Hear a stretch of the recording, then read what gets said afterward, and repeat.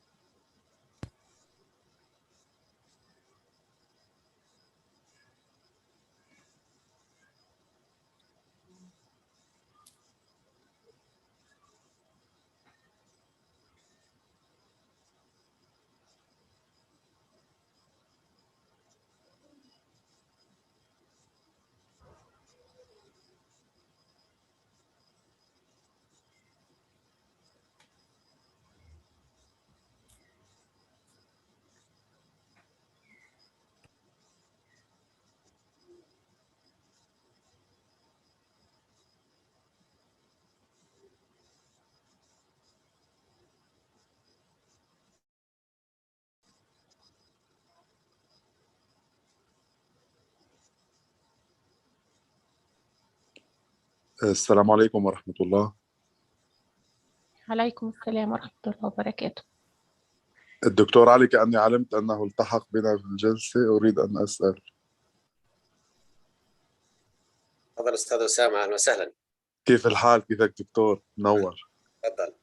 من دبي أكلمك، كيف الصحة؟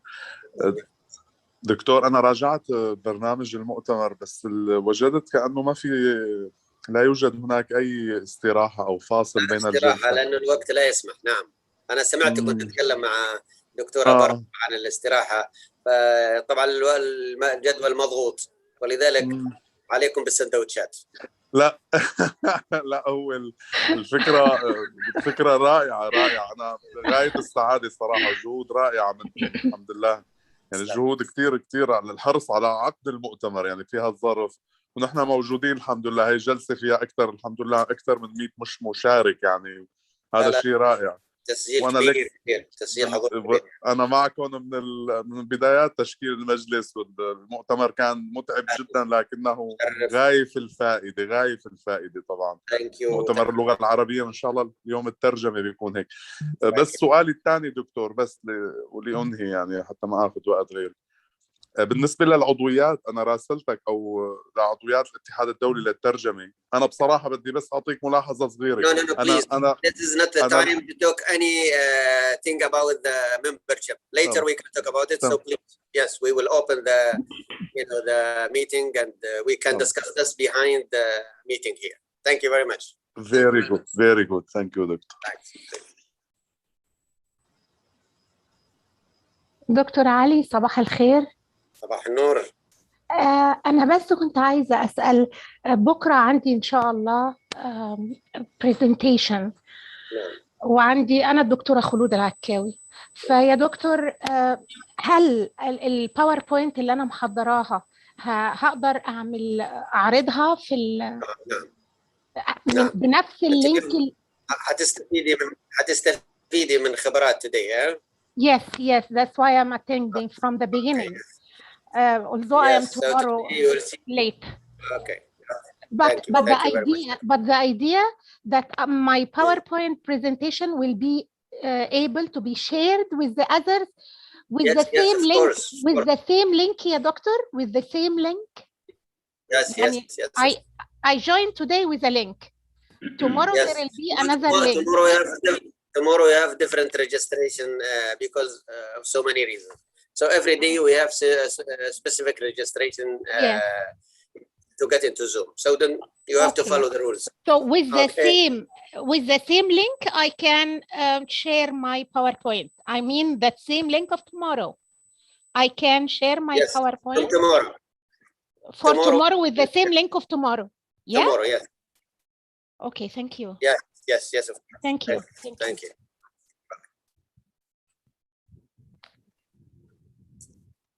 دكتور علي موسى. Yes, please. Dr. Bashir. أهلا صباح الخير. I know you like to talk a lot, but we have to control the speech. هل يوجد ترجمة؟ No, we will not have translation. Everybody has to listen. If you don't know English, they have their own problem. Because we have technical issues. That's the problem. So thank you very much. Dr. Ali, hello from Georgia. Nice to meet you in person. Thank you very much for the invitation. I have one question. Yes, please. Do we appear in the same succession as we are given in the agenda, in the photos? Yes, I think so. Okay. Thank you. Very well. السلام عليكم دكتور. السلام ورحمة الله وبركاته. تحية أخوية من الجمهورية الجزائرية. معك الأستاذ الدكتور عبد القادر الرحماني من جامعة الجزائر 2 قسم علوم اللسان. أتشرف بمتابعة جلسات هذا المؤتمر وشكرا لكم. Thank you very much. You are welcome. Thanks. Okay, I think we have some few minutes to go, but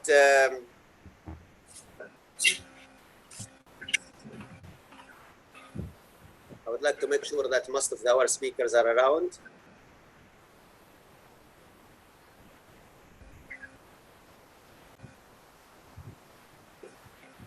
السلام عليكم أستاذ علي. وعليكم السلام. We'll start reading. Okay, thank you very much. من بنغلاديش الجامعة الإسلامية العربية. Thank you very much. Thank you for your participation. تشرف بالمشاركة في هذه الندوة. إن شاء الله وأنت طيب. شكرا لك. شكرا. دكتور علي موسى، السلام عليكم ورحمة الله وبركاته. أنا بدوري أتقدم إلى سعادتكم بجزيل الشكر والتقدير على هذه الخدمة العظيمة للعلم واللغة العربية. بارك الله فيكم. أتمنى لكم التوفيق والنجاح. شكرا لك. Thank you from Tajikistan or Uzbekistan? Tajikistan. Azerbaijan. Azerbaijan. Sorry. Yeah. I'm trying to memorize nationalities. I'm bad in geography. Geography. Okay. السلام عليكم دكتور علي. ورحمة الله وبركاته. Thank you very much, Dr. Muhammad Al-Hadi. أهلا وسهلا. كيف الحال؟ Thank you. You are welcome. محمد الهادي أبو بكر من نيجيريا. Thank you very much. أهلا وسهلا brother محمد. أهلا وسهلا. نعم سعيدا جدا بمشاهدة هذا المؤتمر والمشاركة فيه إن شاء الله. شكرا لكم. شكرا جزاكم الله خيرا. It's now time to put all the microphones off. So we can start. السلام عليكم. And Dr. Bassam Baraka. أهلا وسهلا بك. حياك الله. كيف أحوالك؟ أهلا وسهلا. أهلا وسهلا. I think if we allow greetings, we will spend the whole day talking to each other. So we will start. Please put all the mics off. السلام عليكم. So we can start now. السلام عليكم. Please make the mics off. So we can start on time because we have many speakers to, present their papers today and to enlighten us in so many ways. Okay.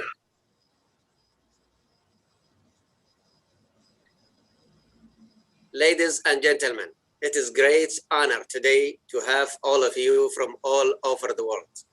It really make me very happy today that I am able to contact so many friends in different parts of the world who have been participated in other conferences that we are organizing. But today we have different project which is focusing on translation and language. I know many people would like to participate in this conference, and we are sorry for not allowing them to participate because of the time frame, which was very limited. Indeed, this conference has to supposed to be held in Saudi Arabia within the G20 summit, but we were not able to do that because it was not. It was very difficult to have it in reality. So we kept delaying this conference until today to have it on Zoom, hoping that in the future, or the second conference, inshallah, it will be on reality and we can meet each other face to face. And as you know, meeting on the internet is not, productive as we are on the ground and we talk to each other and share our ideas and concerns and creates new connections and networking.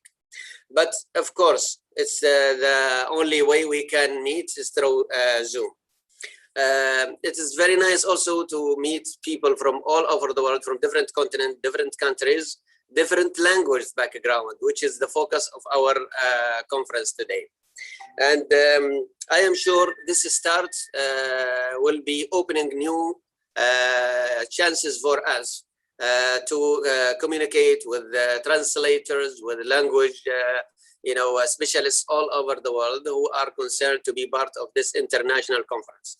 As you may know, this organization, which is the International Union of Language and Translation, is an independent institution which does not belong to anybody but to you people who are participating on this conference. And we are pleased to have this platform to allow us to communicate, to allow us to exchange ideas, to allow us to open new chances for each other. I'm not going to continue speaking to you that much about this conference.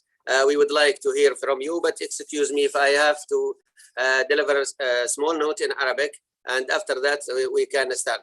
It is like a summary of what I have been saying in English. سيداتي وسادتي، أهلا بكم جميعا في المؤتمر الدولي المؤتمر الدولي للغات والترجمة. وطبعا مهما اختلفت ألسنتنا وتعددت جنسياتنا وتنوعت ألواننا، فإنها تجمعنا إنسانيتنا طبعا وتربطنا تخصصاتنا المختلفة واهتماماتنا ومشاعرنا، كما أننا نجد في التنوع الثقافي والمعرفي فرصة للتكامل والتعاون والتواصل بين المختصين والمهتمين والمؤسسات والشعوب والدول. لهذا تأتي اللغات والترجمة لمد الجسور وفتح الآفاق والفرص للتبادل المعرفي والثقافي والتجاري والصناعي والسياحي وغيرها من الميادين والمصالح المشتركة. لقد جاء هذا المؤتمر لتعزيز القواسم المشتركة بين اللغات والشعوب، ونطمح في المؤتمرات القادمة إلى تنوع أكثر وتطور أفضل يعود بالنفع على المختصين والمهتمين والباحثين في مجالات اللغات والترجمة. يركز المؤتمر على التجارب والخبرات المختلفة في مجال الترجمة واللغات وعرض التحديات، ويؤسس لفرص جديدة تجمع المختصين والمهتمين باللغات والترجمة من خلال المشاريع المشتركة. وفي خلاصة عاجلة يتحدث في المؤتمر ما يزيد عن 80 شخصية من أكثر من 50 دولة، إضافة إلى مئات المسجلين للحضور من جنسيات مختلفة. ونتطلع إلى عقد هذا المؤتمر مستقبلا في الواقع. أكرر ترحيبي بكم، ونتمنى أن يخرج مؤتمركم الموقر بتوصية تلبي طموحاتكم وتطلعاتكم المستقبلية، وشكرا. Back again to English. I am very pleased today to introduce our first session. We tried not to involve our formal, people who are interested to be, whether they are ministers or they are, people who are concerned about, translation and language, in order to make this more practical and easy to participate for our participants. Today I have 8 speakers from various countries, and I am very proud to introduce Professor Hannelore.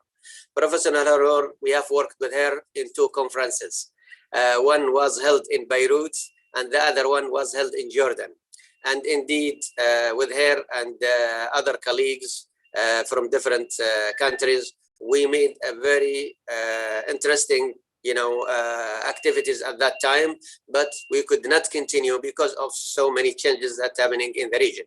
But from now on, we promise that this conference will continue every year and it will enlarge bigger and bigger. Not only this, but also we will involve language from different parts of the world to hear it in different, way and to understand it more and more. Professor Hannelore, indeed, she is an international figure. She has established many institutions and programs, and I would like to welcome her today to present her presentation as the beginner of this conference. Thank you very much, Professor Hannelore. Thank you very much, Professor Dr. Ali Musa. I'm extremely honored to be with you today, even if it's only virtually. And I would like to congratulate you for all the efforts, because I know what it means to organize such an event and only on Zoom basis. So I would like to start to talk about interdisciplinarity. Interdisciplinarity, and I ask a question, is it more than a buzzword? I shall answer the question at the end of my brief presentation. Interdisciplinarity is not new. We have to know that in the 18th and 19th century in Europe, it was practiced all the time, and language was always an issue. And since we have the honor to be in the Arab-speaking world, and my beloved country, Lebanon, which I knew before you were born, Dr. Ali Musa. So I think it is very important also to recall the importance of the knowledge within the medical field, mainly ophthalmological knowledge, which has been transferred from Arabic into other countries, because, I mean, obviously there was a pressing issue for that, and we learned a lot. So nowadays we come back, we were very specialized, and we come back to an interdisciplinary issue in our training institutions at university, because we do want to link the knowledge islands. Or maybe, excuse me, please, can I share my screen? I have the PPT, Professor Musa. Yes, of yes. course. Yes. Can I do that? So maybe if I can, if I'm able to do it, I don't know. Yes, of course you can. Partager. So here. Okay. Sorry.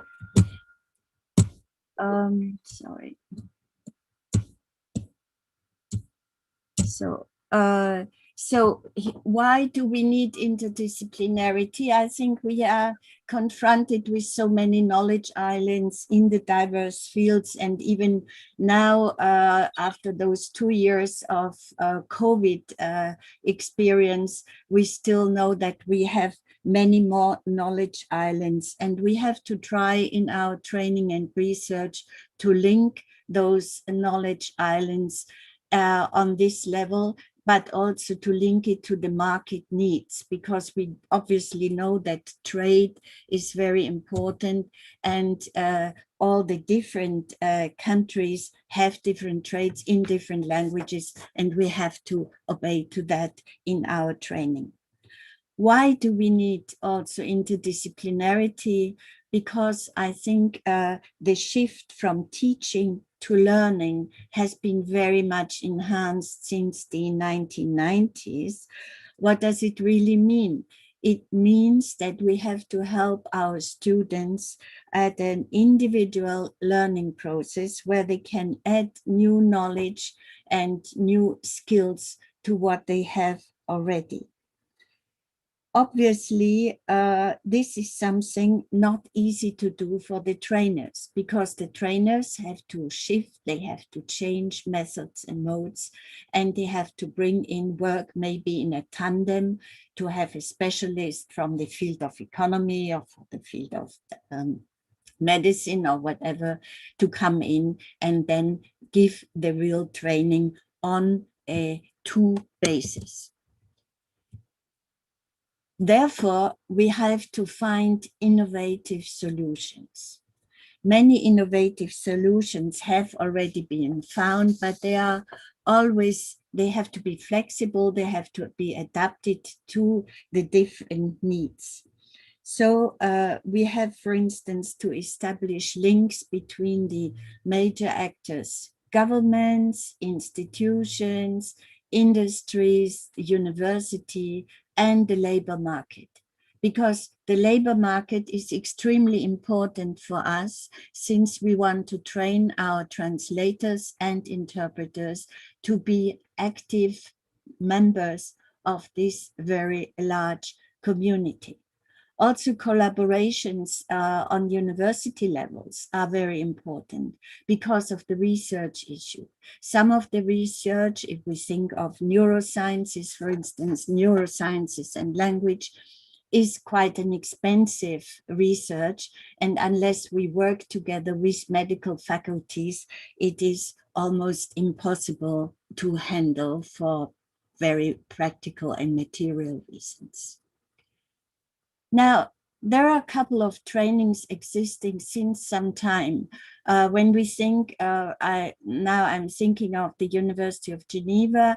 I think they initiated some 10 or 11 years ago, a joint master program between economy and medical sciences. Also, we had the International Pole of Excellence in Affective Sciences here in Geneva, and we work together between translation and interpreting on this field. There was a new master in law and medicine, and a training of translators and interpreters in medicine has been existing in London, I think, since some 20 years already. So they had the in-house training. So there are different, obviously different possibilities, and they're all very exciting. One thing we have to bear in mind, that if we are only linguists, translators, interpreters, sometimes the real scientists don't think us very attractive or interesting. But we have to make our methodology and our knowledge and skills interesting for others, so that we can be full partners in this game. So there are obviously some different fields of interest. Some of them are closer to Tree and I than others. For instance, we have to think of the domain of pedagogy or didactics, with the knowledge and skills acquisitions which have to be enhanced. And there we have to kind of think of several disciplines and instruments. One is within the framework of cognitive sciences and affective sciences. Cognitive sciences help to structure the course in a special way. Affective sciences also have an influence on how the training and the knowledge can be transferred. Of course, evaluation is an important issue. Personally, I had the chance to work together with neuroscientists on a larger research domain in neurosciences in bilinguals. And then there are other issues like research of competencies and so forth. We also have, in order to train our students for market needs, we have to bring them from novices to experts and make a kind of interface to the professional world already at university level. I shall show you afterwards a slide which is called the scaffolding slide, and which has been developed by a Finnish colleague, Lehtinen, and which is quite useful. Now, so the different disciplines which are interesting, of course, if we think of psycholinguistics is a so-called hybrid discipline. It exists since 1962. Exactly, it has been merged between psychology and linguistics. There were two conferences at the same time in the US, and finally those people worked together. It's also interdisciplinary, and they became one new hybrid discipline. Maybe one day this can happen also between T&I and others. So you have here, I don't need to read them to you all, but all those problem-solving theories, competencies, creativity, so forth, all obviously is influencing our training. Which are those academic constructs where we have to implement, that's lectures, seminars, basically everything. We have to train our students also to work in teams, to be ready to accept criticism, and most difficult issue, self-criticism, I think.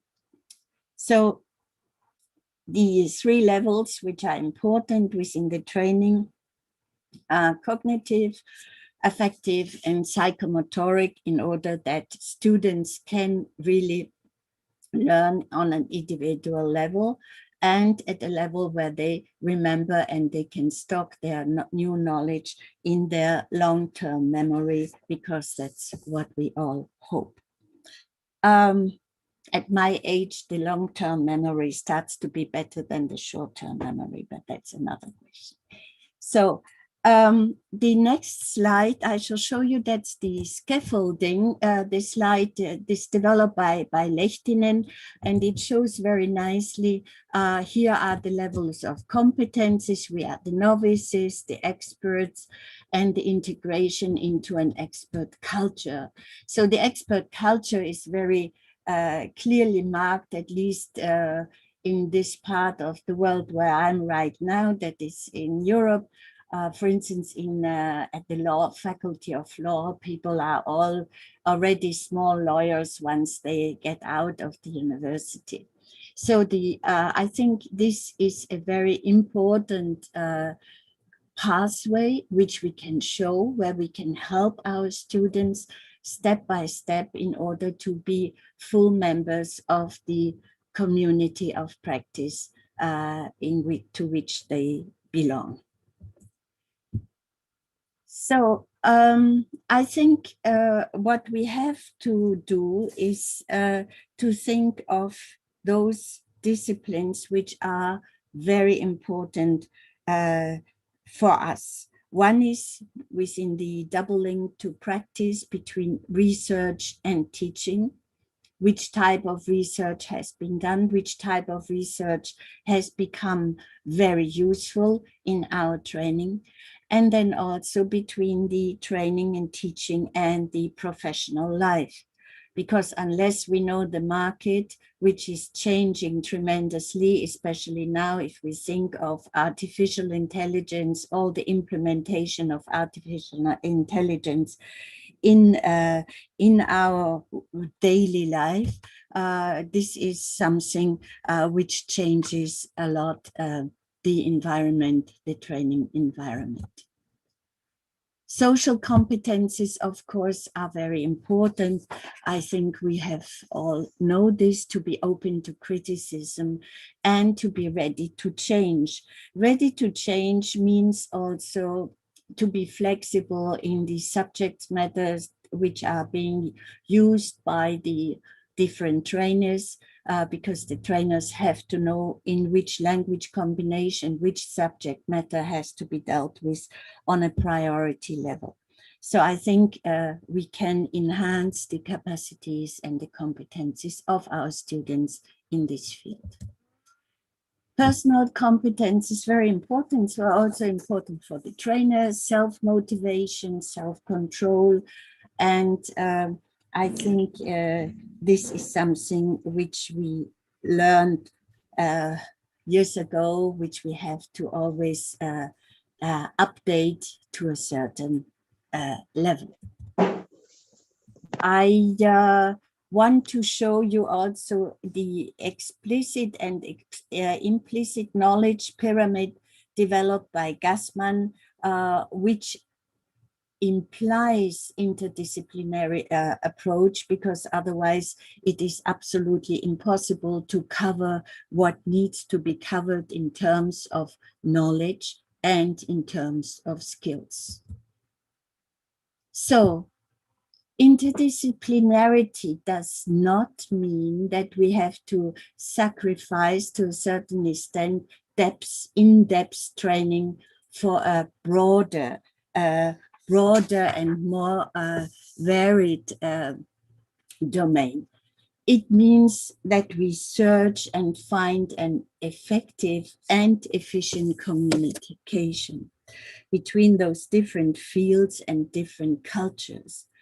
And also that we can develop new applications with deep and measurable scientific impact. This is important, especially for our PhD students who want to contribute with something new.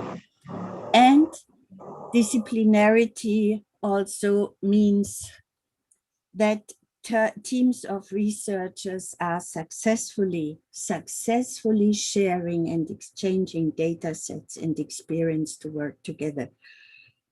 Because only like this we can answer complex scientific and societal issues. And that is really what we aim at. And also, I would like to make a small announcement, Professor Dr. Ali Musa, if you allow me. There will be a further conference. Shanghai International Studies University has created in 2016 a Center for Interdisciplinary Research and Training, a center at which Professor Dr. Ali Musa has participated very actively already on the last conference. And I would like to invite you to look at this website, so you can, we hope that you will be part of our conference, active or just participating if this is possible. I wanted to thank you very much, and we would be glad and honored to see you in October in Shanghai. And I would like to ask you, what do you think now? My initial question, is interdisciplinarity only a buzzword? No, it is not. It is definitely something important and helpful for us to give a better training. Thank you very much for your attention. Thank you. Thank you very, very much. Indeed, you have enlightened us in so many ways. And I am sure many people will take notes also of the coming conference in Shanghai, which is very important too. And this is what we are approaching now, is to make connection as much as we can in order to exchange ideas and understand the experiences of other colleagues in different departments, different schools, different countries, etc. And this is what's all about today. Today we are one family in this world, one family in this world. We are not nations anymore. We are one family, human family living together. And I hope we are going to create more channels and opportunities. Thank you again, Professor Hannelore. Now I will go to the second speaker, Professor Wen Ren. She is the Dean of Graduate School of Translation and Interpretation, Beijing Foreign Studies University, China. Thank you, Professor Wen, and we will be very pleased to hear you. Are you here with us? Oh, yes. Hello, can you hear me? Yes, please, yes. Okay, thank you, Dr. Musa, and thank you, everyone. And good morning, good afternoon, and probably good evening to all of you. Yes, I'd like to begin by thanking the organizer for inviting me and for organizing such a great event. In such difficult time, when cooperation is never more important in almost everything. So I think this is a very good opportunity for me to share our teaching experience, in particular, a kind of innovative pedagogical method we're experimenting on in the Graduate School of Translation and Interpretation at Beijing Foreign Studies University. And I also would like to be all ears to what you have from your institution. Now I would like to share the screen with you. Just 1 second, please.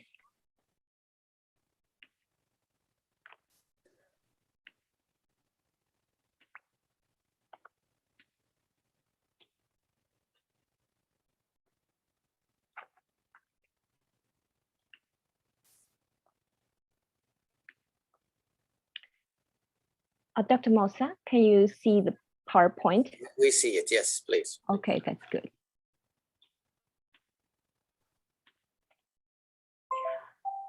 Okay, before I introduce to you an integrated approach to teaching T&I at Graduate School of Translation and Interpretation at Beijing Foreign Studies University, I'd like to give a very brief introduction to my school.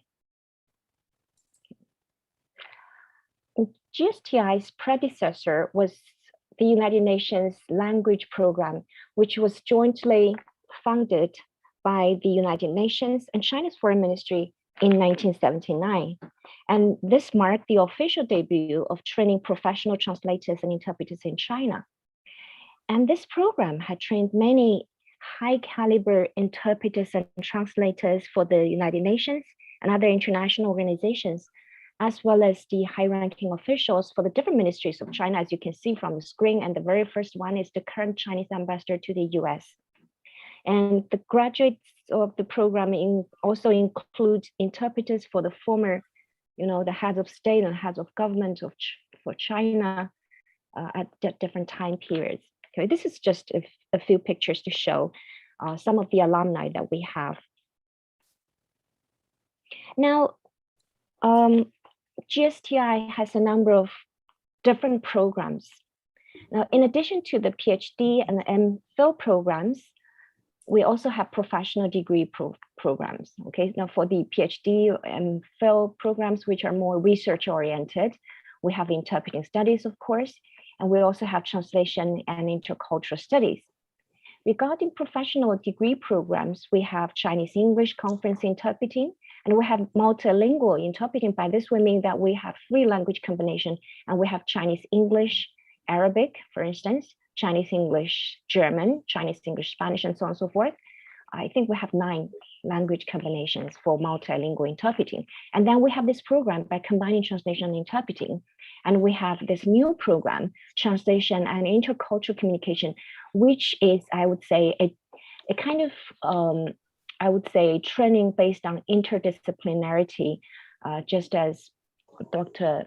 Lin Zhangqi suggested, because we combine the expertise of translation and the expertise of intercultural communication, international communication, and journalism studies.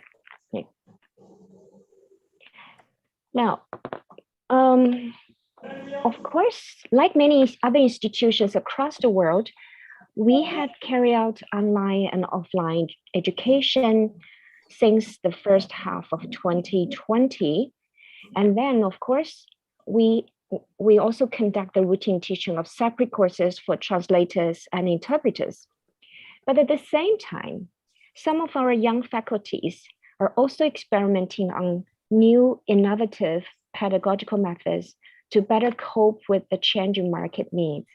And one of this is integrated teaching of translation and interpreting in just one course. So it's not a sequential teaching of translation and interpreting skills, but an integrated teaching. So it's a kind of integrated approach to simultaneously teaching translation and interpreting skills in just one course. Okay. Now, why do we do like this? Of course, traditionally, skills of interpreting and those of translation and translation have been separately taught and practiced in separate interpreting and translation courses. However, our faculty members who are both excellent interpreters and translators found that they're experiencing something new in the market. For instance, they may occasionally be employed to do a kind of hybrid job.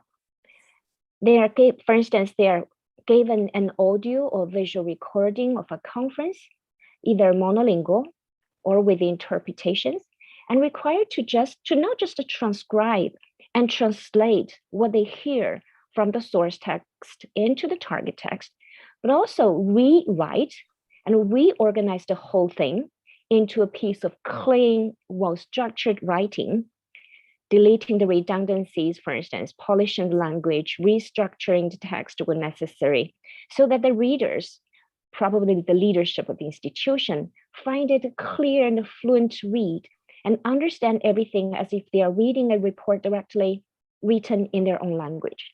So this is one of the new emergent market needs. And on different occasions, they are invited to do audiovisual translation for movies and TV dramas, as is familiar to many of you.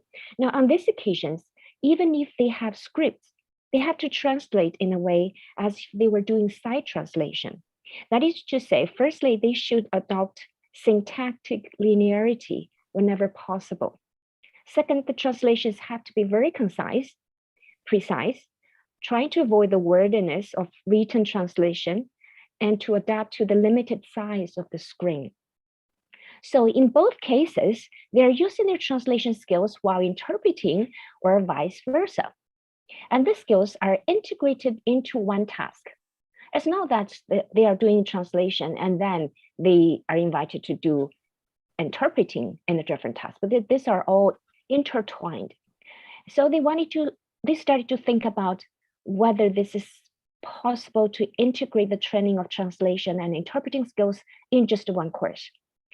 And they usually teach translation courses, but then they were trained to be interpreters as well. So they're both excellent interpreters and translators themselves.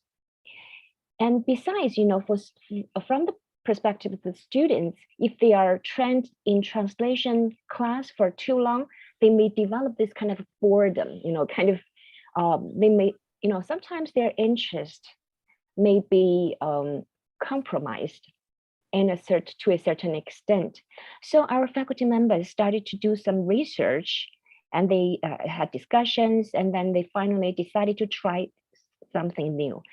Now they have designed a few scenarios and included a few topics that are more likely to involve both translation and interpreting skills. And one of these topics is art and literature. For instance, when people are interpreting and translating for the museum, for the literature salon, and so on and so forth. So, for the 3 teachers, each of them was responsible for designing one task and looking for appropriate teaching materials. For example, one of them was to look for written text, for instance, introducing a museum. Another one was to prepare a speech, talking to a group of audience members about a museum of a similar nature for educational purposes, for instance. The speech may be searched and downloaded from the internet, or may from their real-life interpreting experience, or made by the teachers themselves. And the 3rd teacher would help with PowerPoint preparation. Whenever they can, they will try to incorporate elements that are already displayed in the written text in terms of vocabulary, terminologies, pictures related to what is described in the written text, etc. Okay, so for the objectives of this kind of courses, now firstly, this kind of course is intended to enhance students' awareness that T&I skills might be simultaneously required in just one task. And secondly, it intends to enhance students' awareness that T&I skills may inform each other.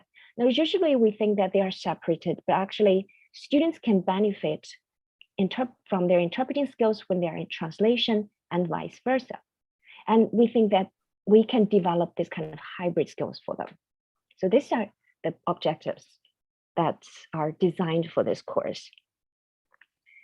How do they do this?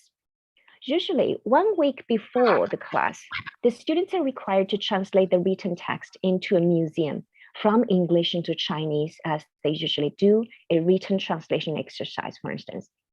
And they have to submit to finish the translations before class. For instance, this week, the text the students need to translate is titled The Metropolitan's British Galleries, or the British Galleries in the Metropolitan Museum, for instance. While they are translating the text, they are encouraged to use whatever resources they can have access to.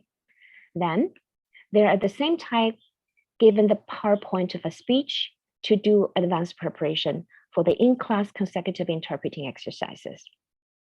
And the speech is a presentation on the treasures of the same museum, the Metropolitan Museum, the British Galleries included. After the interpreting practice, students are asked to analyze the stylistic differences between the speech on the museum and the written text on the museum. And for the post-class homework, the students are required to do two things. Firstly, they're required to do the second draft of the written translation, but this time they need to adapt the text to the purpose of an audio tour of the museum for a group of, say, Chinese visitors, not for the readers. That is to say, they must realize that this time their translations will be heard rather than be read. Another homework is to transcribe the interpreted version of the in-class presentation, either by listening to the recording or using their consecutive interpreting notes, and turn it into a well-structured and more comprehensible text with better logic and polished language, and without redundancy, grammatical errors, etc., etc. Okay, then the first draft of the translation of the written text, generally turns out to be the normal kind. Polish the language, the more complicated structure and restructuring, etc. For instance, with prepositions and postpositions, long sentences, and sometimes a bit wordy. And let me just take a small segment from the English original and the translation, the first draft of the translation from a Chinese student. For instance, this is just a one sentence from the original, okay? So it's just one sentence, it's very long. And then this is the Chinese translation. I'm sorry, but then I can just highlight some of the features of this first draft translation. Firstly, you see for the bold face part, the first English sentence, the visual exuberance of the 18th century, was placed at the very end. So it's the end of the result of restructuring, okay? Which is, of course, it's very common in written translation. And then there's two 12-foot tall semicircular cases. This 12 feet, this British measurement is kept. However, which is incomprehensible to many of the Chinese, who are more accustomed to the metric system. And then the retail case is literally translated. However, it may puzzle the readers. Why retail? Why a huge retail case in a museum or in a British gallery? But then this is the end of this is the first draft to examine the translation anyway. Okay. Then the students need to do consecutive interpreting in class for the introduction of the treasures in the Metropolitan Museum. Okay, so in the presentation slides, these two pictures are contained. This one actually is the 12-foot tall cellular case, circular case, and this one is the so-called huge retail case. It's not a retail case, it looks like a retail case, okay? And then, so these two pictures are included in the slide presentation. And after that, of course, the students are required to do transcribing, rewriting what they interpreted into a well-structured written report with neat and polished language, as I explained just now. Okay. And then what's interesting is that when the students are asked to do the second draft of the written translation, that is after the interpreting exercise and a comparable study of the stylistic features of written and oral language, knowing that this time their text will be for the purpose of an audio tour for a group of Chinese visitors rather than readers, most of the second drafts turn out to embody the following features: more concise expressions, shorter sentences, more syntactic linearity, but still with more polished language and with cadence in language use. In other words, written translation exercise gives students more chance of using polished language, even in interpreting, while at the same time, interpreting practice makes students more aware of the importance of concise, simple language in translation. And they are equipped with a better sense of communication. So you can take a look at the same segment. This firstly, the bold faces, the bold face part. So the first sentence is introduced here. So this is the syntactic linearity. And then the foot tall is turned into 3.6 meters high tall, okay? And retail case is interpreted as a cabinet, which looks like a huge retail case. You know, when students have a better understanding of what this cabinet or cases are, then they have better language to use. And also look at the bad parts. You know, the interpreters uses here you can see, and so the pronoun, the second person pronoun is used, and beside this cabinet you can see something. You know, so better sense of communication. Okay. Now this is just a part of the portion of the teaching content in this class. And now let's take a look at the feedback of the students. I know that I'm running short of my time, but then I'll just give I'll just be very quick in finishing this part. Now, after a whole semesters of training, the students gave very positive feedback to the class. For instance, in the questionnaire that was distributed to all the classes regarding this question, 100% of the students surveyed said yes in the questionnaire. And they found that, when they are with this two hybrid exercise, they found that they use less redundancies and they have more concise expressions, and they use more polished language, and they are better able to do deverbalization, and they give better logic to their interpretations, and they are more aware of the stylistic features of different types of text, and they have better command of terminologies. And then with regarding to the translation skills or improving translation qualities, 93% of the student survey said yes. They think that they have more efficiency when translating because they are accustomed to the interpreting efficiency. So now they render more efficiency in translation work. And they have more adoption of syntactic linearity, and they're better aware of the context for diction. That means they are thinking about who our target audiences are, readers, visitors, so on and so forth. And they have better use of multimodal resources. And they found prosody, prosody in language use. Even if they are doing translation, they still think about the cadence, the rhythm of language. And they are more aware of the stylistic features of different types of text, and they have better command of terminologies. So we think that this can be, we're still experimenting on this, but we have gained very positive feedback from the students, and our faculty members are doing research, hopefully which can get published. And of course, I would be more than happy to share more with those who are interested. Given the limited time, I don't think I can give very detailed introduction to this part.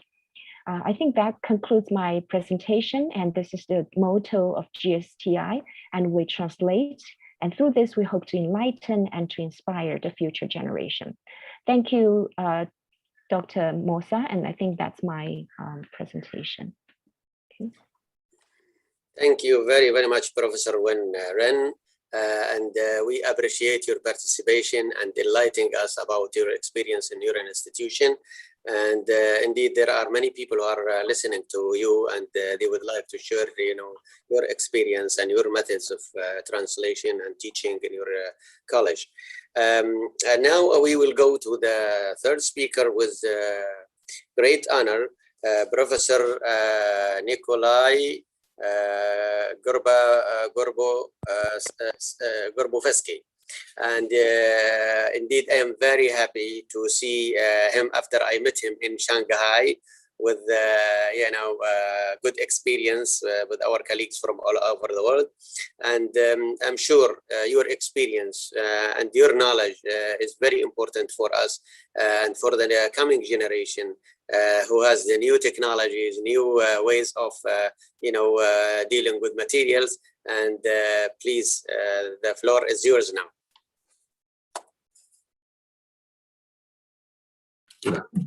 Thank you very much, Professor Dr. Ali Moussa.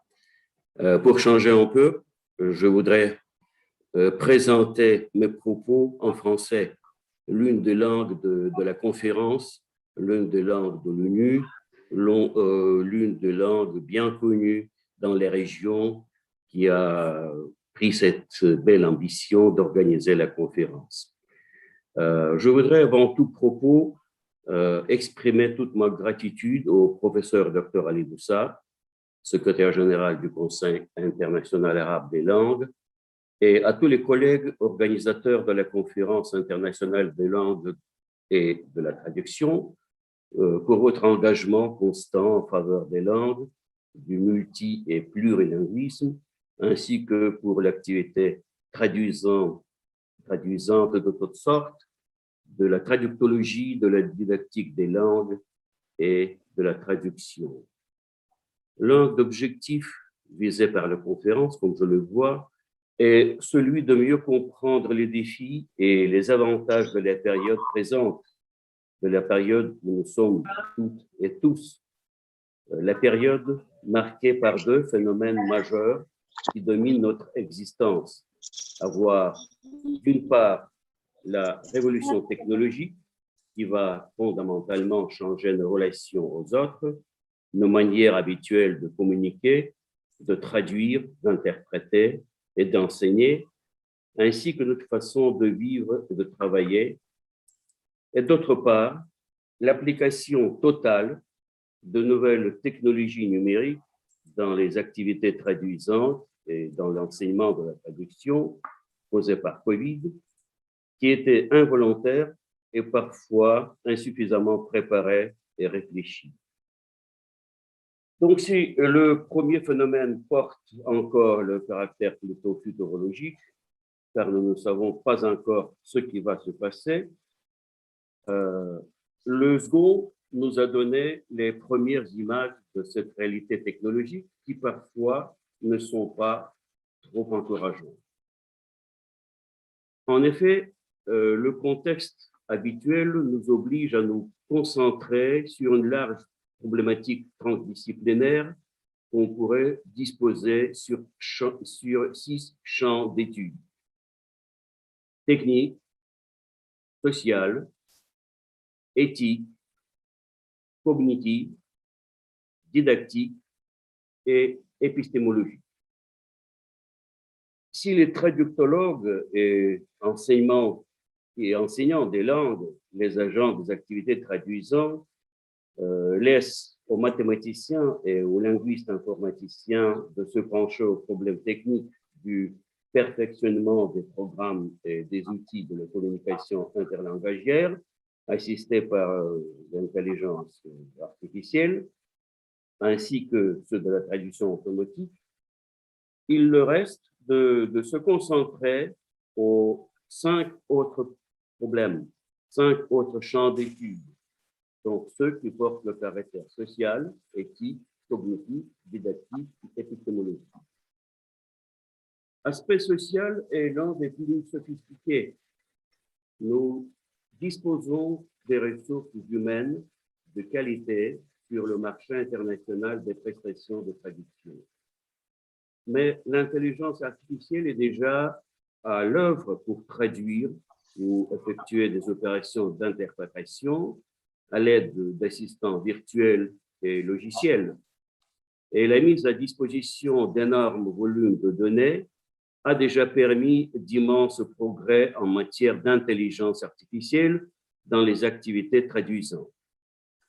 Pour certaines combinaisons linguistiques, l'intelligence artificielle prête les services de médiation interlangagière à la hauteur des attentes des clients. Donc, nombre de questions s'imposent. La première, comment sauvegarder la compétitivité de la traduction humaine en face de l'intelligence artificielle? Donc, quelles sont les combinaisons linguistiques les plus vulnérables dans cette concurrence? Et quels sont les domaines de la vie sociale où l'intelligence artificielle pourrait emporter sur l'intelligence humaine? Il y a aussi beaucoup d'autres questions de l'aspect social de cette problématique. L'aspect éthique est intimement lié au précédent. quelle serait la valeur de la traduction humaine en comparaison avec celle artificielle? Comment prouver au public de l'avenir assez proche qu'un vrai champagne est préférable à un vin mousseux? Et le problème de valeur de la traduction humaine, de la compréhension de la différence entre le produit humain et le produit artificiel n'est pas résolu et reste toujours dans le champ d'étude. L'aspect cognitif ne reste pas sans changement. Je voudrais citer ici les propos de professeur Klaus Schwab, président du Forum économique mondial de Davos, qui a dit que la 4e révolution industrielle, qui est liée justement à la révolution numérique, ne modifiera pas seulement ce que nous faisons, mais aussi ce que nous sommes. Et les premiers exemples nous donnent les pratiques de la traduction et de l'interprétation d'aujourd'hui. Les mécanismes perceptifs se comprennent en lien avec l'évolution de l'environnement dans lequel l'organisme se situe. Et l'organisme de l'interprète change aussi. L'interprétation de conférences d'aujourd'hui peut combiner déjà 2 types de perception. La perception auditive se mélange à celle visuelle avec les technologies de la reconnaissance vocale, ce que nous avons vu il y a 2 ans, lors d'un colloque à Shanghai. Il ne reste l'aspect didactique. Nous connaissons bien que l'instrument principal pour la traduction, pour la communication interlangagière, c'est la maîtrise des langues, la maîtrise des langues étrangères. Mais maintenant, le rôle et les fonctions des langues changent. La langue finit d'être outil de communication interlangagière, car la machine peut bien, dans plusieurs situations sociales, remplacer l'homme. Elle remplaçait la connaissance des langues, la maîtrise des langues. Donc, la langue et l'apprentissage des langues étrangères devient l'affaire de la cognition plus que de la communication. Et nous devons tenir compte maintenant, en apprenant les langues, de ce phénomène. La communication pourrait se passer de la maîtrise des langues. Nous avons beaucoup de gadgets qui nous permettent de communiquer sans la maîtrise des langues, tandis que la langue reste et restera toujours le moyen, l'outil, l'instrument de la cognition. Donc, il faut réfléchir de nouveaux compétences linguistiques. Je crois bien que ces compétences linguistiques doivent être beaucoup plus profondes que celles nécessaires pour la communication. Il faut parler aussi des combinaisons linguistiques. Nous connaissons bien que les combinaisons linguistiques avec l'anglais sont très perfectionnées dans les outils de l'intelligence artificielle. Mais il reste d'autres langues. Et pour l'école secondaire ainsi que pour l'école professionnelle, il est justement le moment de réfléchir à ces combinaisons linguistiques. En parlant de l'aspect didactique, je voudrais bien citer les paroles du Premier ministre de la Grande-Bretagne de la période de la Deuxième Guerre mondiale, qui a dit que les généraux se préparent toujours à la dernière guerre. Je ne voudrais pas que les professeurs, que les enseignants qui enseignent les langues, qui enseignent la traduction, l'interprétation, seraient comme ces généraux qui se préparent à la dernière guerre. Grâce à leur expérience d'hier, grâce à leur expérience même d'aujourd'hui, car les étudiants qui arrivent cette année pour la première année d'études ont commencé à apprendre les langues et apprendre la traductologie, apprendre la traduction, les métiers de traducteur et d'interprète. Ils sortent ils sortent des universités dans 2, 3, 4 ans, où la situation sera autre, sera très modifiée. Et finalement, l'aspect épistémologique qui concerne la traductologie elle-même. À partir des années 90, nous avons entendu, nous avons lu pas mal de textes, nous avons entendu pas mal de discours concernant la fin, la crise, l'impasse de la traductologie. Maintenant, les nouvelles conditions donnent beaucoup de motifs pour que cette traductologie pourrait se développer. Et voilà, sur ces mots, je voudrais clore mon propos en souhaitant bien sûr plein succès à la conférence sur les langues et la traduction, tant que ma collègue Olga Kostikova va présenter les résultats de notre travail en commun à l'École supérieure d'interprètes et de traducteurs à l'Université Lomonosov de Moscou, et il le fera en anglais. Merci beaucoup. Thank you very much. Thank you very, very much, Professor. And I would like to invite you and Dr. Olga to organize another symposium or meeting. And we can have also translators at the same time from both sides.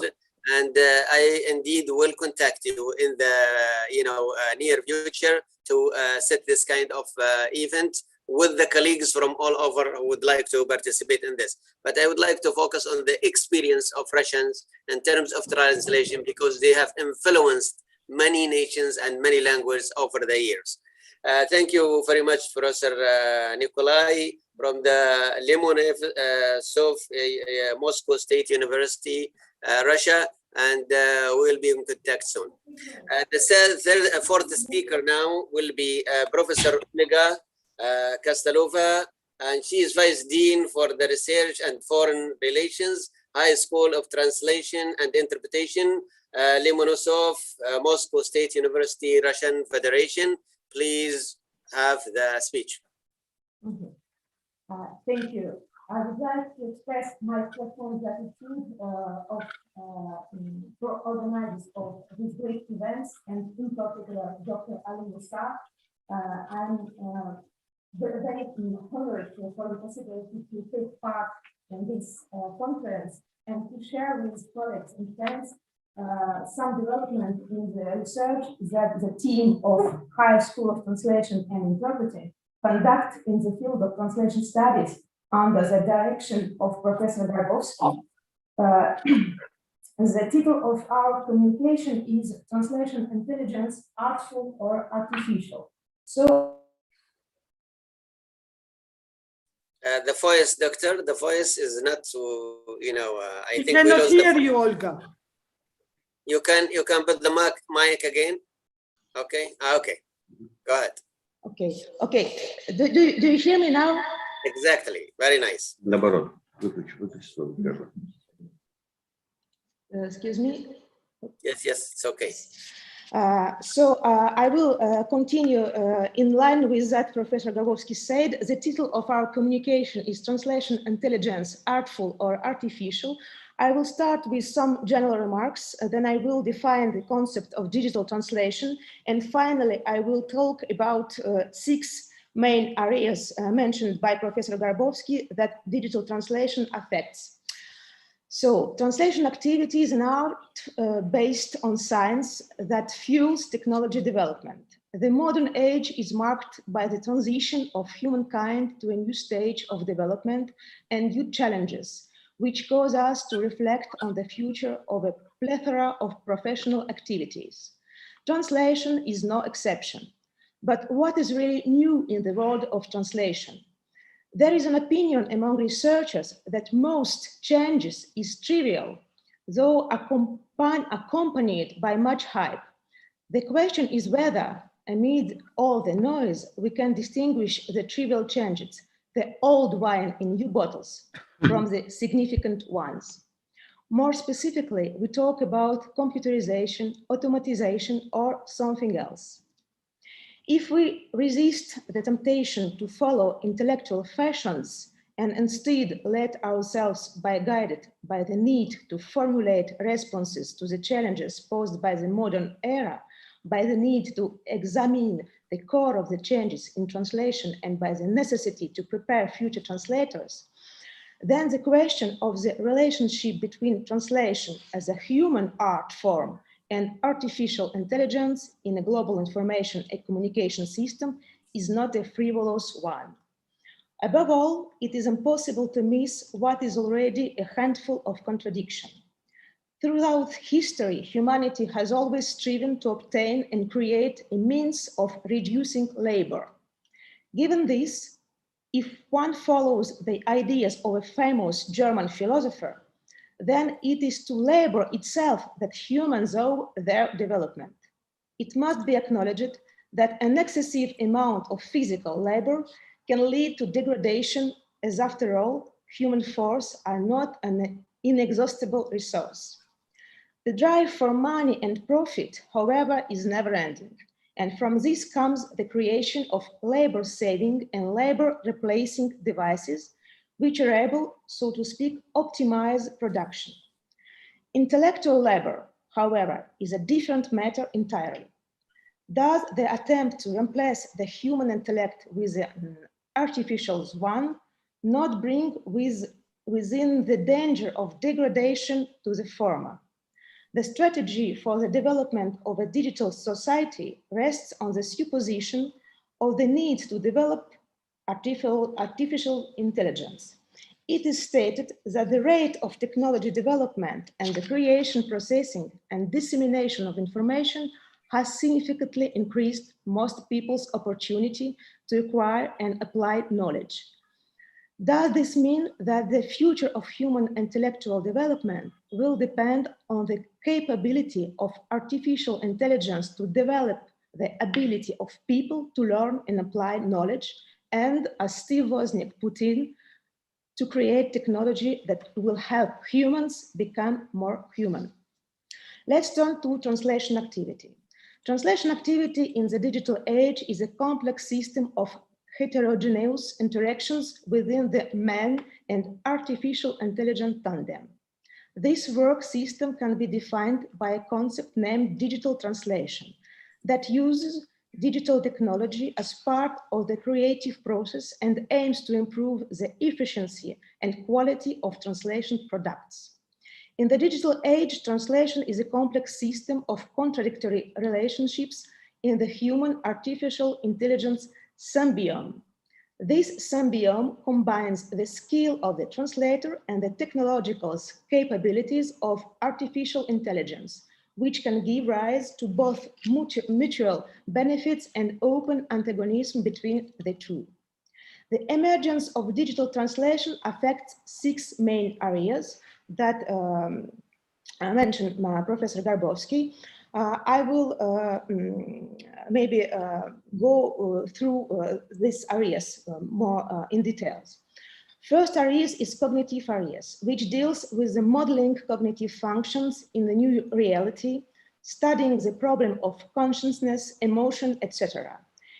It will not be only naive to think that the interaction between human and artificial intelligence would affect the technical aspects of translation, but also short-sighted to assume that it is only artificial intelligence which is subject to evolution and development. Human cognition, which is in constant interaction with artificial intelligence, also does not remain unchanged.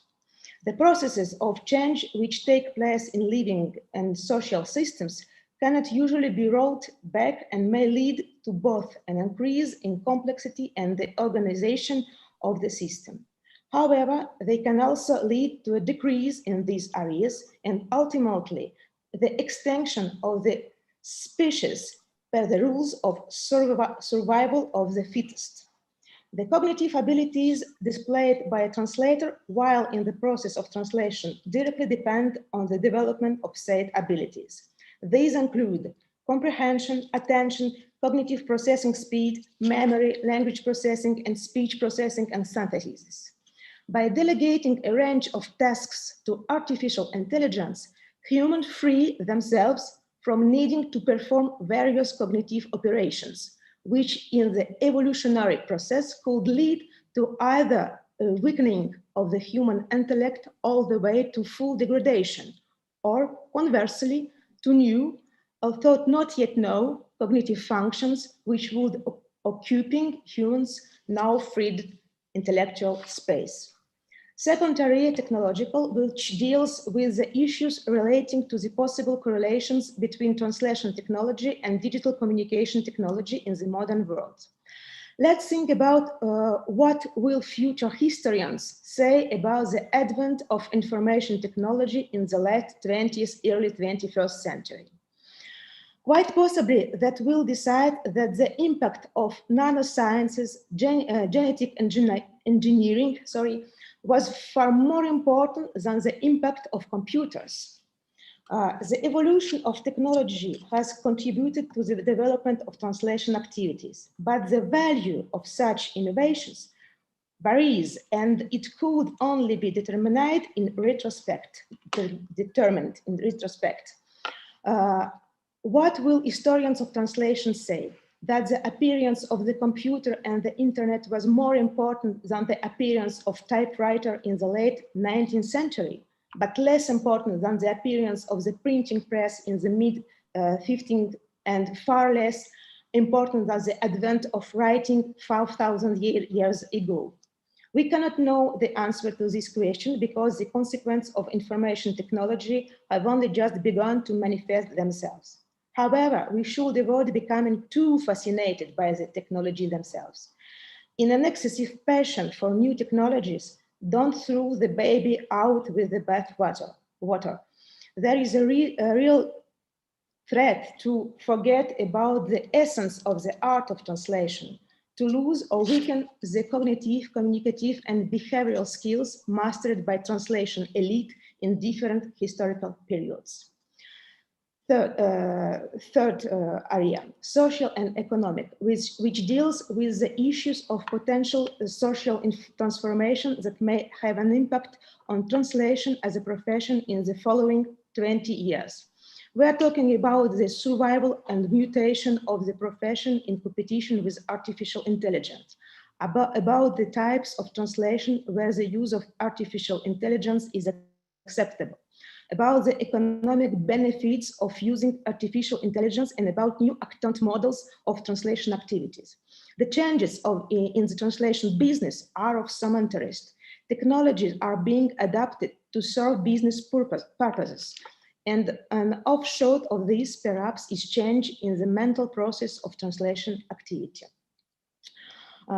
For pedagogical, Professor Gabowski told about this. I will not stop on this area too much. Pedagogical area which deals with the issue concerning translation training for works in a digital society.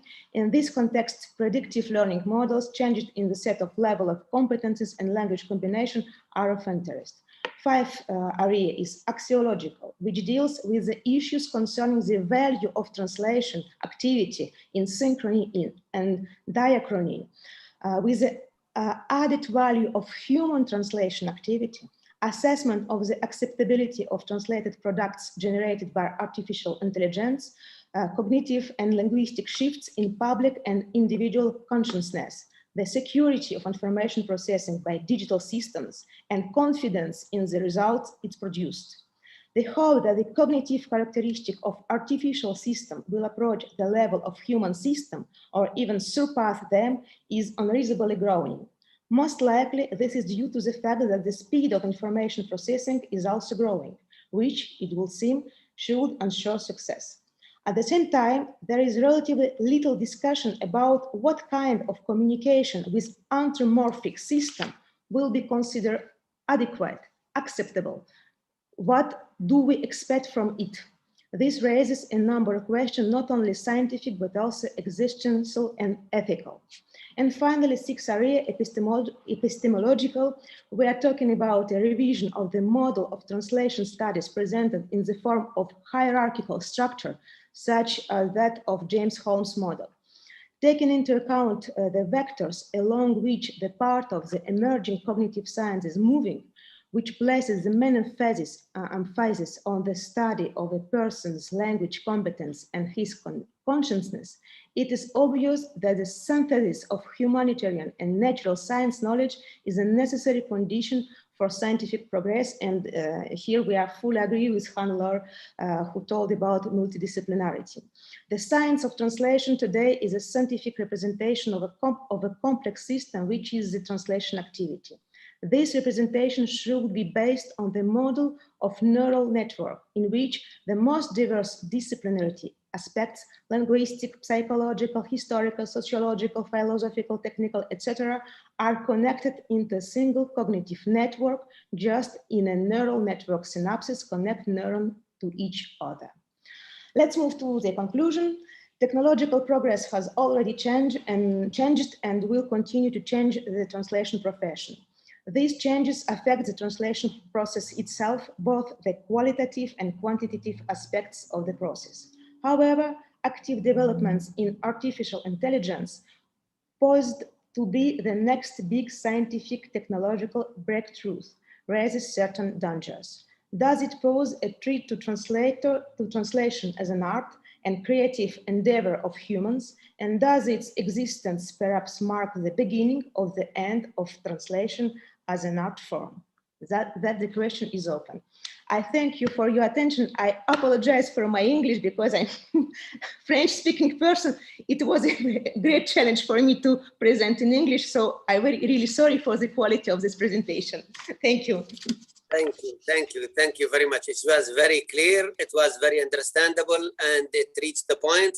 And indeed, I am very proud of this presentation, talking about technology and its influence and translation, not only in translation and other languages that are involved in translation, because most of the translators that are with us now here, some of them, they are not specialized in translation, but they are translators because of their educational background. And therefore, we are coming from different perspectives in order to talk about language and translation at the same time. Thank you, Professor Olga, again, and I am proud of this presentation. Now we will go to another colleague, Mr. Siga Vaya. He is the president of Senegal Association of Translation. And it's very nice to go to Africa now, after being in Asia and Europe. And now we will listen to another voice and another person from Africa. I hope he is around. Professor Siga. Professor Siga, are you here?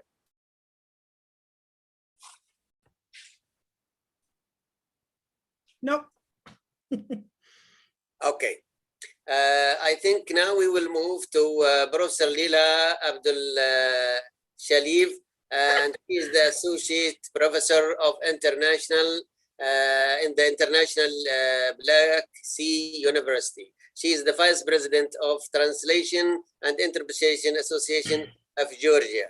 Thank you, Professor, for being part of this, and we will be very happy to hear you. Thank you very much. Thank you very much, Professor Ali Musa. My esteemed colleagues, I greet you from the Republic of Georgia. Can I kindly ask the host to give me the host so that I share my slides? Thank you. Of course.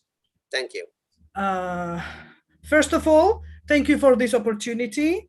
It was really a great honor for us, because at a distance, you can communicate with so many wonderful colleagues, with so many interesting, challenging, and modern topics. I thank all the previous presenters very much, because the focus that was made, the types of challenges that were suggested, especially given the artificial intelligence, are really important. However, as my professor used to say when I was studying at the university, the machine will never replace the human brain. And we hope that machines will be used by us just as a facilitating tool, as helpers, rather than replacing us completely.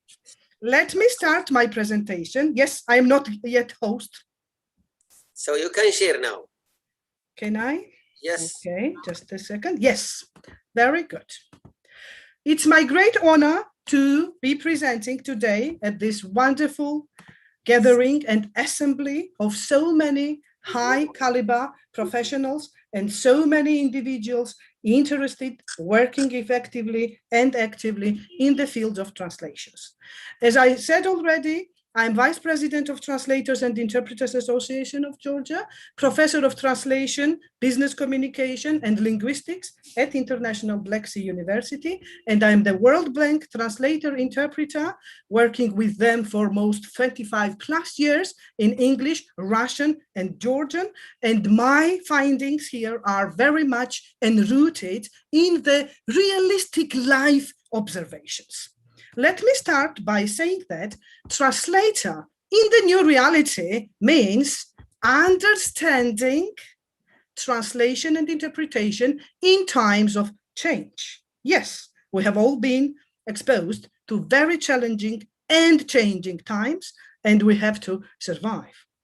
It's important to note that the key to growing and succeeding in any business, no matter how small or big it is to adapt to disruptions and adopt the latest trends. For example, when we do government level translations, someone is talking on the mobile phone, someone is calling someone at a distance, someone is dragging the table, someone is clicking the pen, and we have to work in these challenging circumstances, not saying anything about the verbal challenges, which is unclarity of the source language messages, some intercultural elements, etc.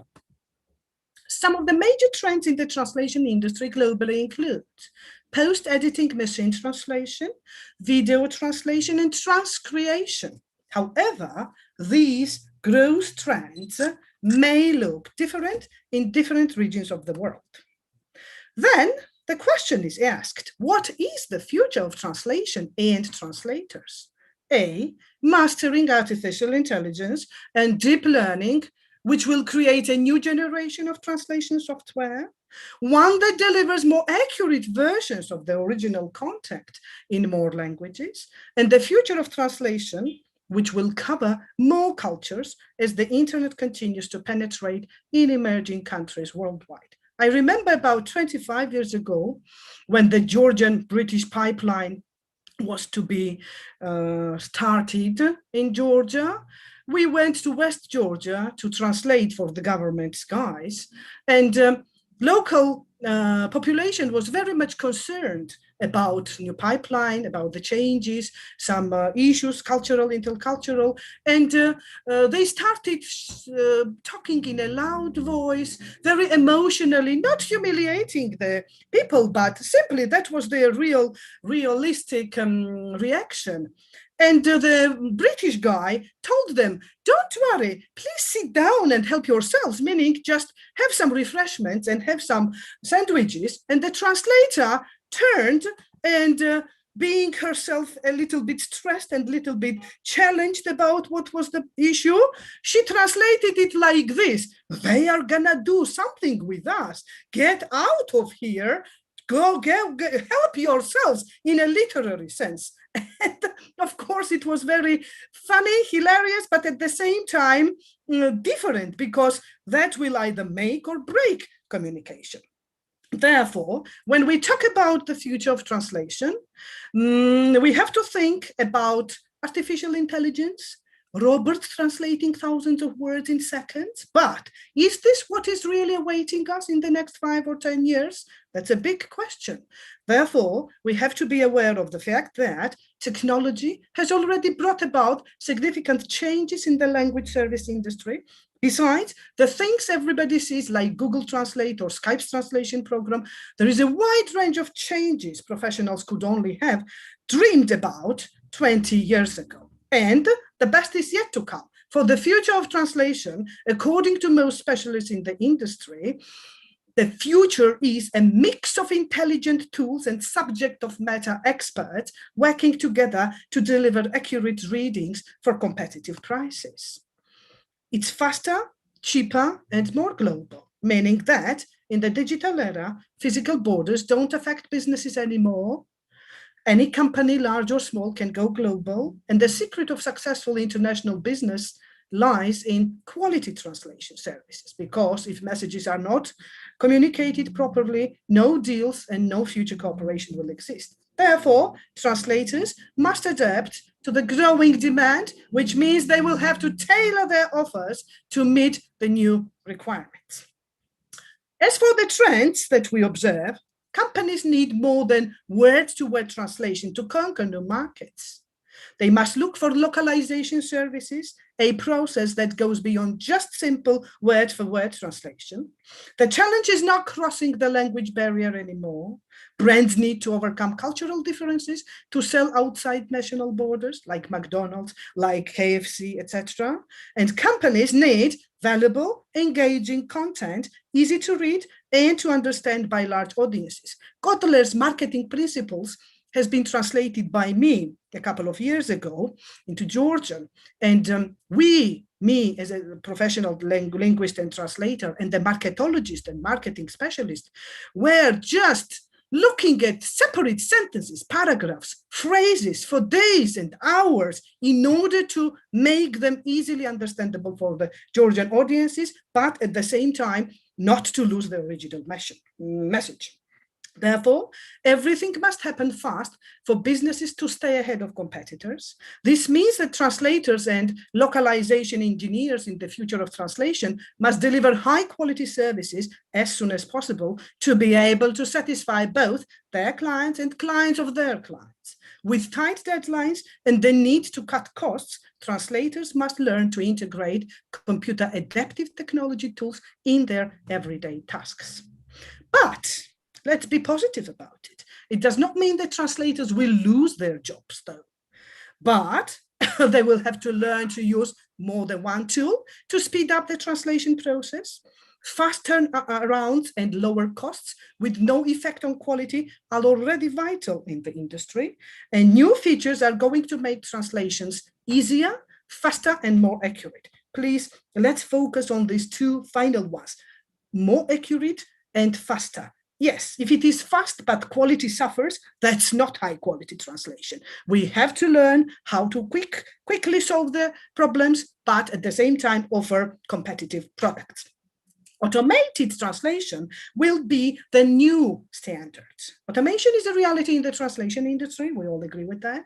It allows language services providers to optimize workflows and save time and money with every new project. For example, with the customs office and tax offices, we work in the Trados translation program, and it makes our job and life way simpler because this program stores the terms that we agree about. We can always consult them and we move ahead very fast. Technology helps translators to reduce the time needed for each task during the translation process. And this way, experts can focus on the creative part instead of pushing files back and forth or wasting time with translating technical terms. All the features you need will be one click away, as we say, because a translation memory containing useful data about terminology and technical vocabulary is there. The access is easier to all previous work and multiple resources to collect information. Tracking, which means you keep yourself updated on the progress, and tools like these substitute emails, manual transfers, file transfers for good. This way, there is less time wasted on repetitive tasks and less room for human error. Let's move on to the point where we say that the future of translation will cover more cultures as the internet continues to penetrate in emerging countries worldwide. The software we have to provide accurate solutions to communicate with audiences who speak less known dialects. As machines improve, translators will have to adapt their skills to develop customized services. We will have more secured cloud environments, and as I said, the future of translation is today. Many of these challenges are already here. Companies, large and small, are implementing new tools to increase productivity and reduce turnarounds, and technology has brought many opportunities for language service providers. Thus, drawing to a conclusion, we have to embrace change, which is part of the progress. You will need to start implementing new technologies to take your translation business to the next level. Again, let me stress the fact here that it in no way, in no sense, downgrade the human brain and the type of translation which we were used to doing before the software programs and machines were implemented. Furthermore, machines still sound like machines. As I said, they will never replace the human brain. The actual human element that exists in language is humor, slang, idioms, creative expression. They will never be replaced by the machines. A translation technology can effectively mimic what a human can naturally do. And let's agree that they are just facilitators. They just help us to do our job in a much faster way, I would say, and in a less stressful way, I would say. So why not use this opportunity, having it as a friend of ours when we are in critical conditions? They will help us fulfill social responsibilities. Language is the product of human interaction and cultural evolution. We see it as a tragedy every time one language or even a dialect dies off or is quickly becoming extinct. By combining the best of both worlds in human translation and language technologies, a joint effort of language service providers and research institutions are more than capable of saving endangered language from extinction. For example, in our International Black Sea University, we have some elective courses. Any faculty student, any level student may take a course in intercultural communication or simultaneous interpretation or business communication, etc., so that to enlarge their knowledge. What are the final takes away of our session today? Translation will always remain relevant to our society as it was thousands of years ago. We evolve the same way how technologies and languages continue to evolve day by day. Language is an inherently human construct and it will still maintain its human essence. We rely on translation services to talk to humans, not other machines, and trends come and go and you never know what will happen in the future. We are always compelled to innovate, improve our skills, and adjust to the market's latest trends and demands. Even knowledge of psychology, positive psychology, is essential, I would say, for us as translators, because we interpret and translate human emotions. We dig deep into the brains of the people we translate for, especially in simultaneous and verbal translation cases. Therefore, we have to enlarge our knowledge, our pool of knowledge with all those things in order to be more instrumental. And what's supposed to be disrupting us is also the one that is helping us stay relevant and competitive. We have a very funny proverb in Georgia: the thing that does not kill us makes us stronger. So we have to embrace changes in the part of the world today and never, ever give up. Yes, a translator is a linguistic intermediary between the two parties. You either make it or break it. Thank you very much, first of all, for inviting. Secondly, for giving us this wonderful platform. And I'm ready for those 5 journalism questions: who, what, when, where, why, and how. Thank you very much.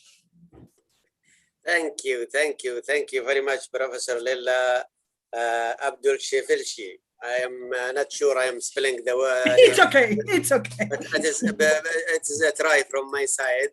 But thank you very much. Indeed, you enlightened us Dr. Musa? Relationship between Dr. Musa. Yes, thank you very much for this platform. Thanks a lot. In few seconds. Thank you. Dr. Musa? Yes, I see you. Just a second, Professor. Hello, Dr. Musa. I hear you. Just a second, okay? Thank you very much again, Okay. Professor, and we would like to extend our work in the near future also. Definitely. We will go back to our speaker from Senegal, who was late a little bit, and now he is supposed to participate. He is the president of the Association of Translators and Interpreters of Senegal, and I am very happy to hear him from Africa. Please have the speech. Bonjour à tout le monde. J'espère que vous m'entendez bien. I hope you hear me. Of course, we hear you. Okay, thank you. Thank you, Dr. Musa. You are welcome. Chers consoeurs, chers confrères, chers organisateurs, c'est un honneur et un plaisir pour moi de prendre la parole et de m'adresser à vous. Mon intervention sera surtout axée sur la situation du secteur de la traduction en Afrique en général et plus particulièrement au Sénégal. Mais je voudrais tout d'abord faire un rappel historique et revenir sur l'importance de la langue. La langue est la représentation fidèle du vie des peuples, l'expression de leur caractère, la révélation de leur existence intime. leur verbe. Pour ainsi dire, une langue donne une identité à un peuple. Elle véhicule toute sa culture, ses croyances et ses coutumes. La langue est un vecteur de paix, car qui apprend la paix d'un peuple, la langue d'un peuple n'aura à le craindre. Elle est généralement un facteur d'instabilité, un outil puissant qui différencie l'être humain de l'animal et lui confère cette suprématie sur les autres êtres vivants. Elle permet d'exprimer les pensées, les idées, les sentiments. Les langues sont la clé ou l'entrée des sciences. La barrière linguistique ou l'isolement crée la méfiance, la peur de l'autre, la xénophobie, le repli sur soi, le cloisonnement des cultures, à l'origine des guerres, des répressions, des épurations ethniques et bien d'autres catastrophes dont le monde pourrait bien se passer. Transmettre le message d'une langue à une autre rapproche les peuples, le partage et éloigne les ténèbres de l'ignorance. Comme le souligne l'UNESCO, le patrimoine culturel ne se limite aux éléments matériels comme les monuments et collections d'objets. Il comprend également le patrimoine culturel immatériel, c'est-à-dire les connaissances, les croyances, les langues, etc. Par conséquent, en tant que collectivité mondiale, nous assistons à des changements qui mettent directement en contact des cultures auparavant séparées. Selon toujours l'UNESCO, avoir une idée du patrimoine culturel immatériel de différentes communautés est utile au dialogue interculturel et encourage le respect du mode de vie. Le traducteur, serviteur des langues, serviteur de l'humanité tout court, dissipe l'obscurité de l'ignorance, établit un pont entre les peuples en transmettant d'une langue à une autre les idées, les pensées, en révélant la beauté et la richesse des cultures, en reliant les civilisations, des personnages et des œuvres. La traduction est toujours une activité réservée, a toujours été une activité réservée à l'élite intellectuelle. Aujourd'hui, elle est devenue une profession à part entière et les langues constituent une industrie qui génère des capitaux considérables et qui participe pleinement au développement de l'économie mondiale.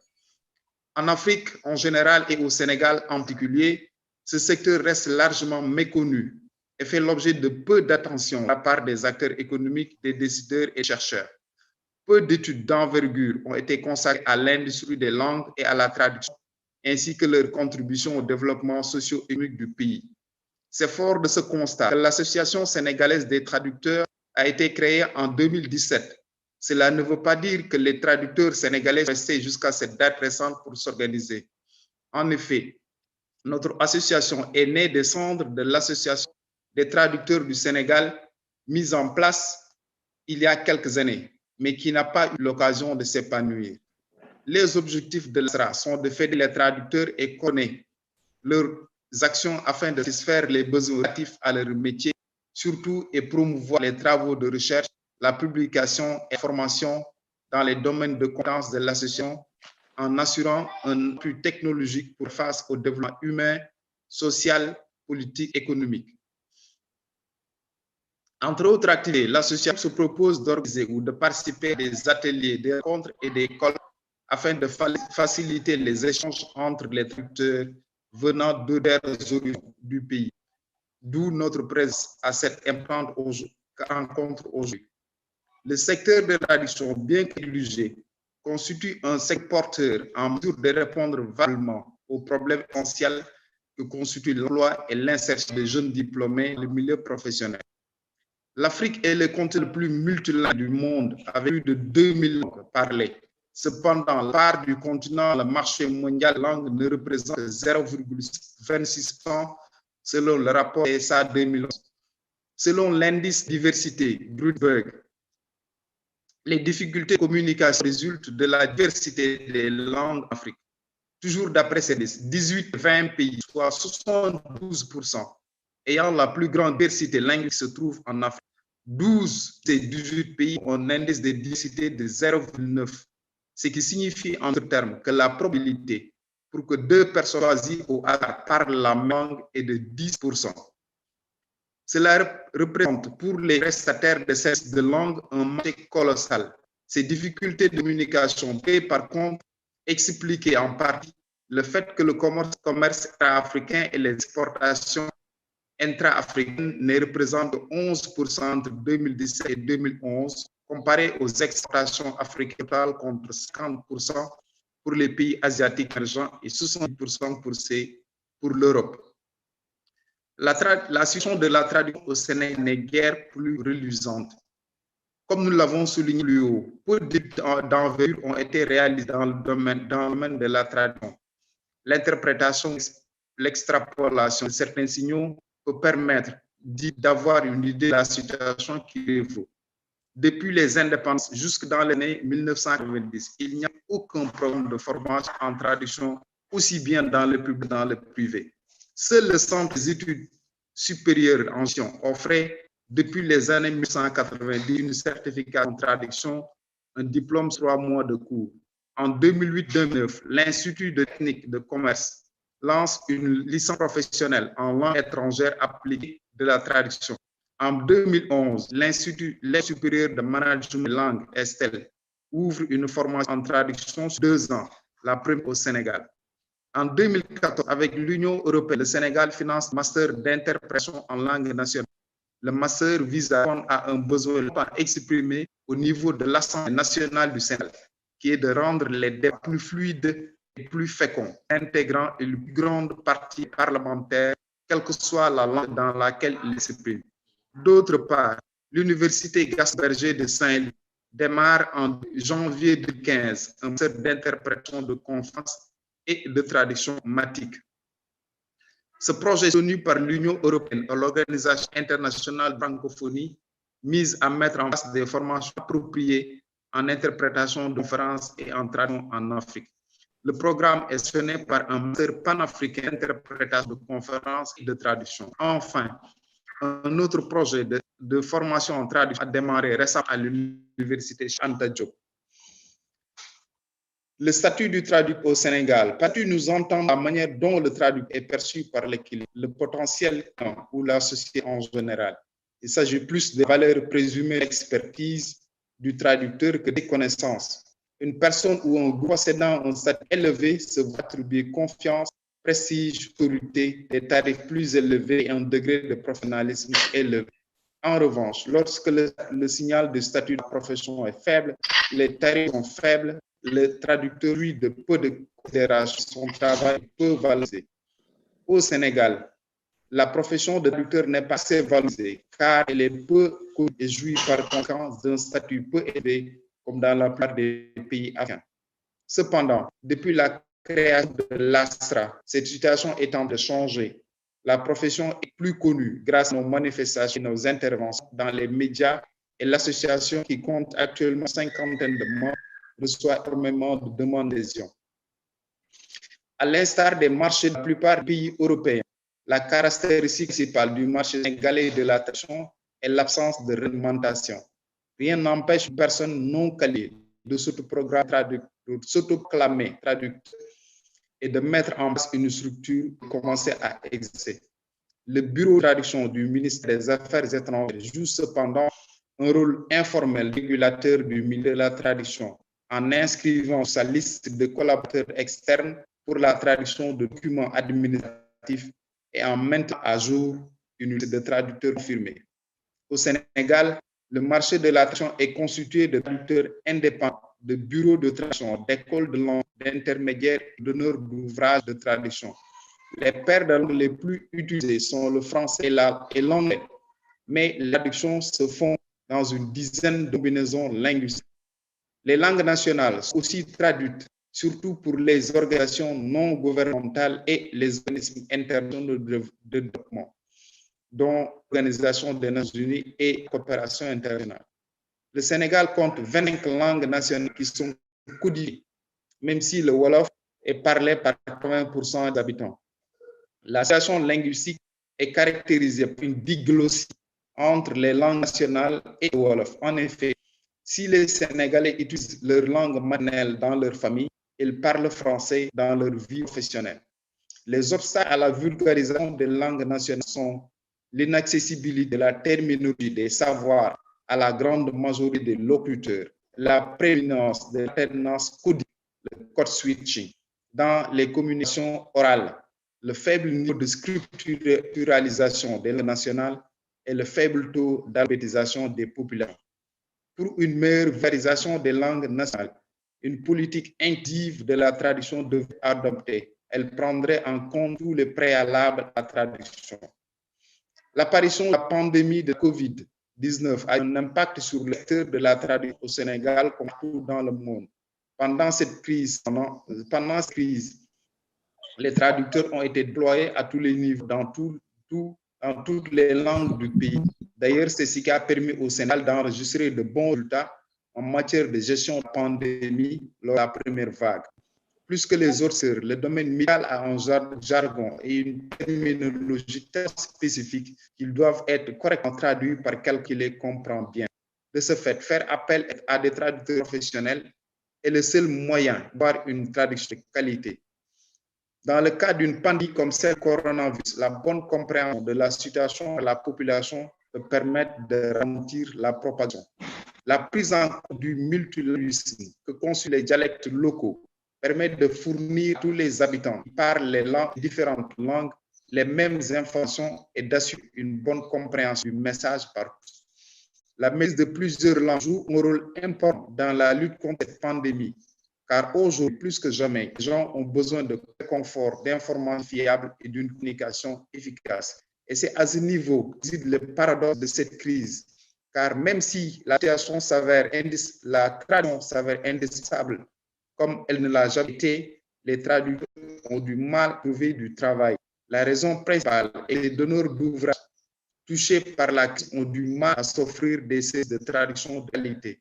Seules les organisations internationales ou les structures engagées dans la lutte contre la COVID-19 continuent à honorer leurs engagements. Malheureusement, les autres entités moins nantis, moins solides financièrement, se rabattent sur les outils de traduction automatique qui coûtent moins cher, mais qui nous fournissent un travail de qualité. Cette crise a révélé la capacité et résilience des traducteurs. Notre capacité d'organisation est testée et nous sommes obligés de faire preuve d'ingéniosité et de lucidité pour faire face aux réalités de la vie sociale, de la vie tout. En conclusion, le Sénégal, à l'instar de nombreux pays africains, manque de traducteurs. Offrir des formations de qualité en traduction aidera à résorber le déficit de traducteurs qualifiés, à créer une critique des traducteurs, à renforcer la reconnaissance de la profession et augmenter la contribution du secteur à l'économie nationale. Par ailleurs, la plupart des traducteurs ne savent pas écrire dans leur langue maternelle du fait de l'absence d'intérêt des donneurs d'âge pour les langues nationales du Sénégal. Ainsi, les traducteurs gagneraient à maîtriser leur langue maternelle, même si la situation socio-linguistique est actuellement peu favorable à la diffusion des savoirs en langue nationale. Cela permet aux traducteurs de pouvoir s'imposer en qualité de prestataire de services de langue, s'ouvrir à d'autres activités comme la localisation de logiciels et bien d'autres services liés au développement des technologies et de l'Internet, accroître considérablement le revenu, augmenter la participation du secteur au pays et ainsi être pris en compte par les différents acteurs pouvant contribuer à l'essor du secteur. Je vous remercie de votre attention. Thank you very much for your presentation and your presence in this very important session. And I am sure we will be contacting our fellows and colleagues in Africa to contribute in the coming conferences and activities. And now we will go to one of very important scholars whom I really appreciate her presence in this meeting. Professor Irene, who was hosting us in the last conference in Shanghai. And I would like to apologize for the delay of the invitation to you, but it's because we have, separated our colleagues from one country to another because of COVID. So the communication was not doing fine. But in general, I'm sure your experience in your school and the conference that you are organizing and the activities that you have been doing will enlighten us in so many ways. And I am sure we will look forward to hear from you.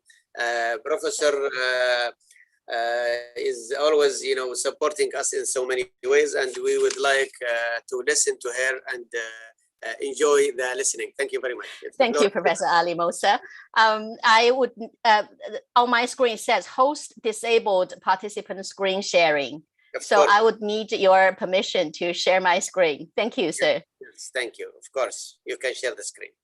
Okay, let me see if I can. Right, so I go to desktop. Let me have a look.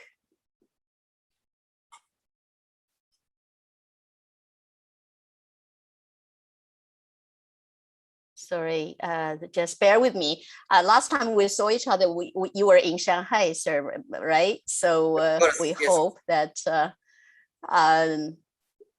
later this year in October, we will be able to see you again. I will be very happy for that. Indeed, that's right. That's right. See you in Saudi Arabia, and we were trying to see you in Dubai. But this COVID is already, disconnect the world in general. Yeah, yeah. Let me have a see my. Can you see my screen? Not yet. Not yet. Yes. Can you see it now? No. Still not. I seem to have some problem sharing it here. Is it possible that you share it for me? I mean, I send it to you, the one that, let me have a look. Sorry, bear with me. Technology is beautiful when it works. Let me have a look. Well. Right, I prepared some PPTs and pictures and colleagues that you would like to see on the screen. I'm sorry, seems like I can't do it now. Let me have a look. Slide. No, still you can't see anything, right? Yes, but take your time, no problem. No. Screen. Let me have a look. Well, but basically, upon your request, I would like to say something about my institution as requested by you, Professor Ali Moosa, and also Professor Harry Awais. We hope that one day we would be able to actually see each other offline, not online. And I was thinking, I mean, as the conference interpreter, I would have loved to now have. You can hear the screen. Okay, no, it sort of appeared just now. Yeah. Just give it another try. I gave it another try. Sorry, I stand between you and me, right? Oh, we have a Professor Awais coming. I just don't know why it never happened before. And let me have a look. Screen, share screen. Computer. No, it just doesn't come. Portion of screen. No, it's. I'm sorry, but basically, let me just do it without my PPT. See if it comes out anyway. The institute, Graduate Institute of Interpreting and Translation, has been privileged to be supported by colleagues from Brussels. We were founded in 2003 with the help from the United Nations office in Geneva, the DG SCIC and DG Interpretation in Brussels, and for Ministry of Education, Ministry of Foreign Affairs, and also the Shanghai municipal government. I mean, the support has been overwhelming because at the beginning of the century, we were in need of conference interpreters indeed. So that was in 2003. And then what happened was the Ministry of Education saw what we have, and we decided to further develop. The major components of the Graduate Institute include the following components. We started with the Professional Diploma in Conference Interpreting. That was our first program. And then in 2004, we started to have our PhD and MA in translation studies. One of the first of the kind in China's mainland. And then in 2007, we started to have the professional degree. The professional degree in, or put it this way, Master of Interpreting and Translation, Master of Translation and Interpreting in 2008. We have altogether, I think the latest figure would be 300, more than 300 MTI programs in China now.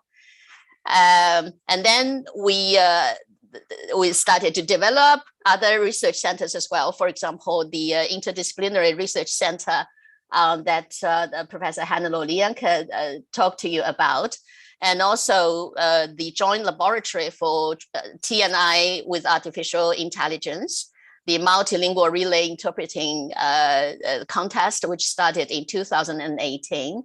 And we hope that we will be able to have more participants in next year. It is an annual event, and students and the faculty loved it. The Professional Diploma in Conference Interpreting is a 2-year program. The students would have to pass the midpoint exam, where the year before they had to learn consecutive interpreting first, and then if they make it in the midterm exam, they would proceed to the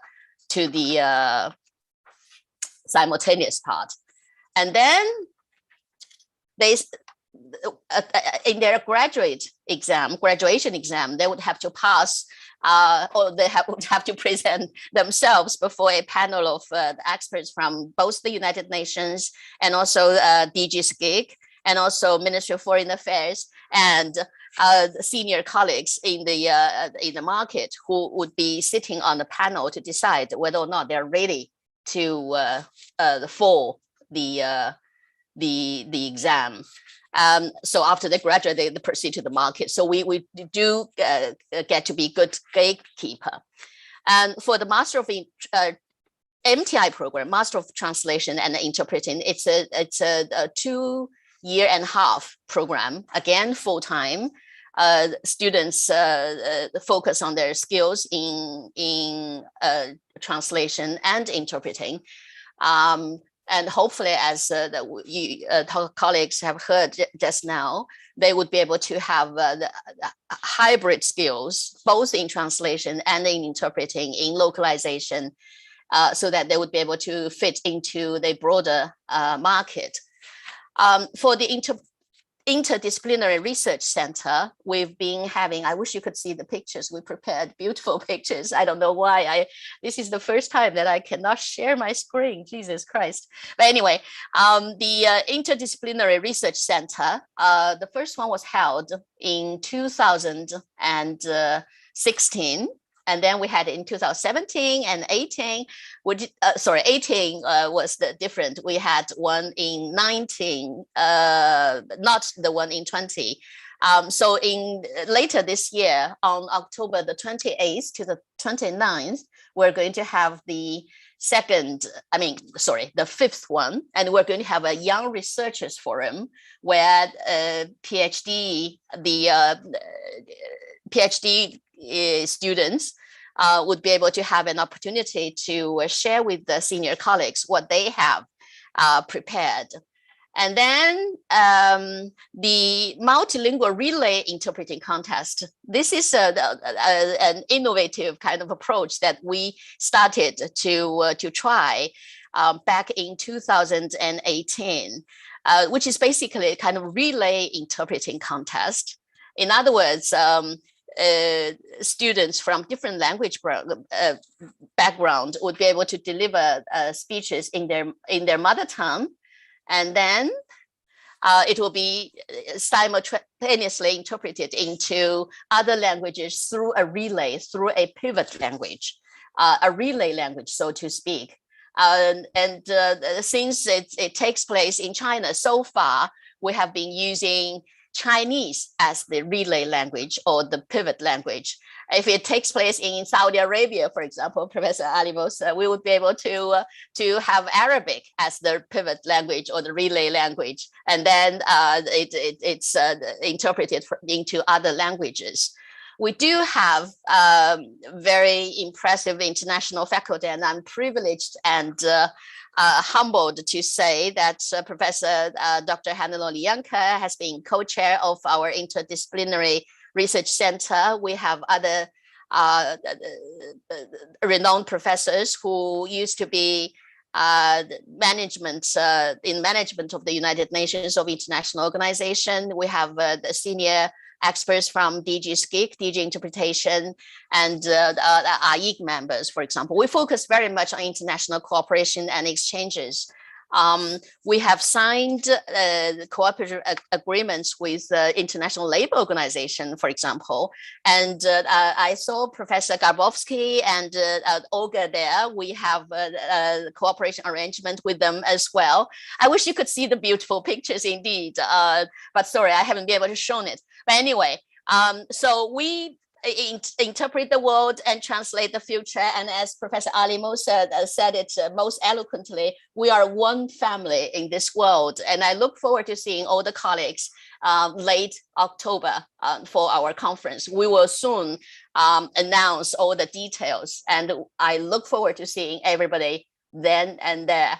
Thank you very much, Professor Ali Musa. I apologize for not being able to share my PPT with you, but you have it anyway, sir. So just feel free to do whatever you want with it. Thank you very much. Thank you very, very much. Indeed, we are going to follow up this through the statements and the profile that has been sent to us. But in general, your school is highly popular and well known, and it's one of the most important centers in the world in terms of translation. And last time we had the scholars and the leading scholars from the world in Shanghai in your school, and I am sure they will be very pleased.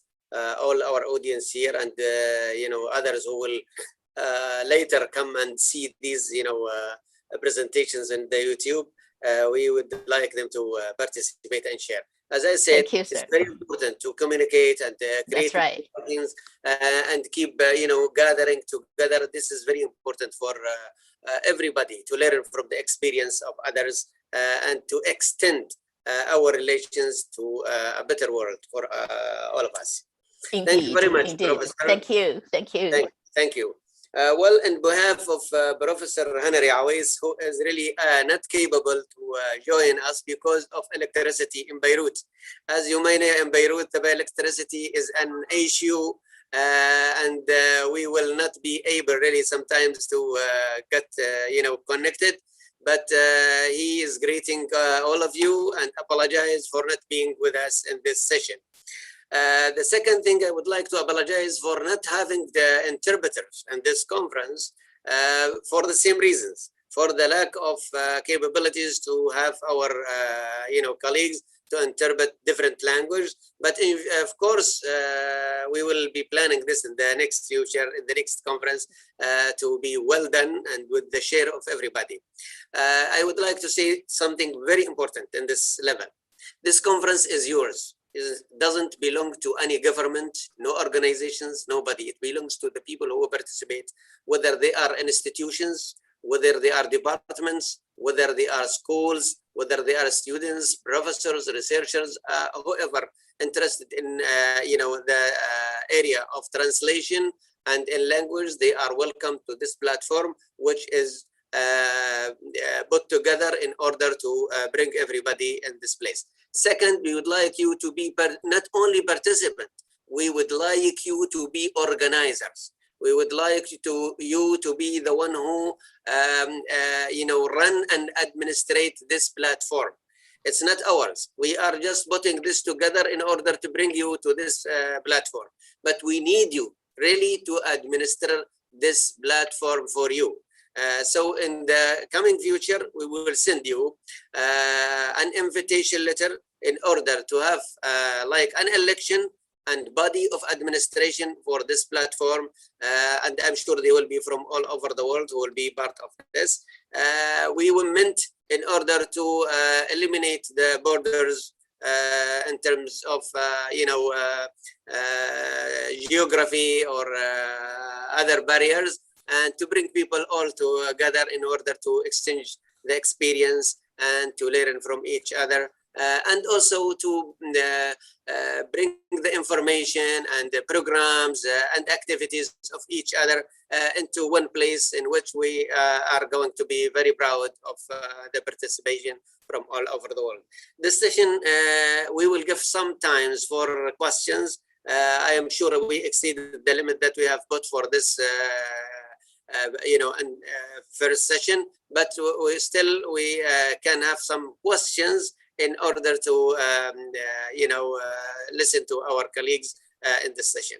It was very, very informative, very knowledgeable, very advanced information that we have received in this introduction to the conference. So if anybody would like to ask a question only, no, we don't need somebody to elaborate. We need the questions only. If somebody would like to question, to give us, direct question to direct person without, giving general questions. So I will look to see. Okay, Professor Bashir. Dr. Bashir, be specific. نعم أسئلة يعني هل يمكن ترجمة للمتدخلين؟ No, there is no translation. If you don't speak English or French or other language, then we are in trouble now.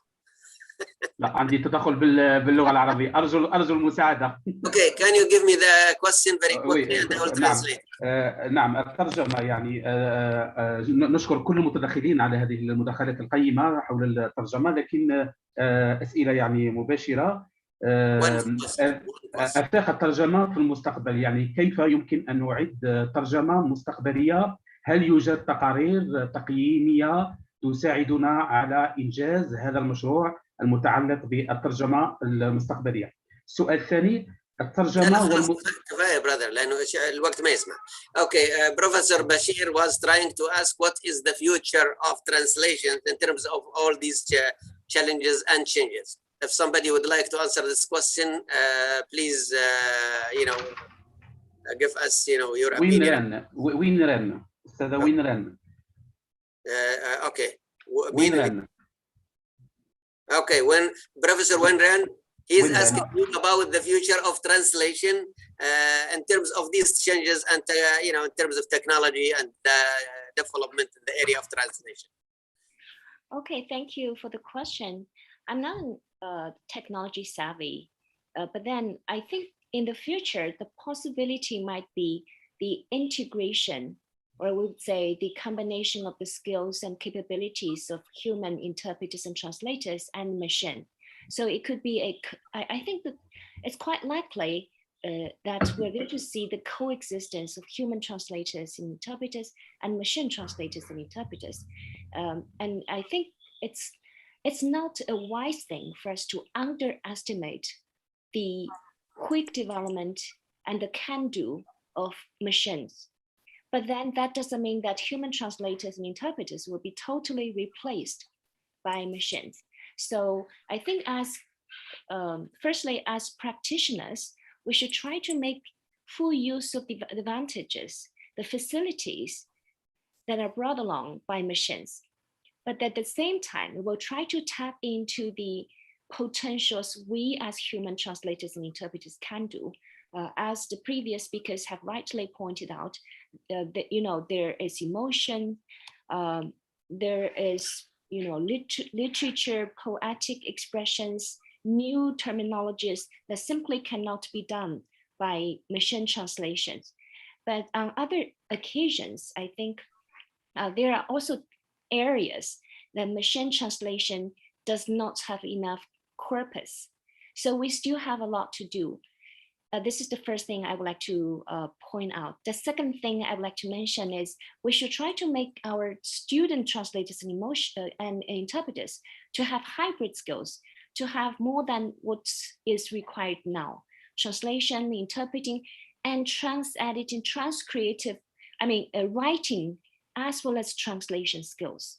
For instance, when translators are needed to do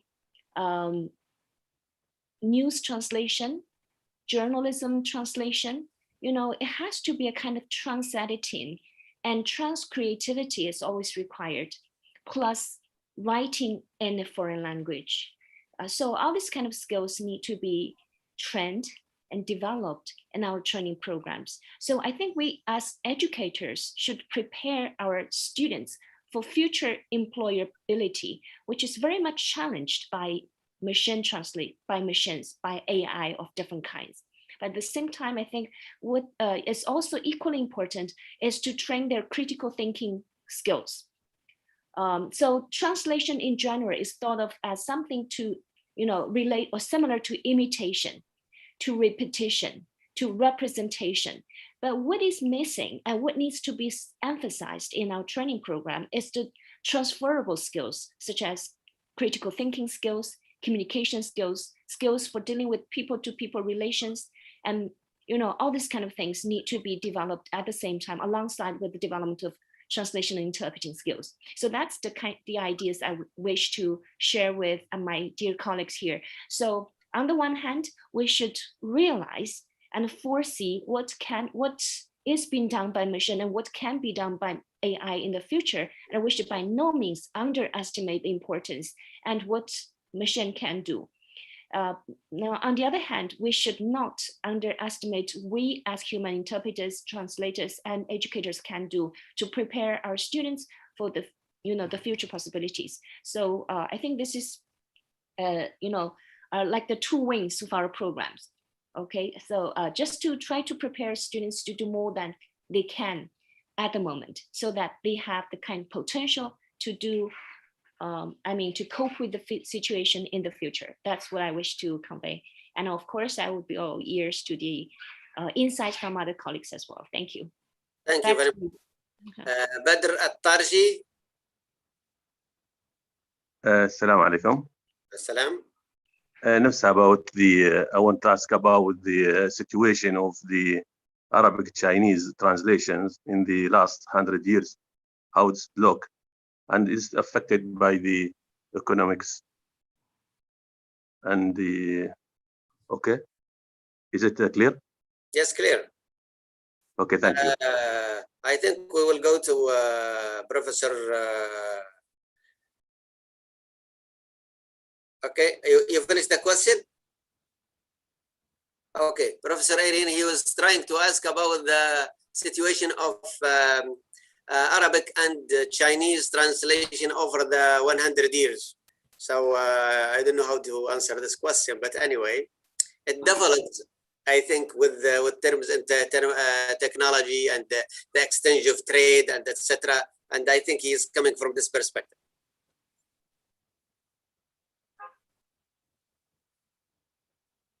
Do you understand the question, Dr. Irene? Professor Mosa, whom are you asking to answer to address this question? Okay, please. Whom are you talking to? Whom do you want to? I talked to Dr. Irene, but Irene. Okay, sorry, I thought. Right. I cannot talk for Arabic translation or interpreting in the world for the 100. The current situation with us here. Can you hear me? Yes, yes. Good. Well, it's been going well. We have a training center with the Arab League, I think. Mm-hmm. Each year there would be 12, no more than 12 students from, is it 11 or 12 countries from the Arab League who would come to CISU for training as interpreters or translators or for research. Well, the pandemic has been, has been affecting that. That's for sure, because the students are not able to come, for example, last year and this year. We're hoping that as the vaccine situation improves, that would change. And also the translations of Chinese canons, ancient Chinese classics into Arabic.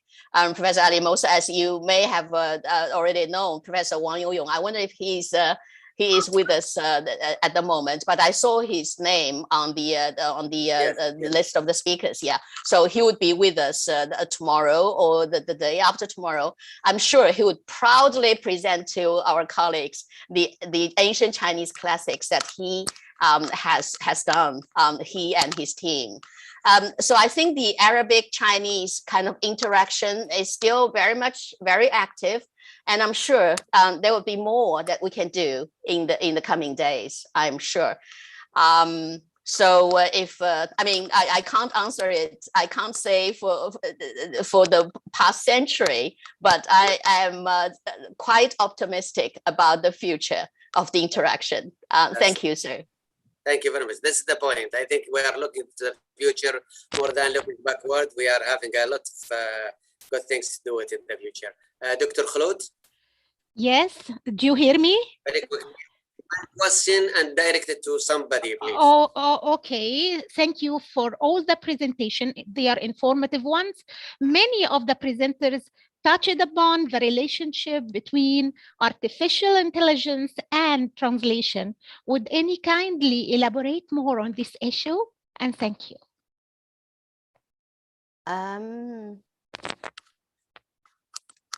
Okay. If this question is, can I come in there? Would you? Do you want me to repeat the question, Dr. Ali? It's Dr. very Arain, clear. Dr. Arain, please. No, I was about to talk about the joint laboratory between my institute and also iFly, one of the top artificial intelligence technology companies in China. Well, they do speech recognition. Their best technology is the speech recognition part. I am not talking about translation, but as far as interpreting is concerned, or AI-enabled interpreting or translation, again, as Professor Ren from Beiwai just made it pretty clear, it's not going to be replace human interpreters or translators, but human interpreters and translators would have to understand and harness the technology that has been made available to us. For AI-enabled interpreting, for example, for the moment, it's still the speech, the sound to text, and then quick machine translation, and then synthesized into sound or speech again.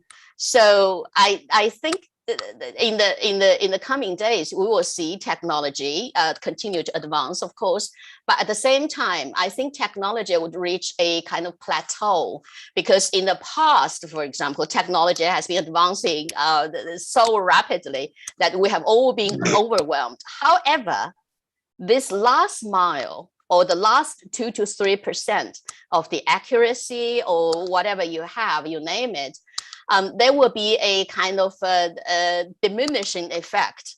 In other words, the companies would have to invest so much more than they have done in the past.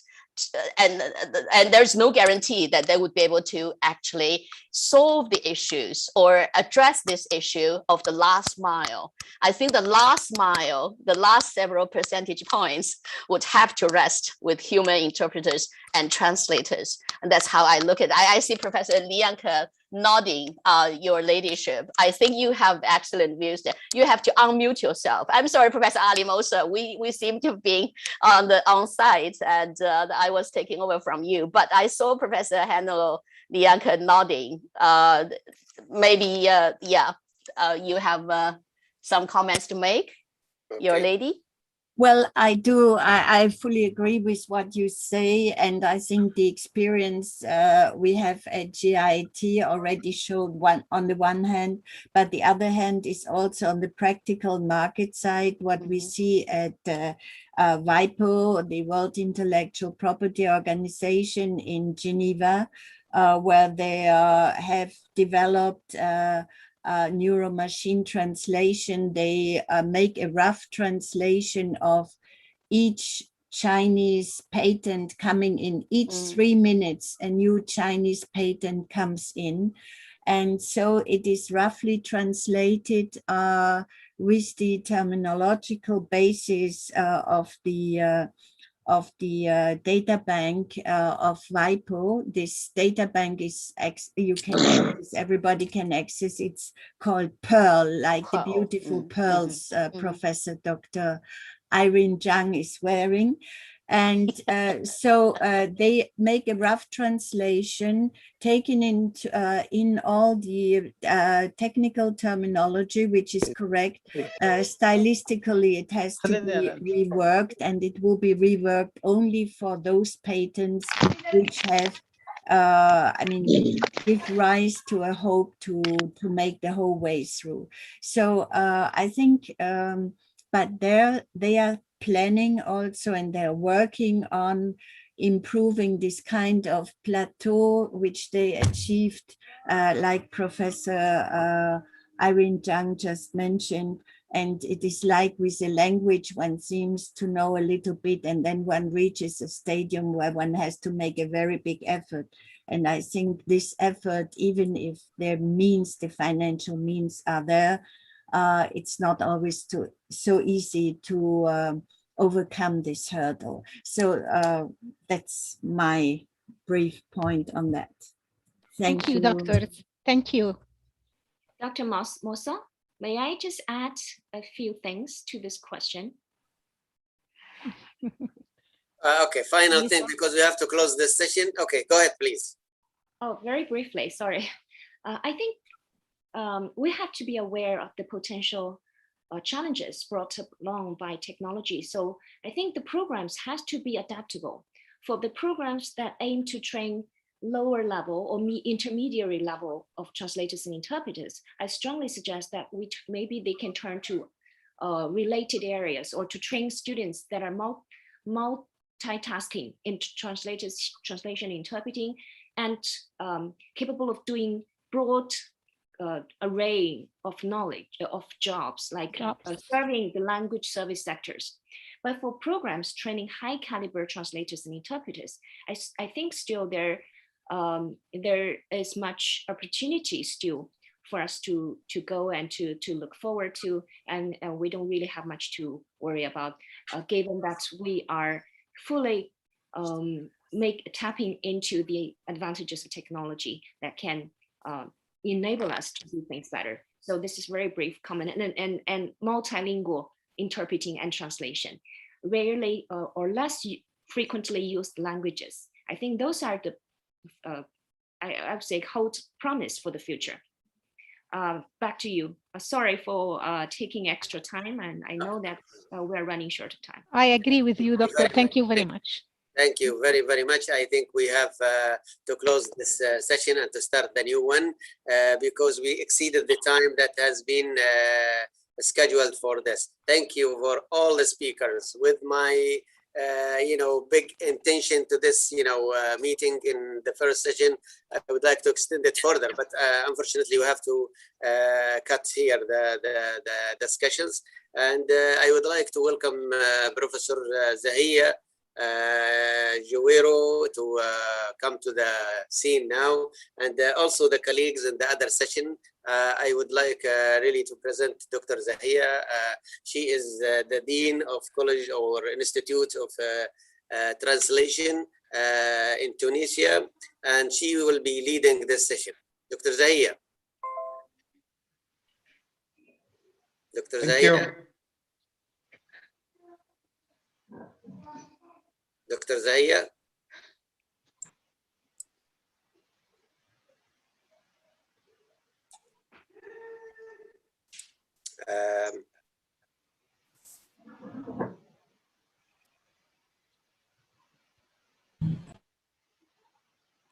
Okay.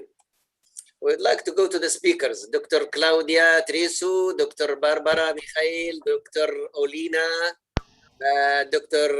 Khairuddin, Dr. Carmen, Dr. Dragana, Dr. Birsa, Dr. Francisco. Please be ready. We will start soon. I think we are going to wait for Dr. Zahia for a couple of seconds. If she doesn't disappear, then we will have always the problem connection. Dr. Tariq. Dr. Tariq. If you want me to lead the session, Doctor, no, Dr. Zahia is available. She is with us. Okay, that's good. Dr. Zahia, please, the floor is yours. We don't hear you.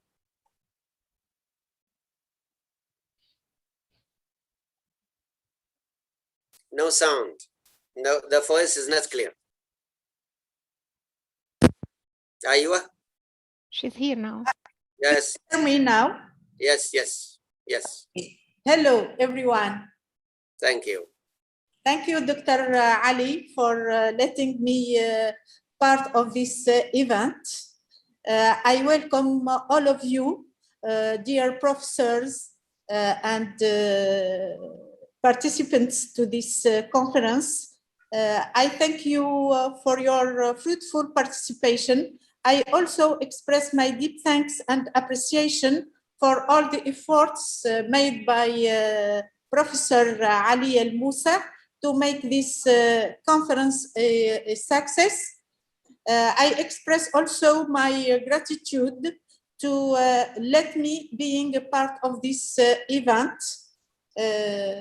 I will present myself very quickly. I am Professor Zahia Jmirou. I am the General Manager of the Institute of Translation of Tunis. I am also a professor at of Arabic Studies at the Tunisian University. Dear professors and colleagues, I invite you to introduce yourselves at the beginning of your lecture. I also kindly request you to respect the time fixed by for each one of this lecture, which is only 10 minutes. I express my interesting to hear you, each one of you. We will begin by Professor Claudia Teresu from the University of Turin in Italy. Please, Dr. Claudia.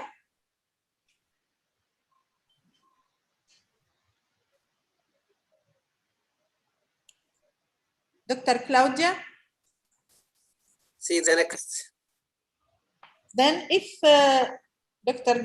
Claudia is not here, we will go to Dr. Barbara Michalek-Pikuleska from the University of Krakow in Poland.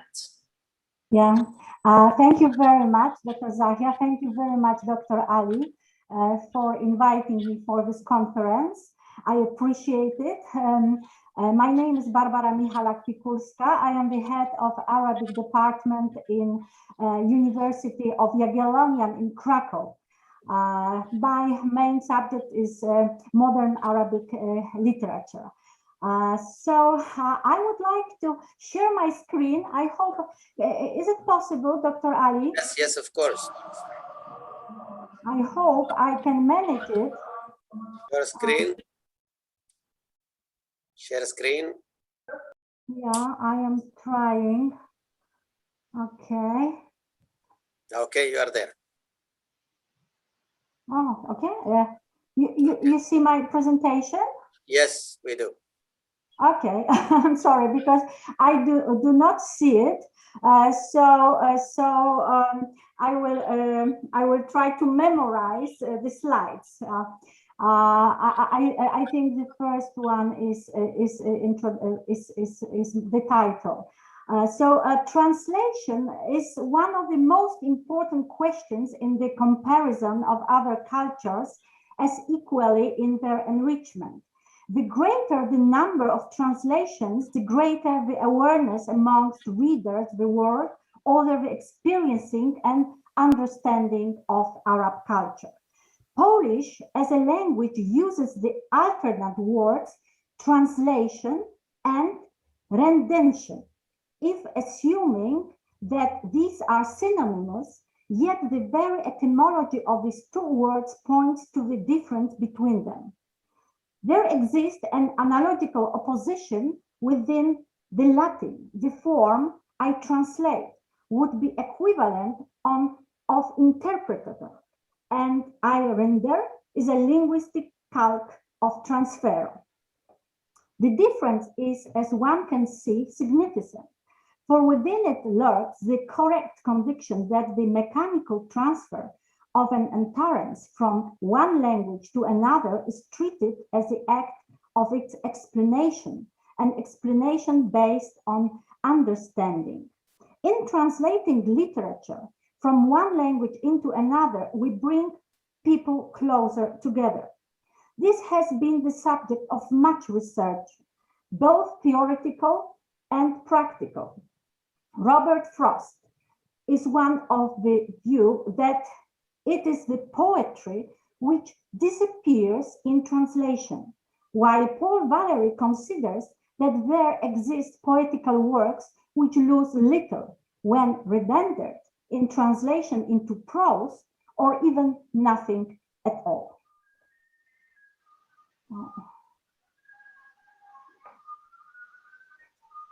So, of course, I have to cut a bit because the time is very limited. I would like to share some remarks and experience on the problems encountered by the Polish Arabic translator of literary texts. For many misunderstandings and much discussion occur with translators of, say, English or European literature into Polish. In this case, these difficulties may be overcome, as was often stated and written about by one of the most important Polish translators, Stanisław Barańczak.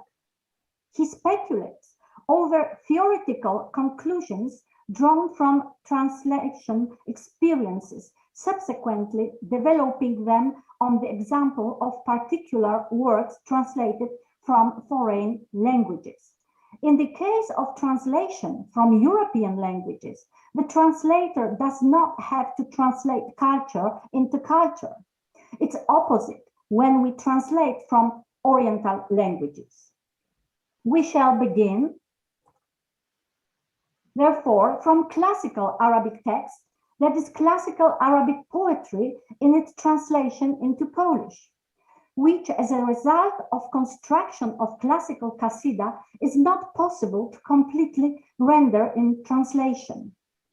Here we have our Polish poet from Romantic period, Adam Mickiewicz, who made use of the French translation by Sylvester de Sacchi, as well as the literal Polish translation of the Orientalist Józef Sękowski, the poet Szanfara, the poetry of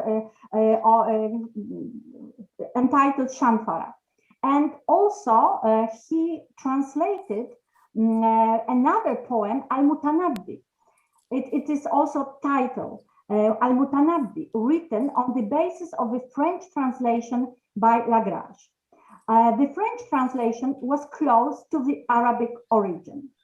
Our great translator is Professor Janusz Danecki from University of Warsaw, and he is the translator of classical poetry. Here are two big volumes of his poetry. First is the poetry of Abbasid period, and the second is poetry, classical poetry from the beginning till the 13th century.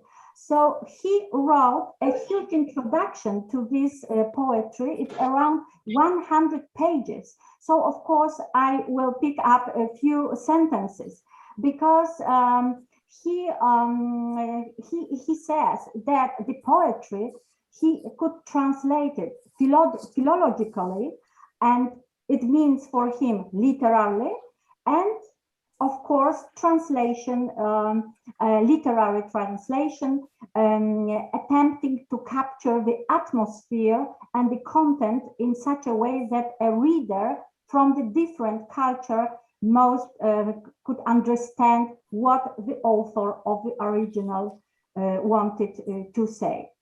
And also we have another person, it's Professor Józef Bielawski. He is the author of first Polish history of Arab literature and also translator of Quran al-Karim. So also in the introductions, they admit that the problem lies in the fact that around 1/6 of the Arabic constructions do not have on the level of syntax direct equivalents in Polish. The Arabic used by the translator is one full of linguistic pitfalls as a result of its different syntactical and morphological structure. And of course, they also admit that it's a great importance to have personal experience and of course practice. Without doubt, a translator has to know 2 languages. Of course, he has to know also his native language. Besides, the translator has to have the intuition and knowledge of the realities existing within Arab society. And of course, cultural and religious background.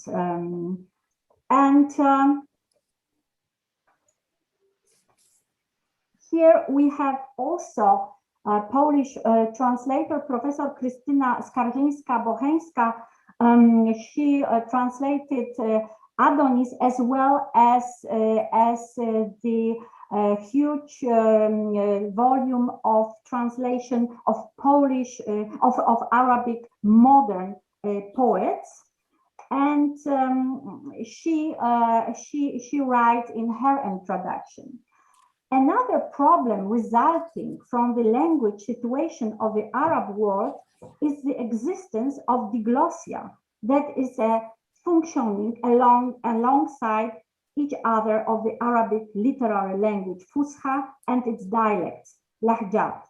They complement each other in areas of social life, and although the literary language as the written language appears in literature, it is also true to say that increasingly often an array of writers employ dialectical words and phrases in their books. This obviously makes the translator's job more difficult, and it is difficult to master all dialects. So,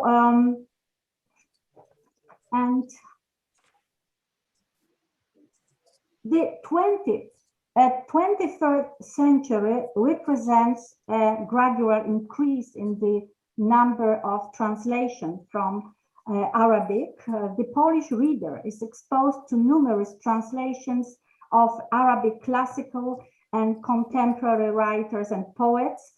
And of course, I mentioned already volumes of poetry, but first book is Aghani al-Ghadab wal-Hubb. And this is this huge volume by Professor Krystyna Skarżyńska-Bocheńska with the Arabic poets, as well as many stories and novels are translated, like Tawfiq al-Hakim, Najib Mahfouz, Taha Hussein, Yusuf Idris, Ghada Samman, Ghassan Kanafani, Layla al-Uthman, Raja al-Alem, Ali al-Aswani, Tayyib Salih, Abdurrahman Munif, and of course many others. Last there it's published novel by Raja Alem, Tawq al-Hammam, or Ahmed Saadawi, Frankenstein in Baghdad. So also in the end, I would like to say that new publishing houses started to promote Oriental literature, and among it also Arabic literature named like Smak Słowa or Biuro Literackie. To conclude, I would like to say that we're well-known Polish composer and writer of lyrics, Młynarski Wojciech, in the song C'est si bon, writes that a good translation is like a woman. If beautiful, then unfightful. If unfightful, then unbeautiful. So thank you very much.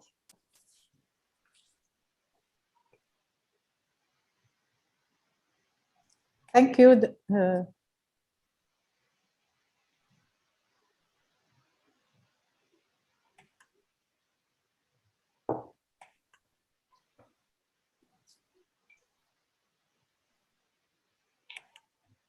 Thank you, Dr. Barbara.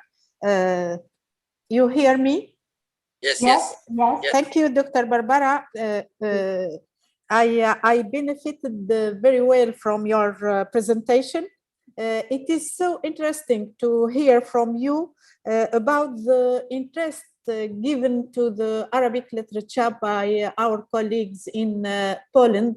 That's surely make us happy to hear that. Thank you very much. It's just a very, very small presentation, of course, due to the lack of time. But there's many interesting ideas in this and facts. Thank you very much. Now we go to Dr. Olena Komicka from Taras National University in Ukraine. Assalamu alaikum. وعليكم السلام. سادة أعضاء الهيئة العليا للمؤتمر الدولي للغات والترجمة، السيدة الأستاذة الدكتورة زهية جويرو رئيسة الندوة، الأستاذ الدكتور علي موسى، إنه زملائي الكرام، إنه من دواعي شرفي وسروري أن أشارك اليوم في هذه الندوة الدولية التي تنعقد بغرض تبادل التجارب والخبرات في مجال الترجمة من اللغة العربية وإليها. بداية اسمحوا لي أن أعبر عن شكري للأستاذ دكتور علي موسى على دعوتي للمشاركة في هذا المؤتمر. كما يسعدني أن أكون هنا بين زملائي وزميلاتي أستمع إليهم وأستفيد بخبراتهم وتجاربهم. أما بعد أود أن أقدم نفسي. اسمي أولنا كوميتسكا، أنا أستاذة اللغة العربية والأدب العربي والترجمة بقسم لغات وآداب الشرق الأدنى والأوسط بجامعة كييف الوطنية، مديرة المركز المصري للغة والثقافة العربية بنفس الجامعة. أيضاً لا أريد أن أطول، لذلك سوف أتحدث عن تجربتي في مجال الترجمة من وإلى اللغة العربية، لأنني أيضاً مترجمة وأشتغل في هذا المجال من زمان.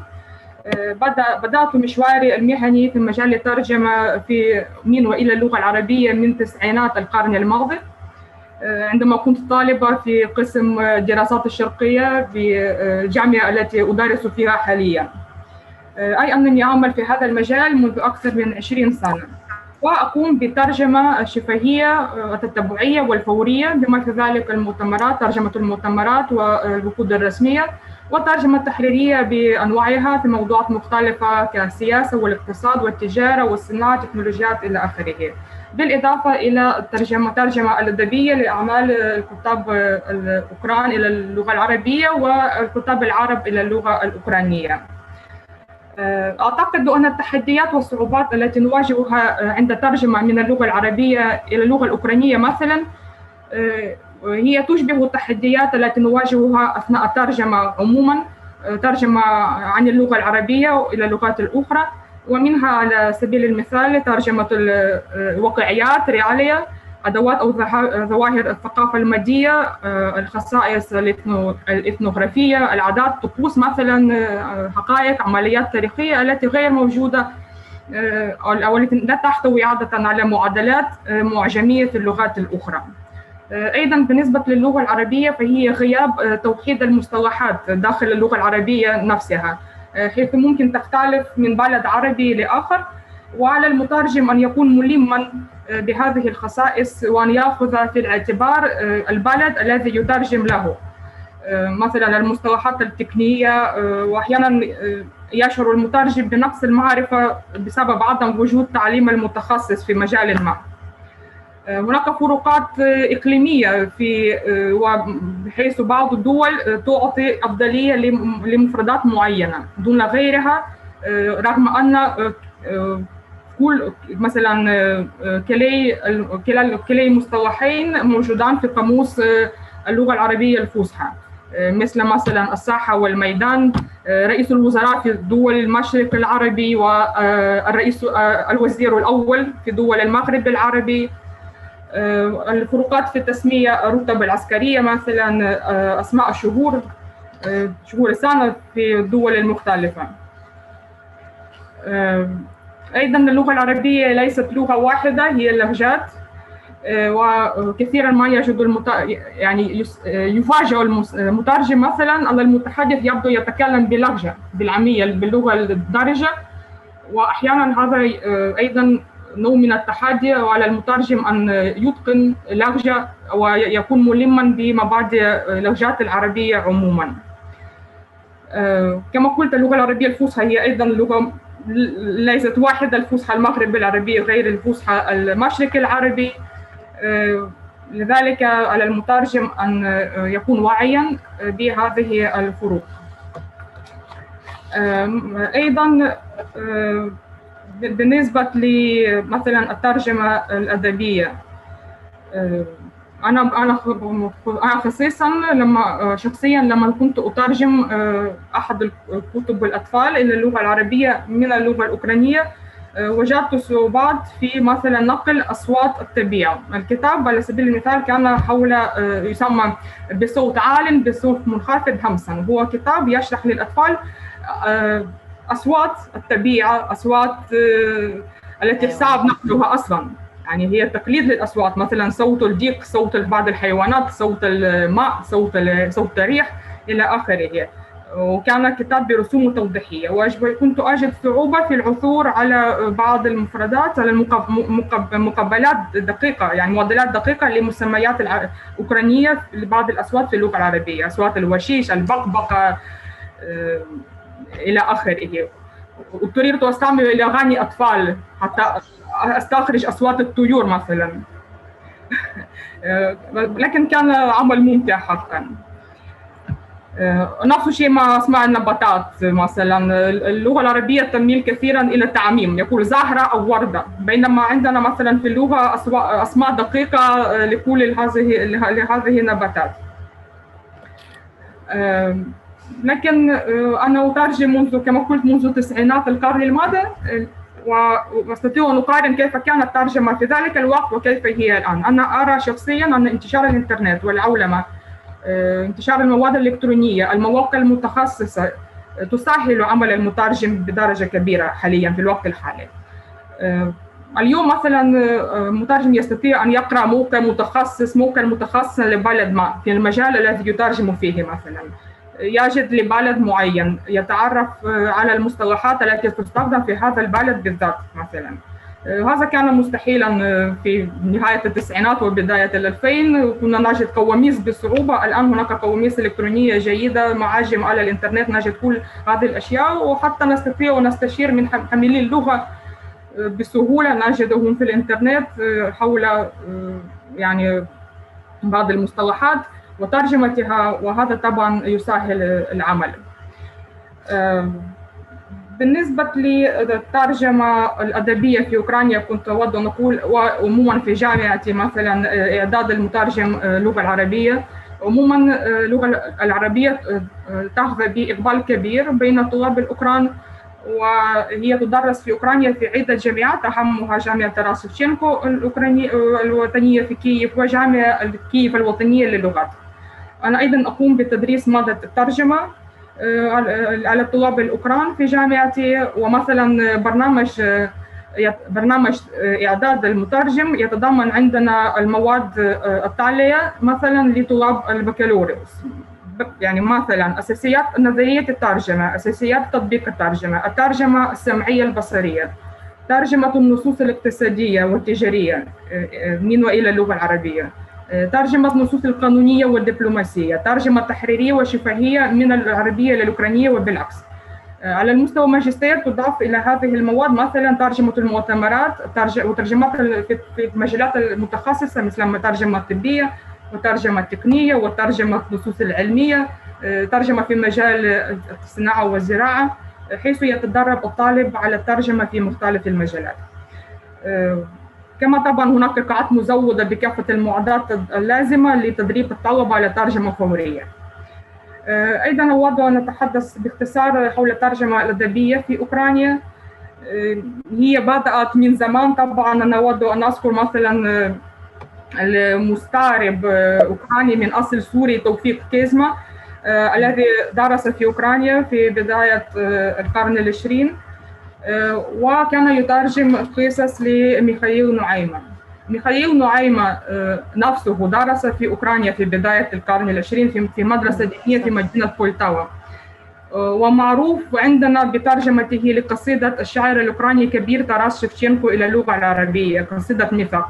وهذه الترجمة هي تعتبر أنجح ترجمة لهذه القصيدة، يعني لأن هناك أكثر من ترجمة، لأن نعيمة استطاع أن ينقل إيقاع هذا الشعر هذه القصيدة، وأحيانا حتى حافظ على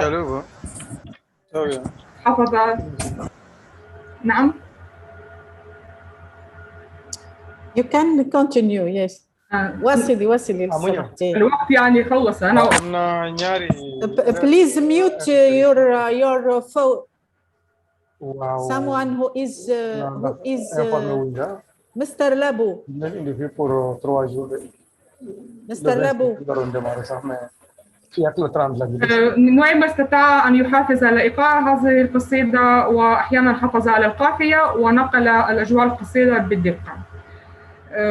هناك أيضا مجلة الأدب الأجنبي المترجم، مجلة فساسر، هي أقدم مجلة للأدب الأجنبي باللغة الأوكرانية في أوكرانيا، وأيضا على صفحات هذه المجلة يعني على مدار أكثر من 90 سنة نشرت ترجمات لكتاب كلاسيكيين والمعاصرين أيضا. وفي السنوات الأخيرة شهدت حركة الترجمة الأدبية من اللغة الأوكرانية إلى اللغة العربية ومن اللغة العربية إلى الأوكرانية تزايداً وازدهاراً. مثلاً في سنة 2016 صدر في الكويت كتاب لترجمات الشعر المختارة للشاعر الأوكراني الكبير تاراس شفشنكو. في سنة 2017 كتاب الشعار المختارات للشعر ليسا أوكراينكا ورسائلها، الكاتبة والشاعرة الأوكرانية المشهورة التي ارتبط مصيرها بالعالم العربي، حيث كانت تزور مصر على مدار 3 سنوات للعلاج، وأيضا كتبت يعني شعر هناك، وعندها ديوان يسمى الربيع في مصر. أيضا مثلا أذكر من آخر الترجمات جبور دويهي الكاتب اللبناني المشهور، روايته طوبيا في بيروت، ترجمة زميلتي، صدر هذا الكتاب في عام 2020. وكتاب رواية لكاتب سوري خليل سويلح أيضا صدرت هذه السنة. وهناك عدة روايات قيد الترجمة حاليا، يعني جزئيا، يعني هناك اهتمام، أصبح هناك اهتمام دور ناشر أوكرانية بالأدب العربي المعاصر، وتتم ترجمة أكثر من رواية. كما بدأت دور ناشر الأوكرانية تشارك في معارض الكتاب في الدول العربية مثل لبنان ومصر والإمارات، مما أيضا ساهم في تنشيط وتفعيل هذه التجربة الأدبية. وأيضا في سنة 2020 تم تأسيس جائزة دراهومان للترجمة الأدبية، وهي جائزة أوكرانية مخصصة للترجمة من اللغة الأوكرانية إلى يعني أعمال الأدب الأوكراني إلى اللغة العربية، يعني وتمنح عن تميز في الترجمة. والسنة الماضية يعني في هذه السنة 2021 حصل المترجم اللبناني ماضي الدين رائف على الجائزة الخاصة في من هذه الجائزة، جائزة دراهومان برايز. أنا لا أريد أن أخذ وقت من زملائي، لذلك أشكركم. أود أن أجدد شكري للمؤتمر الدولي للغات والترجمة على هذه الفرصة وعلى تنظيم هذه الندوة المهمة. شكرا جزيلا لكم ولحسن إصغائكم. شكرا جزيلا دكتورة أولينا. فعلا يعني تشخيصك للعديد من المشكلات التي يعترضها المترجم من اللغة العربية هو تشخيص يتجاوز تجربة دون أخرى، فما شخصته يمكن أن يجده المترجم المتعامل مع اللغة العربية في أي لغة أخرى، مثل فقدان توحيد المصطلحات أو الفروق الإقليمية المرتبط بالمصطلحات إلى غير ذلك. شكرا كذلك لما قدمته لنا من معلومات حول يعني العلاقات الترجمية بين الأدب العربي والأدب الأوكراني. حقيقة يعني نسعد عندما نكتشف مثل هذا التبادل، نظرا لوعينا جميعا بأهمية مثل هذا التبادل، وبأن الترجمة تظل أهم الجسور التي تصل بين الشعوب. شكرا لك مرة أخرى.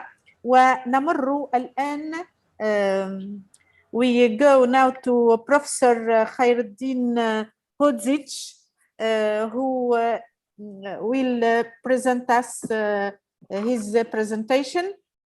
He is the Professor Khairuddin is from the University of Bihać from Bosnia. I hope I'm saying the nouns. I don't know. I'm spelling the nouns clearly. Professor Khairuddin, you are here. Yes, I am. First of all, thanks for invitation and the opportunity to give my view of the experience of translation from the Arabic to Bosnian language. My name is Khairuddin Hodzic, in Arabic Khairuddin, and I am a teacher in Islamic faculty in Bihać from Bosnia. And I'm in the same time a dean of this faculty. Because my presentation in Arabic, I will continue in Arabic, and I ask permission for share my screen.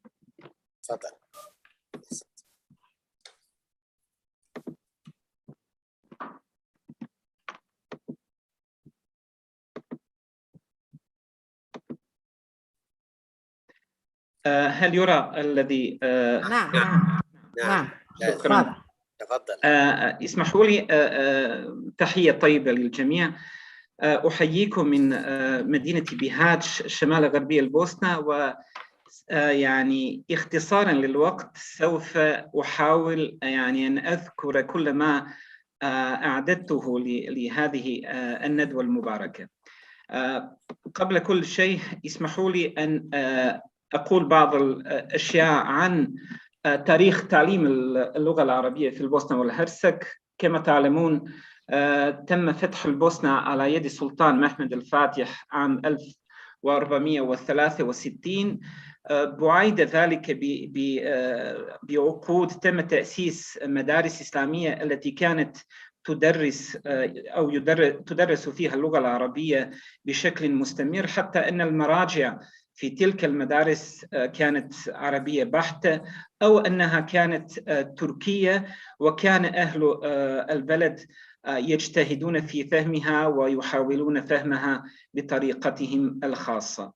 بعد فصل البوسنة والهرسك عن الدولة العثمانية، أي بعد تقريباً 4 قرون ونصف، انقرضت معظم تلك المدارس إلى القليل منها.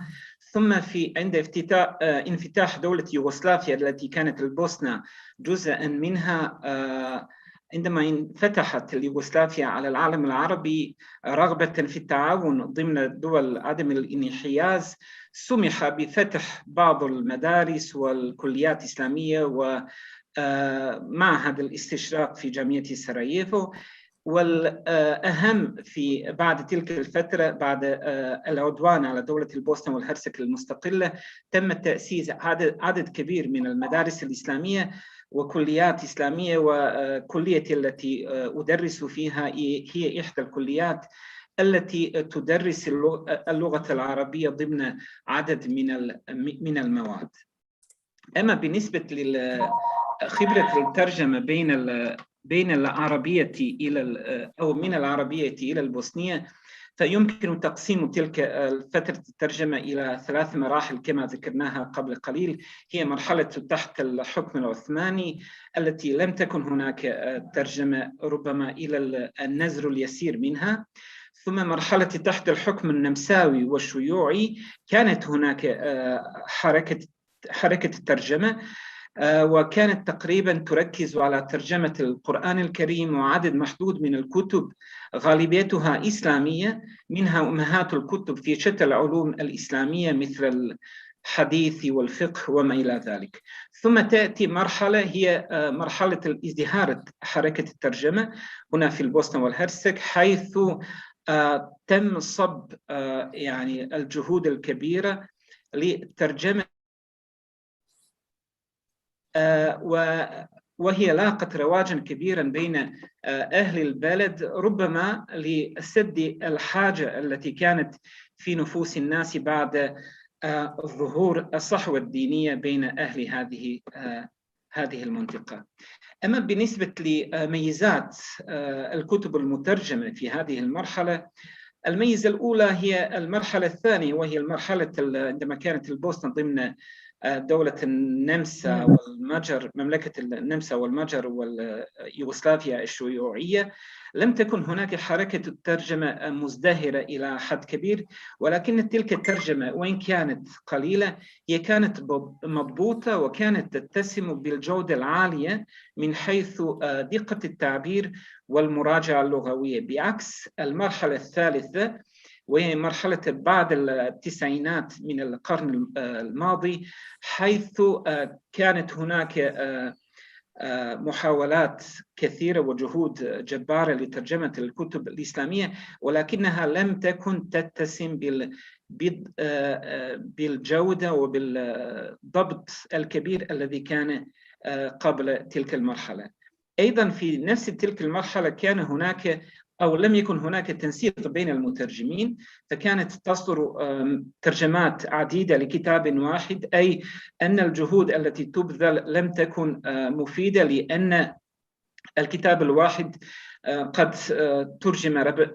هنا ضربنا مثل إحياء علوم الدين للغزالي الذي تم ترجمته مرارا، فليس هناك فائدة كبيرة في تكرار ترجمة الكتاب الواحد، إلا الفائدة التي تجنيها دور النشر التي يعني فقط المستفيد الوحيد من هذه الحركة. أيضا حركة الترجمة وصلت ذروتها في العقد الأول من الألفية الثانية، حيث وأنا أقول ذلك فخرا يعني أن أهل بلدنا البوسنيون كانوا ربما من أنشط الشعوب الإسلامية ترجمة من العربية إلى إحدى اللغات الأخرى، أي هنا إلى اللغة البوسنية. وأيضا إذا تكلمنا هذه الأشياء فلا بد من أن نذكر ما هي الأنواع الكتب الأكثر ترجمة من العربية إلى البوسنية والعكس. هي في مقدمتها كما ذكرت كتب دينية. على سبيل المثال يعني القرآن الكريم تم ترجمته ربما 9 أو 10 مرات، تفاسير القرآن، الموسوعات الحديثية، وهي تقريبا الكتب التي إن قارناها ببقية الكتب هي تلقى أكثر رواجا من غيرها من الكتب. أيضا هناك كتب فكرية خاصة لمفكرين مشهورين مثل دكتور رمضان البوطي ومحمد الغزالي السقا، هذا من ناحية الكتب من العربية إلى البوسنية. وهناك كتب للرئيس الأول للبوسنة والهرسك علي عزت بيغوفيتش الذي تم ترجمة جميع كتبه إلى اللغة العربية. أيضا هناك كتب الأدب العربي والشعر العربي مثل كتاب ألف ليلة وليلة، المعلقات السبعة، روايات الأدباء العرب المشهورين، ويعني كثير من هذه الكتب حصل على جوائز سواء في البوسنة أو في العالم العربي، وهناك أيضا كتب تاريخية التي لا نستطيع إغفال دورها في هذه المرحلة. أما بالنسبة للصعوبات التي تعيق حركة الترجمة وجودة الترجمة، فسنعدد ربما أشياء قد ربما ذكرت في التقديمات القبلي، لكن أنا سأختصرها في بعض الأشياء، منها ضحالة مفردات اللغة التي تترجم إليها الكتب العربية، بحيث تشكل صعوبة كبيرة لنقل المعنى الدقيق، لأن اللغة العربية هي لغة غنية بالمترادفات وغنية يعني بالشكل العام. أيضا هناك عدم إتقان المترجم للغتين، وخاصة اللغة التي يترجم إليها. هناك مثلا الظاهرة هنا موجودة في البوسنة أن عدد من المترجمين لم يزر أبدا البلاد العربية، وإنما تلقى تعليم اللغة العربية هنا من بين المدارس الثانوية والجامعات، فبعضهم يعني يترجم اللغة العربية أو من العربية إلى البوسنية ولم يمس قدمه تربة أي بلد عربي، وهذا يعني أظن موجود في كل بلاد العالم. أيضا هناك صعوبة في عدم معرفة مصطلحات العلم التي تنتمي إليها الكتب المترجمة. أيضا هناك عدم توفر، ربما هي موجودة في العالم العربي لكنها غير متوفرة في بلادنا، قواميس متخصصة تساعد المترجم على ترجمة الكتب خاصة في العلوم الدقيقة. وقد قامت بعض المعاهد بإعداد بعض القواميس التي ستساعد المترجمين على هذه المهمة. أيضا هناك عدم تذوق المترجم للأسلوب العربي، خاصة كما ذكرنا من لم يزر البلاد العربية ولم يقم فيها لفترة معينة. أيضا هناك سبب شخصي يعود إلى المترجم، أن ربما هناك ضحالة في المفردات التي يتمتع بها، سواء كان يترجم من العربية إلى البوسنية أو العكس. أيضا هناك أحيانا، وهذا يعني كثيرا من خلال الكلام مع الإخوة المشاركين في الترجمة، نسمع أن هناك ممارسات تمارس من قبل دور النشر لإسراء في الترجمة، وذلك ينقص من جودة الترجمة التي قد نجدها من بين أيدينا.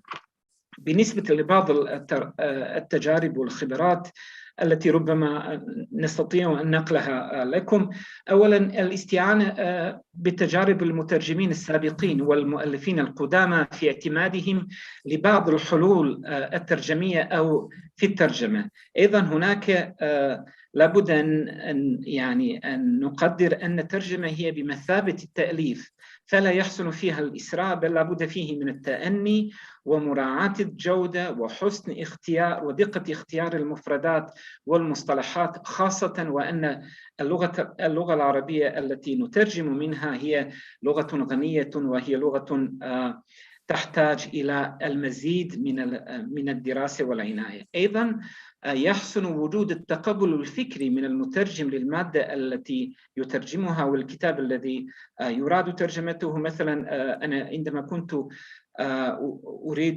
ترجمة كتاب الإمام الغزالي بين مادحيه وناقدين لدكتور القرضاوي، قرأته وأعجبت به جدا، فقلت لنفسي أن هذا هو المادة التي لا بد أن أنقلها لأبناء جلدتي. أيضا هناك عند الترجمة الجماعية لا بد من اتفاق مسبق بين المشاركين في الترجمة على مبادئ معينة وخطوط عريضة تسهل عملية الترجمة وتدفع خطر عدم التوافق بين المترجمين، وخاصة هذا يظهر جليا في المصطلحات، في استخدام المصطلحات، وأيضا عندنا في لغتنا عند طريقة كتابة الأسماء، وهذا ما قمنا نحن به في كلية التربية الإسلامية هنا في بيهاتش. وأيضا يحسن تقديم الكتاب بعد الفراغ من ترجمته إلى المختصين في ذلك العلم، سواء كانوا يعرفون اللغة التي ترجم الكتاب منها أم لا، حتى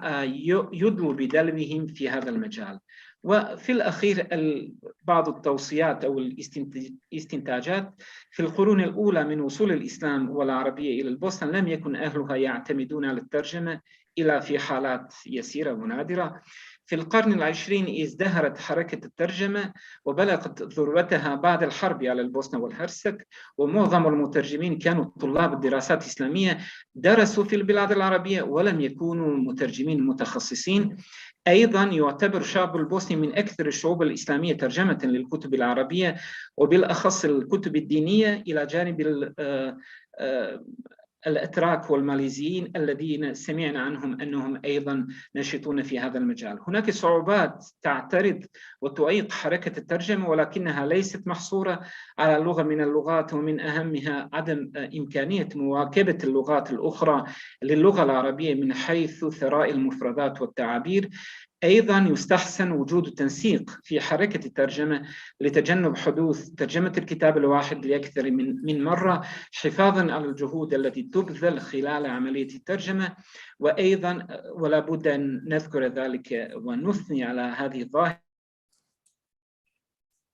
في البلاد العربية وهنا في بلدنا، التي تقدم الجوائز إلى المترجمين وإلى الكتب المترجمة، منها جائزة الشيخ حمد للترجمة والتفاهم الدولي. وهذا باختصار ما أردنا أن نقوله في هذا العرض. لكم مني جزيل الشكر على حسن استماعكم والفرصة بتقديم هذه الأفكار، وشكرا. ولك منا جزيل الشكر بروفيسور خير الدين على ما قدمته في هذه الورقة. ومن المؤكد أن ما جاء في ورقتك وقبل هذا حتى في ورقة بروفيسور أولينا، خاصة ما له صلة بالصعوبات العلمية الخاصة باللغة العربية، من المؤكد أننا سنستفيد منه، وأنه سيتم تثبيته دكتور علي في التقرير النهائي للمؤتمر. لابد ليكون هذا التقرير بمثابة مرجع يمكن الاعتماد عليه في دراسة إشكاليات الترجمة من العربية وإليها، وفي العمل من أجل تصور حلول لمثل هذه الإشكاليات. أشرت في غضون مداخلتك إلى نقطة مهمة، هي وجوب التنسيق بين كل من يشتغلون في مجال الترجمة من العربية وإليها، وهو بالفعل موضوع مهم، وهو الموضوع الذي سأتحدث في شأنه في مداخلتي غدا في الجلسة السادسة. شكرا جزيلا مرة أخرى. ونذهب الآن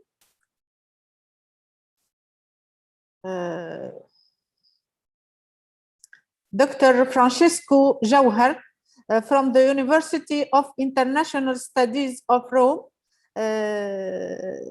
Dr. Francisco, are you here?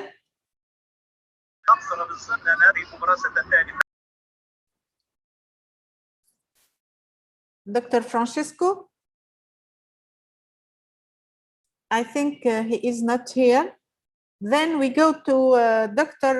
Persa Komotsi from the Center of Greek and Arabic Literature and Culture from Greece.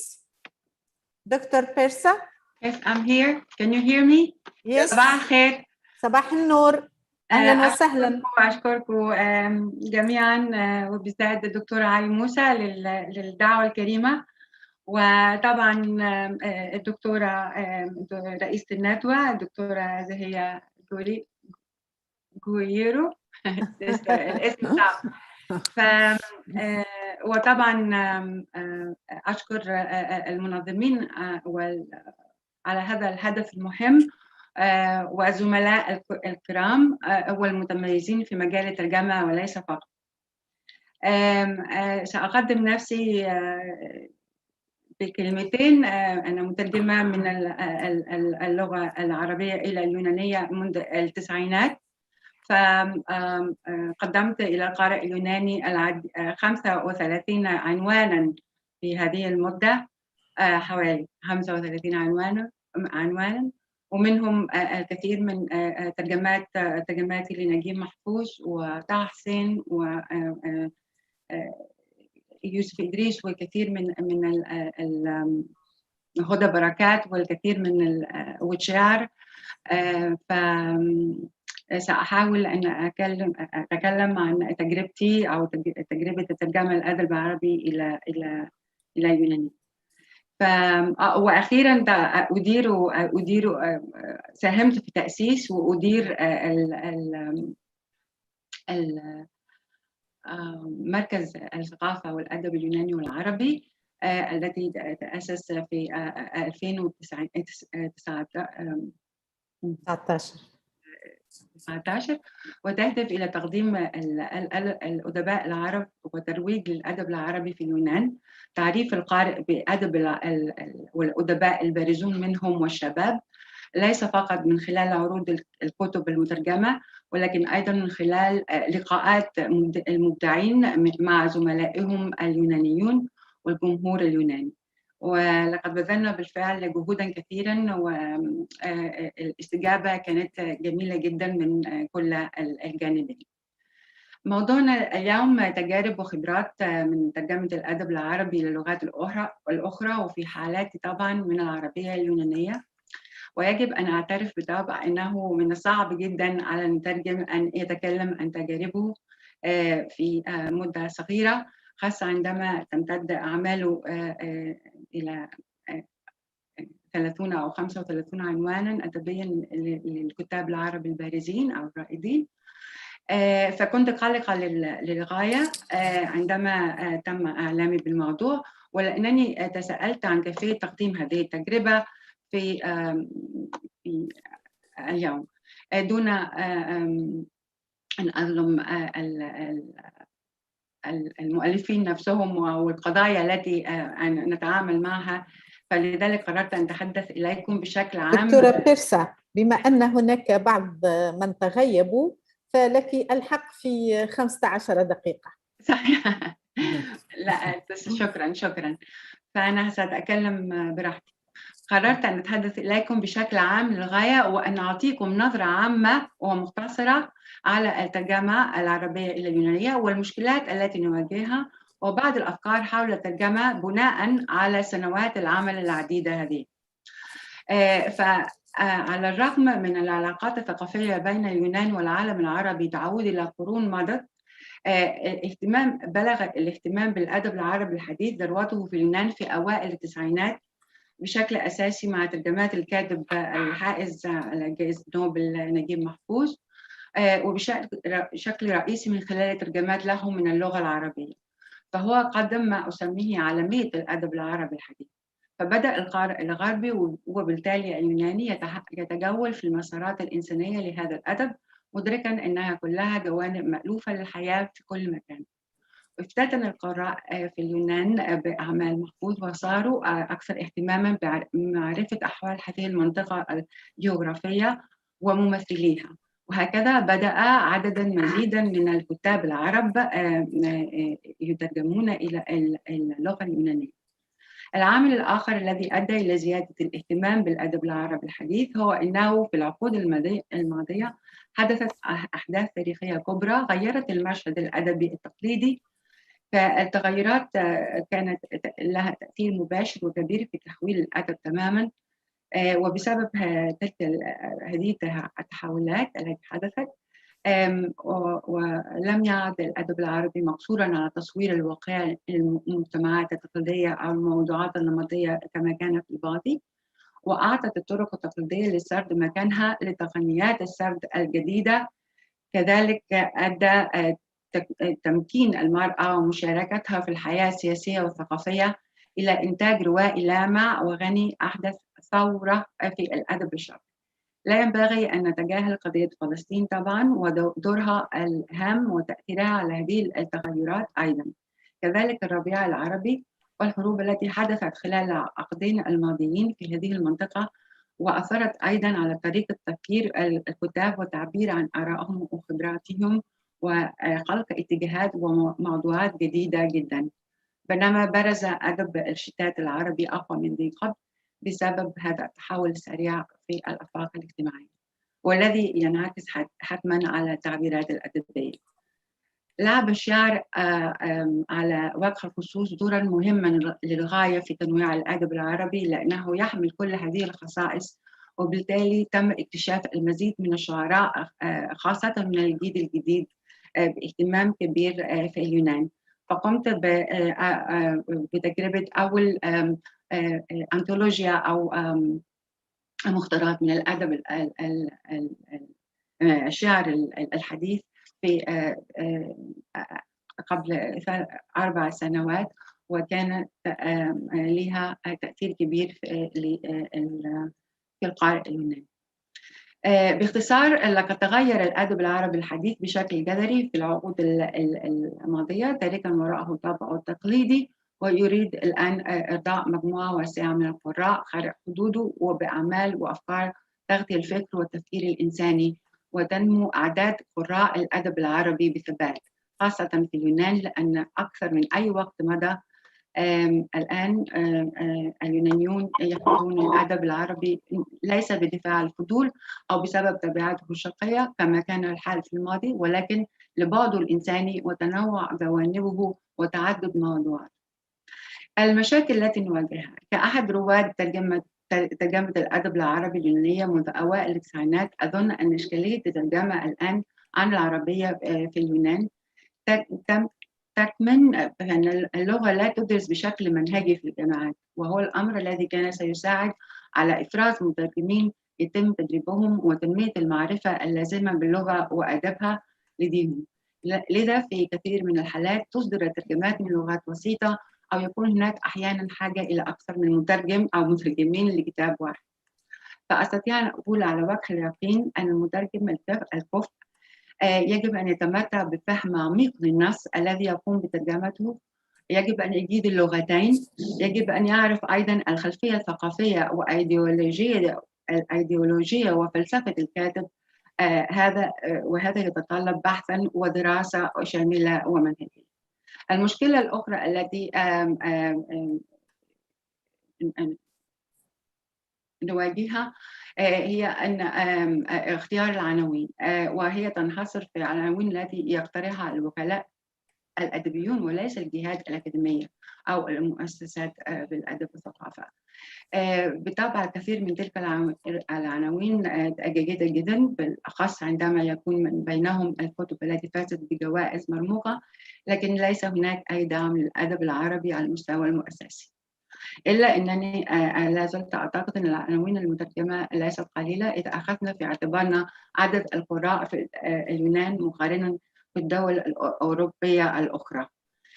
كما لا يجب علينا أن نغفل الحقيقة أن القارئ اليوناني من المحبين والمعجبين من الأدب العربي والثقافة العربية، وهو يستحق أن يحظي بنظرة أوسع ومعرفة أكبر بالأدب والثقافة العربية. كما قلت، بالنسبة لخبراتي الشخصية في ترجمة العربية اليونانية، فقد كرست أكثر من 25 عاماً لترجمة الأدب العربي وترويج له من خلال ليس فقط الترجمات، ولكن من خلال مقالات التي أكتبها في المجلات الأدبية. وطبعاً لأن الترجمة لا تكفي، يجب أن يلعب المترجم دور الوسيط، يجب أن يعلم القراء ويعطيهم معلومات عن عمل المترجم، وهذه خطوة مهمة في ترويج الأدب بالنسبة لي.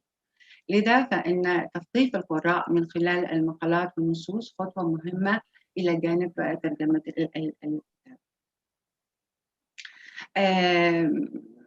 خصوصا لأن الأدب العربي الحديث لا يتم من خلال الجهات الرسمية على نطاق واسع في اليونان.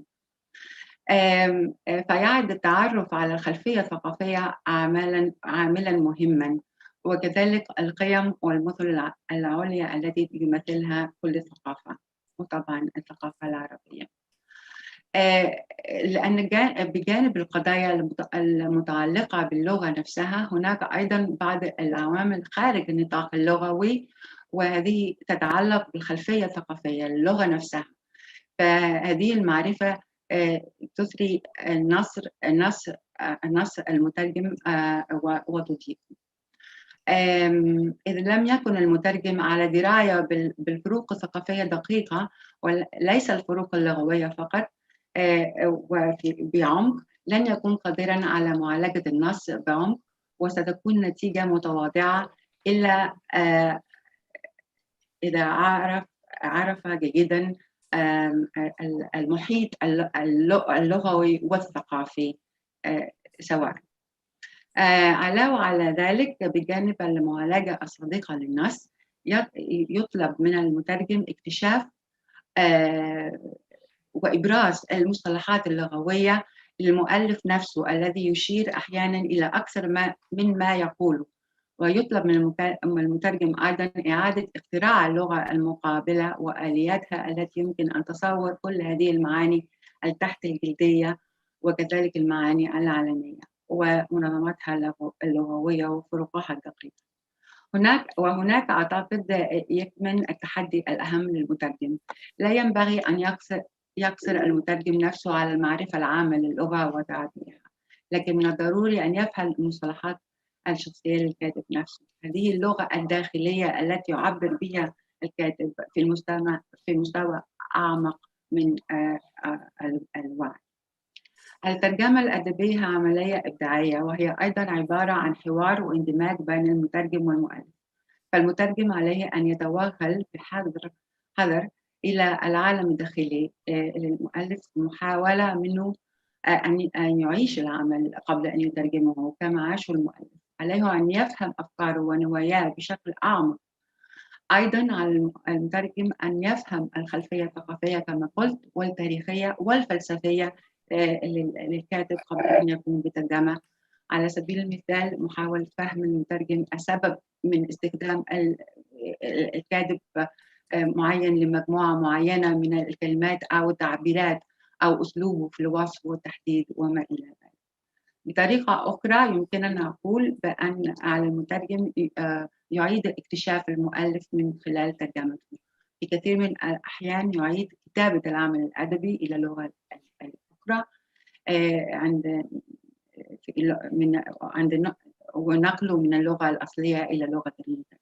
وهذا معناه أن العلاقة ليست مجرد علاقة ترجمة وحسب، ولكنها علاقة أعمق من ذلك. من الممكن أن نقول أن هي عملية تبادل أدوار وهوية بين الكاتب والمترجم. فعندما يغوص المترجم في عالم كاتب آخر، لا يتطلب الأمر معرفة خاصة بعالم الكاتب الآخر أو بشخصه أو بأفكاره وفلسفته فحسب، بل يتطلب أيضا ارتباط خاص بينهم. فإن المترجم برأيي هو على الأقل يجب أن يكون أقرب شخص لفكر وروح الكاتب الذي يترجم عنه. كل ترجمة هي تفسير للمعاني وتكييف لغوي بقواعد أخرى. بكلمات تعد هذه مرآة للأصل أو الكتاب الأصلي أو النص الأصلي.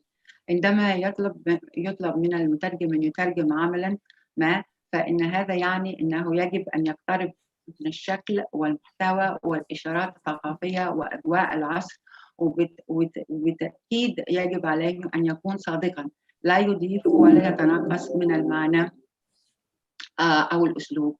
يجب أن يترجم كل عناصر وملامح الكاتب وخصائصه وأفكاره وثوابته دون أي تحوير. ومن أجل أن ينجح في هذا لابد أن يفهم روح الكاتب وفلسفته تماما، وأن يدرك أعماق روح كتابته وبيئته وأرضيته الثقافية التي يخلق من خلالها العمل الأصلي. وهذا يحدث عن طريق الدراسة المستمرة ليس فقط للكاتب نفسه، ولكن عصره وثقافته وتخصص في أدب أو في كتاباته. بشكل أساسي يستلزم على المترجم أن يحب الكاتب الذي يترجمه ويتعمق بشكل دائم في أيديولوجيته وأفكاره.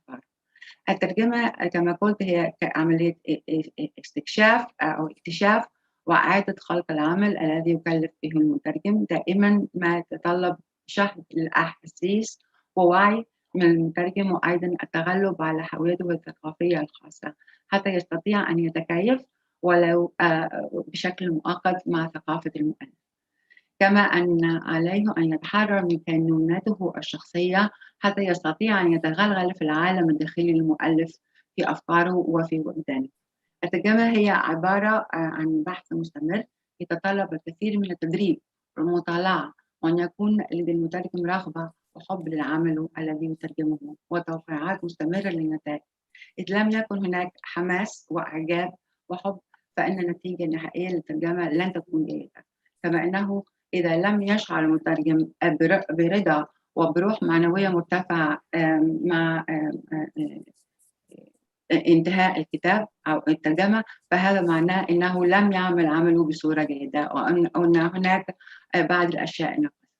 أصبحت الحاجة إلى الحوار والفهم والتواصل بشكل عام، وبشكل عام الانفتاح على الآخر أكثر إلحاحا من أي وقت مضى. وأعتقد اعتقادا راسخا أن المترجمين أو الترجمة تبني جسرا قويا بين الشعوب وثقافتها، وهي أداة مهمة في التقرب بين الثقافات وفهم أعماق الآخر لتراثه الثقافي. فهذه هي ملاحظاتي أو بعض الأفكار التي حضرتها على الترجمة العربية. وطبعا كما قلت من خلال المركز الأدب والثقافة اليوناني والعربي الذي شاركت في تأسيسه وأديره منذ سبتمبر السنة الماضية، فعلا لتقارب الثقافتين واللغتين وتطوير طرق جديدة للتواصل ومعرفة أعمق بالثقافة والأدب العربي الحديث. أردت أيضا أن أوضح نقاط التماثل والتقارب بين الثقافتين من خلال أهم وسائل التعبير، وهما في رأيي الشعر والأدب طبعا بجانب الفنون الأخرى. وقد أبرزت الأحداث التي قدمناها حتى الآن مدى التماثل بين الثقافات، وهذا شيء رائع. أشكركم كثيرا من أعماق قلبي لهذه الفرصة الجميلة لأتكلم عن تجربتي وعن تجربة الترجمة العربية في اليونان التي تحب العالم العربي، وسأحاول أن أنا أمشي في هذا الطريق كما. شكرا لك أستاذة نورسة. يعني تقاليد الترجمة من اليونانية إلى العربية تقاليد راسخة. ربما كانت الترجمة من اليونانية من أول ما اشتغل عليه العرب منذ ما يناهز 13 قرنا، فعلاقاتنا الثقافية راسخة في التاريخ. في الحقيقة أنا أخذت من مداخلتك فكرتين رئيسيتين أردت الوقوف عندها. الفكرة الأولى عندما قلت إن الترجمة هي عملية تبادل أدوار وهوية بين المترجم والكاتب. فعلا عندما يقع مثل هذا التبادل ستصبح الترجمة أسهل، ستكون الترجمة عندما يضع المترجم نفسه محل المؤلف يسهل على نفسه كثيرا الترجمة. الفكرة الثانية عندما استعملت استعارة المرآة، واستعارة المرآة في الحديث عن الترجمة هي استعارة رائجة. فالمتداول أن الترجمة هي أن ترى نفسك في مرآة غيرك، وأن ترى غيرك في مرآة نفسك. ومن المؤكد أن هذه العلاقة المرئوية إذا شئنا هي العلاقة القادرة على توثيق الصلة بين الثقافات وبين الشعوب، وخاصة على رفع كثير من فرض من حالات سوء التفهم الناتجة عن سوء المعرفة. أن نتعرف إلى بعضنا يعني أن نيسر إمكانيات التفاهم والتبادل فيما بيننا. لذلك كانت الترجمة دائما قناة من قنوات التفاهم والتقارب بين الشعوب. شكرا لك. نمر الآن إلى مداخلة البروفيسور دراغانا جوردوفيتش from the University of Belgrade from Serbia. Dr. Dragana, you are here. Are you here, Dr. Dragana? I think that she is not here. Then we go to Professor Dr. Carmen Valero Garces from the Faculty of Philosophy and Letters from the Department of Modern Philology from the University of القلعة على ما أعتقد. Are you here, Dr. Carmen? Yes, I'm here. مرحبا. السلام عليكم. Hello. Well, hello. I know my presentation will be in English. Okay. Yeah, and if I can share the screen, yes, I will see if I can do that.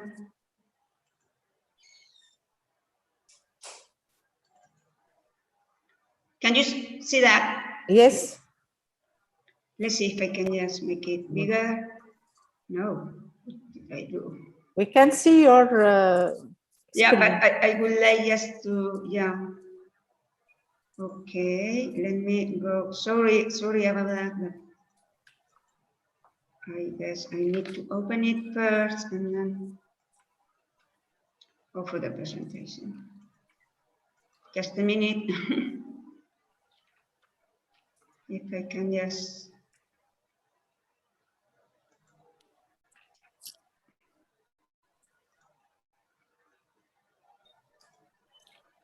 Oh, no, I just say, can you? No, maybe not. No.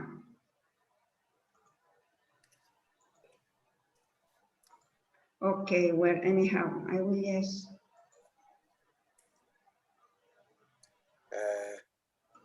From the beginning, you are sharing the screen from the beginning. Yeah, now you are sharing. Big one, but okay, well, doesn't matter. I don't know how to. Okay, well, just briefly. Well, my name is Carmen Valero. I'm from the University of Alcalá in Madrid. Alcalá is a city very close to Madrid. It's UNESCO heritage. So, well, we share yes, tradition with innovation. So today, basically, what I want to do is just to introduce our program on translation and interpreting as a way to internationalize, you know, and cooperate with other institutions, companies, whatever. So basically here, can you, I don't know how I can, yeah.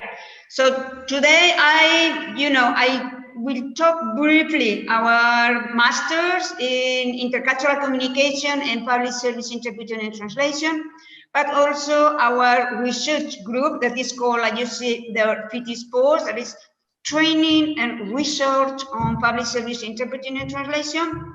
We also have an international journal, multilingual and multicultural journal, and an association that put together professionals, trainers, and students that is called AFITIPS.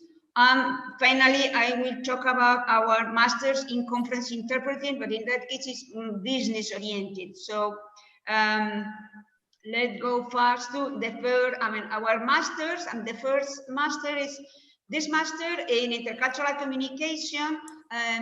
You know, we know that we are in this technological time, but we also see that we cannot just forget the human side, I mean, of our society. So this masters, it's we are connected with the European Commission because we are part of the European Masters in Translation since 2009. And when this is a multicultural and multilingual master, basically here you have, I mean, right now, those are the language combinations we are teaching. They are just independent. I mean, they are language specific. The students are just separated, the Arabic, Chinese, English, French, and Russian. And even though, I mean, they receive the training, the Arabic and Spanish, it's just Arabic and Spanish, and then, but they also have some modules that all these students, because usually we have every year more than 100 students from the different combinations. So you see the minimum of students allow just to have this, the group, it's 5, but the maximum is 20. So we don't usually get to 20 because we always try to keep between 10 and 12 in the different combinations. So let me go. We are, as I say, I mean, what we are, the methodology we use is always to what we call cross-fertilization. I mean, putting together training on-site and online, plus practice and research. So this, if you see the curriculum for these masters, you see that we talk about modules, you know, it's language specific. So in the case of Arabic and Spanish, they are just together, the students. The first, these 3 first modules are training in class or outside, I mean, on-site, because we see that right now, I mean, we are always introducing distance learning and new modalities of teaching and training. And we also combine, you see, interpreting and translation. We are not just focused on translation, not just in interpreting, because what we see that most of the students, or what the society requires, especially in public services, are professionals that they can just do translation and interpreting. So that's why we teach translation and interpreting. Then once they have received this training, then they go into the intensive of the practice. And in that case, the students, they just go to institutions or sometimes companies, NGOs, associations, to just complete their intensives. And this is done through an agreement signed between the university and the institution or the company, whatever. I mean, this is something that is institutionalized. There must be this agreement signed before that. And once the students, because this is a way of the students to connect with the society, with the reality. And once the students, they have completed the intensive, they go, they complete the last module, which is the research module, we call the master's degree project. That is basically a research project. So you see, I would like to concentrate on research, but first in this screen, you see, I mean, how this is just an example of from last year. I think all the nationalities, the students' nationalities are in this program. So we usually have more than 15 or 20 different nationalities. They come, you see, for this country. So this is really multilingual and multicultural. And the students, usually they come from their countries. Some of them are from Spain, they're living in Spain too. But other times they come from other countries, and once they have completed the training, they just go back to their countries too. So I think this is a way of internationalizing, really. So you see, just to show that in the case of Arabic, we have been teaching Arabic Spanish since 2005. So we have had more than 100 students too. And you know, the only say main requirement is that the student must be fluent in Arabic and Spanish. The requirement is C1 level of language according to the European framework of languages. so C1, but you see, they come from different degrees or backgrounds. So sometimes we have students from Spanish philology, of course, but also from law, tourism, science, political science, engineering, art. So the only requirement is that they have a degree on good knowledge of Arabic and Spanish. And then you see here have some nationalities, but of course we get more, and also from, as I said, from Spain, from France, from UK, that they have this Arabic background. Well, just talking briefly about research, that for us is one of the main elements, because this is at the end of their training. So you see here the two main objectives. Obviously, this research, because the master thesis must be empirical, it has to contain empirical research. So usually, considering that the students, they come from their countries, the tendency is just from the students, because they can choose the topic. So they basically, what they do, they like to compare what they have in their country, what some of the training they have received, or just applying what they have learned in translation or interpreting. So there are many contrastive and comparative studies that really help us just to know each other as the basis of multilingualism, in a multicultural, just at least to create a society that all of us can get together, be together. So here you have they integrate, because they had just completed their intensive, so they have some knowledge about the Spanish society or whatever. I mean, because they can also complete their intensives in their countries if there is an agreement signed with the university.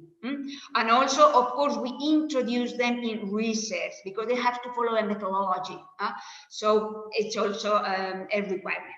So you see, for the tutors, obviously this is interesting for us as the trainers and tutors, because we know that it's also an opportunity for us to know the country, the students, and their what they really want for the future.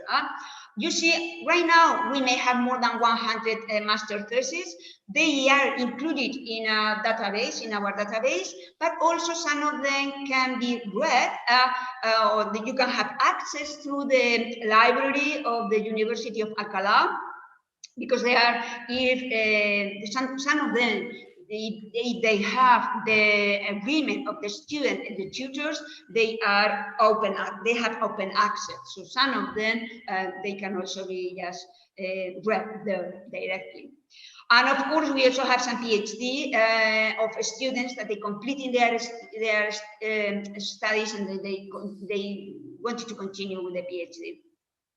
So here you have, just briefly, just to have an idea. I mean, the students can choose the topic, but you see here you have an example of basically how the main groups of fields of interest for the students. So basically, I mean, many times we have PhDs or master theses connected with education and training, or healthcare, medicine, or legal aspects. And of course, there is an increasing interest in terminology and resources, and using just technology and using just these programs, electronic programs, and linguistic corporate linguistics, and all these new tools.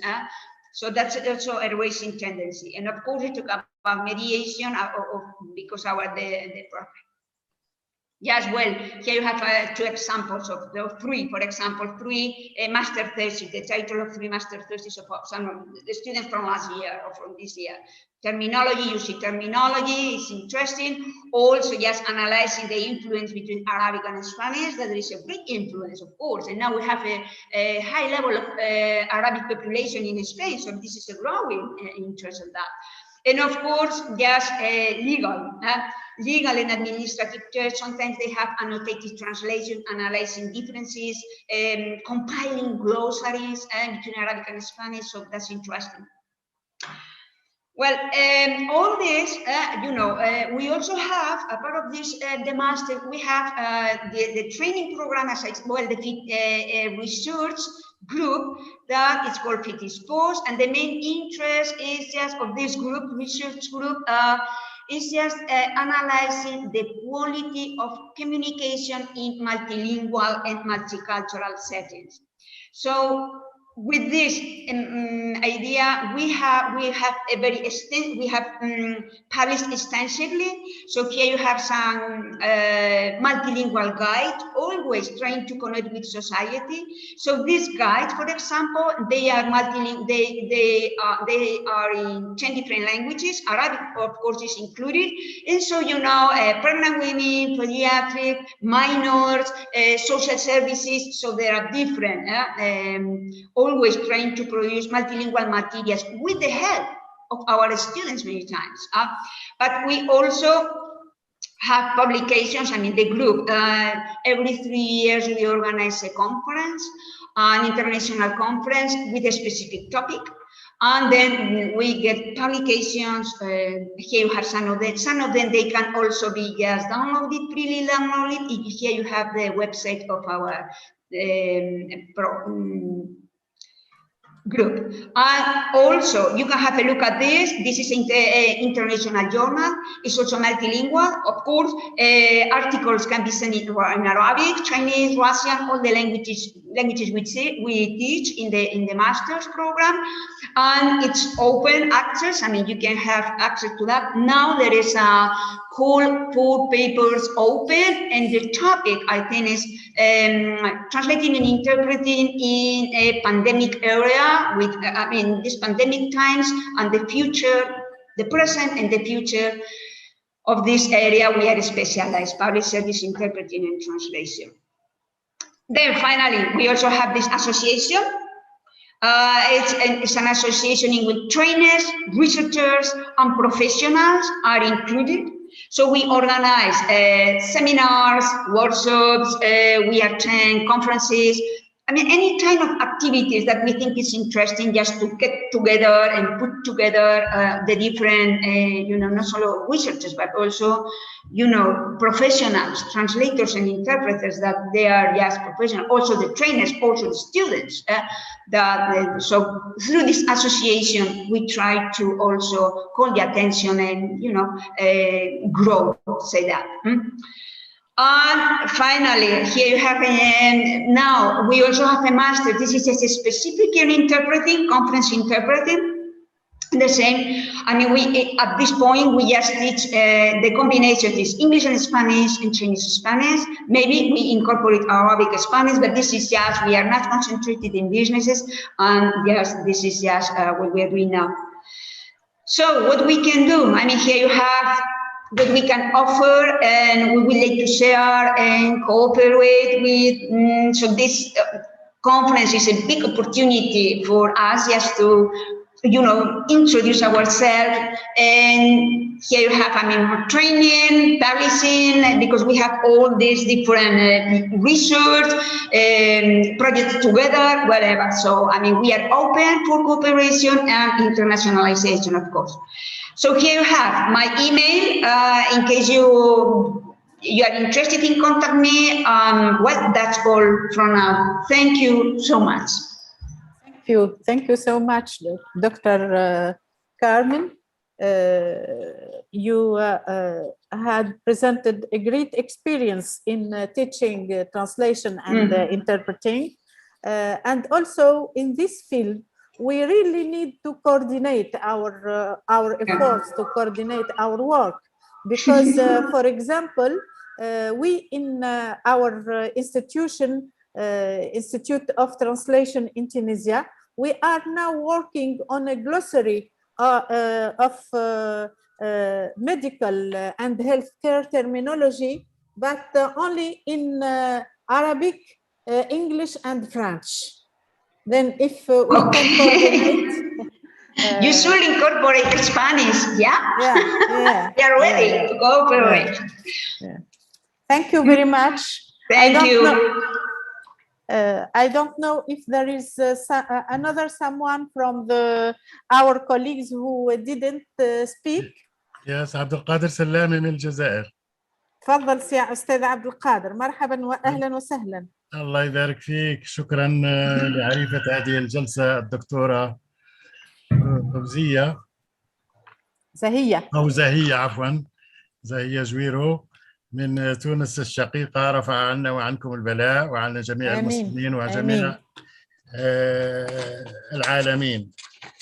في الحقيقة أنا سعيد جدا بأن أكون بين هؤلاء العلماء الجلة من جميع المعمورة، ولأقدم عملا مشتركا بيني وبين الدكتورة أمينة أحمد بالهاشمي من المركز الجامعي بالهضاب العليا بالجزائر، ومحدثكم الأستاذ الدكتور عبد القادر سلامي من جامعة تلمسان بالجزائر كذلك. وأضعكم مبدئيا في ضوء ما أنجزنا. فلئن كانت الأخلاق دكتور أعتقد أن الحين هو دخل في ندوة ثانية. أعتقد أنه أنا ظننت أنه سيعلق على بعض المداخلات. يعني الآن وقت التعليقات. يبدو دكتور عبد القادر أنك داخل في الندوة الثالثة رقم 3. السيشن 3 الآن ستبدأ ويمكنك أن تقدم. ستبدأ الآن. نعم. إذا في مداخلات يا دكتورة لمدة 5 دقائق لا مانع. أوكي. إذا كان هناك مداخلات من السادة الحضور، دكتورة خلود تفضلي.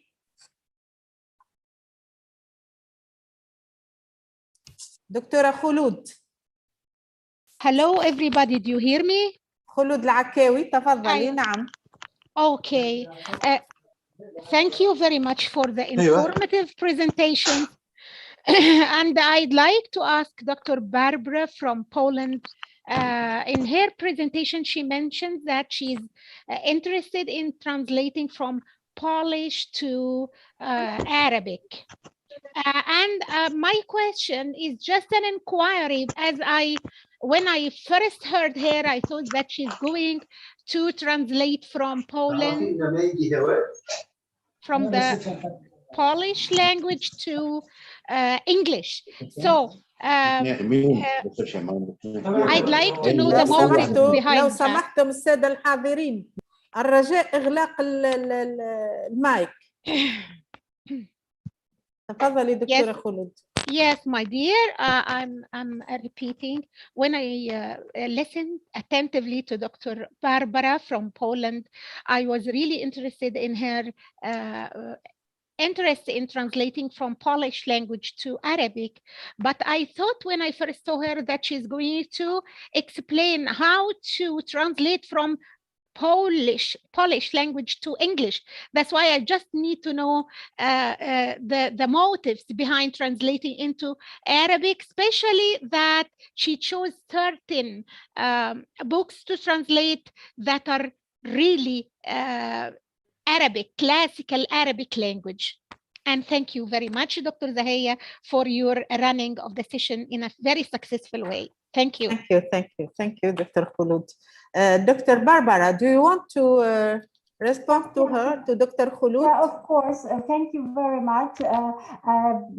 شكرا جزيلا. بصراحة أنا جهزت ورقي باللغة العربية في البداية، ولكن بعد الجلسة الأولى اكتشفت أن كل واحد يتحدث بالإنجليزي. يعني بالصورة ترجمت محاضرتي من اللغة العربية إلى اللغة الإنجليزية. ولكن معلش طبعا لا أنا كنت أقصد أن ترجمة من اللغة العربية إلى اللغة البولندية، وأنا قدمت أكبر مترجمين بولنديين، ولكن في البداية قلت بعض النماذج لمترجمين أو من مناقشة في حركة ترجمة أيضا من لغات مثلا بولندية إلى اللغة الإنجليزية، لأن هناك المترجم ما يحتاج أن يترجم ثقافة. وبالنسبة لترجمة من لغة أي لغة شرقية إلى اللغة البولندية، فالمترجم أيضا لابد عليه أن يقدم ترجمة مع ملاحظات أو تقديم وصورة عن معلومات أو مثلا معقولات، أو يعني كما ذكرت أيضا كلمات من لهجات عربية موجودة في النص الأصلي. فعموما مثلا لترجمة الشعر العربي ذكرت بروفيسور دانيتسكي، وهو مثلا خلال ترجمة قصائد عربية في مقدمة تقريبا 100 صفحة صور لنا مشاكل، وأيضا أتى لنا صورة وبانوراما لحركة أدبية مثلا لبلدان عربية، واختار طبعا قصائد منهم. أو بروفيسورة كريستينا سكارجينسكا-بوخينسكا هي أيضا عندها مجموعة أو ديوان شعر معاصر من مترجم طبعا من اللغة العربية إلى اللغة بولندية. فهذا ما كنت أقصد أنا. وأيضا ذكرت عن بروفيسور بيلافسكي، هو كان أكبر شخصية بالنسبة لعلوم إسلامية، فترجم مثلا القرآن الكريم، وأيضا ألف مقدمة كبيرة عن دين إسلام بعنوان دين إسلام دين دولة وقانون وهكذا. شكرا. Thank you very much. نعم. أستاذة زهية تفضل. نعم، يعني أنا سأراعي الترتيب. فالكلمة الآن الدكتور أسامة منير إبراهيم. مساء الخير، شكرا لرئيسة الجلسة مرة ثانية. مرحبا. هل تسمعونني بشكل جيد؟ نسمعكم. تفضل. لا، عندي سؤال ومداخلة يعني سريعة جدا.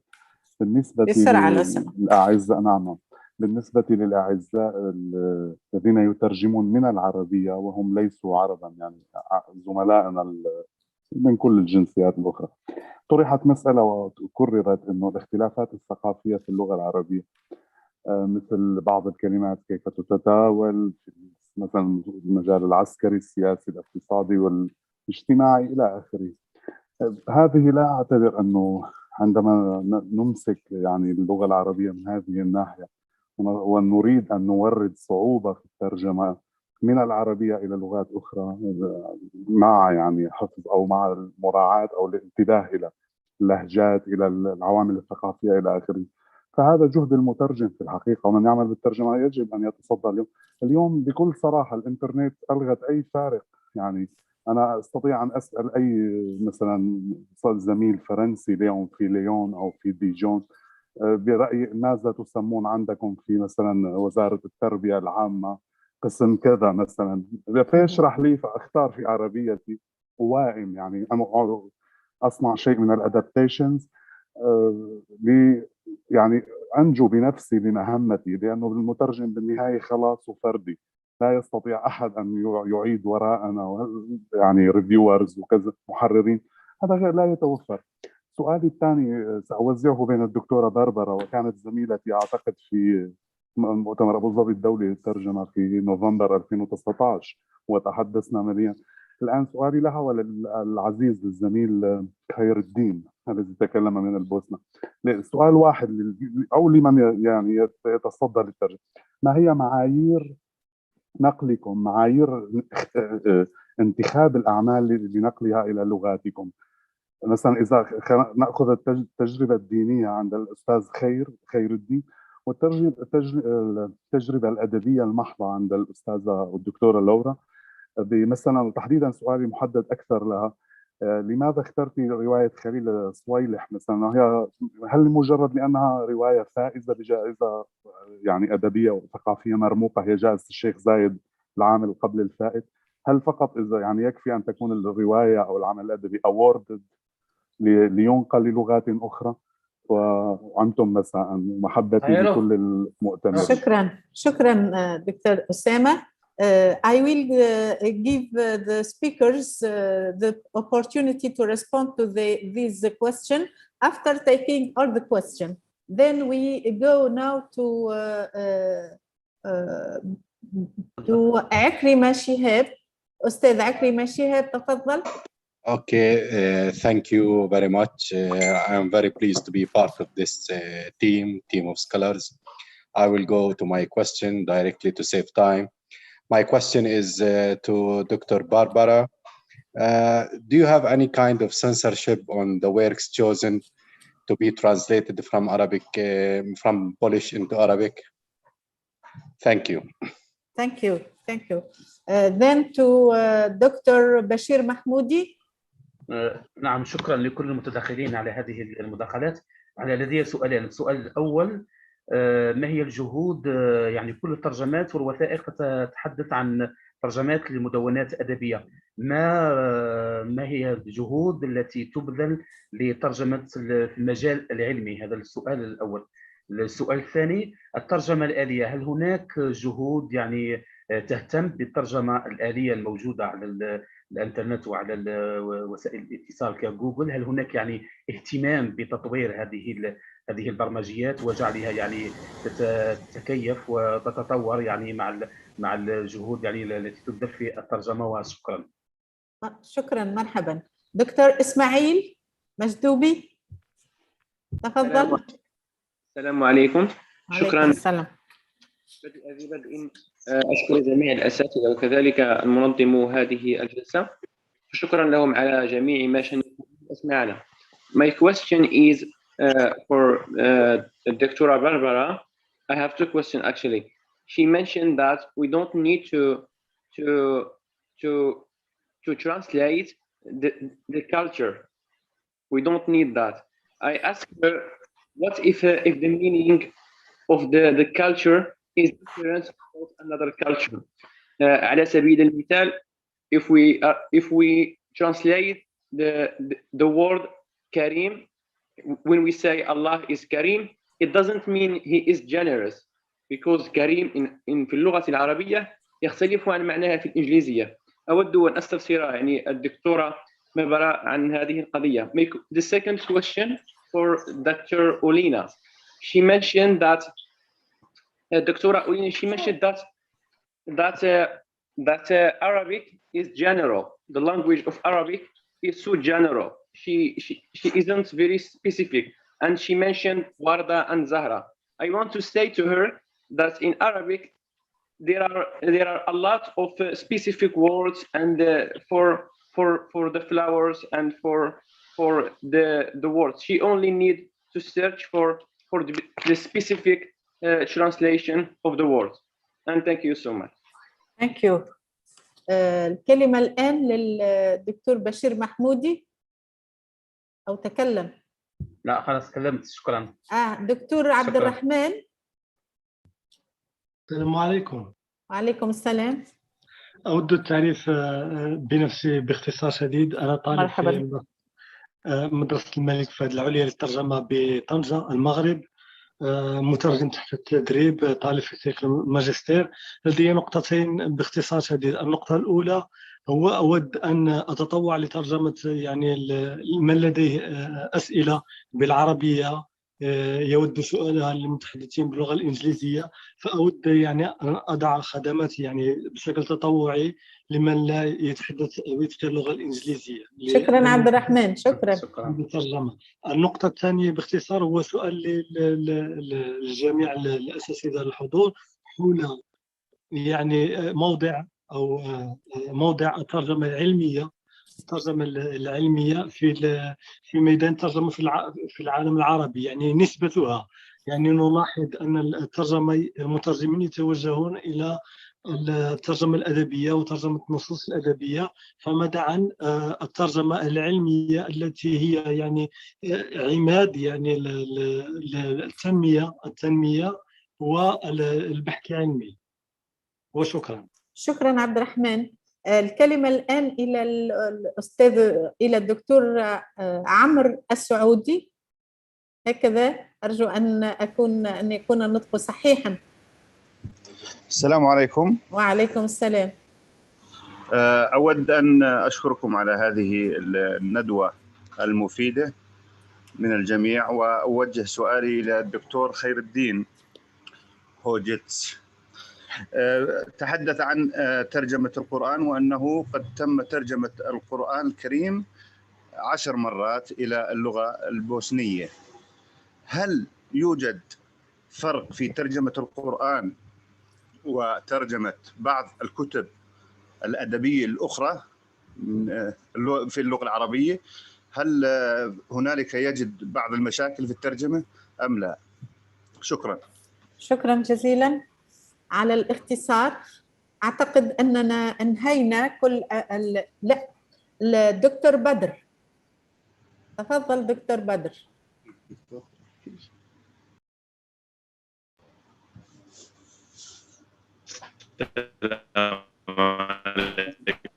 الصوت غير واضح دكتور لو سمحت. أنا دكتورة، سؤالي الآن واضح. نعم. أنا لست دكتورا، أنا لست دكتورا. سؤالي هنا قراءة عربي إسلامي بالبوسنة لا بأس به، هل يقومون بترجمة فقط المطبوع أم يقومون أيضا بمحاولة ترجمة المخطوط؟ وكيف يتعاملون مع الصعوبات التي أشار إليها بالعربي؟ هل السؤال واضح؟ نعم. شكرا. الآن أستاذ فيصل. السلام عليكم ورحمة الله. وعليكم السلام ورحمة الله وبركاته. تفضل. سعادة الرئيس عبد الله موسى، الدكتور موسى وأساتذة والزملاء، أهلا ومرحبا من إندونيسيا. فيصل مبارك. وأود أن أرحب ويعني فأقدم سؤالي أستاذة دكتورة بربارة مشخالة. أهلا أستاذة بربارة. قد شفنا في إندونيسيا قبل سنوات، يعني زرت إندونيسيا. فأود أن أقدم فيما تتعلق بالترجمة، يعني حيث الخلافات بالثقافات، يعني في تأثير الثقافة في ترجمة النصوص، إما من لغة يعني من اللغة العربية إلى لغة أخرى، أو من لغة أخرى إلى اللغة العربية. يعني فأود أن أقدم ما هي يعني التحديات التي تواجه يعني في ترجمة النصوص يعني بين اللغتين مثلا. يعني ونحن مثلا في إندونيسيا طبعا نواجه كثير من المشكلات في ترجمة النصوص، إما من اللغة العربية حتى إلى اللغة الأم. شكرا لك. فقط نكتفي. شكرا أستاذ فيصل. أعتقد هناك كنت أرى دكتورة رباب. تفضلي دكتورة رباب. آخر سؤال يا دكتورة. آخر سؤال. تفضلي دكتورة رباب.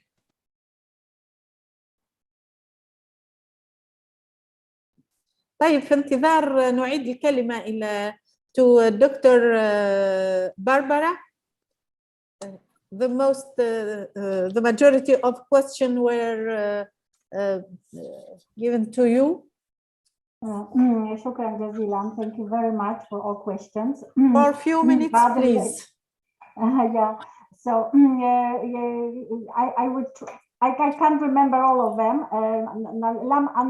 لم أتذكر الآن كلهم سويا، ولكن أحاول أن أتحدث بشكل عام. أولا سألوني عن censorship in Poland. لا، ما عندنا censorship. فنحن نترجم بطلب الناشر.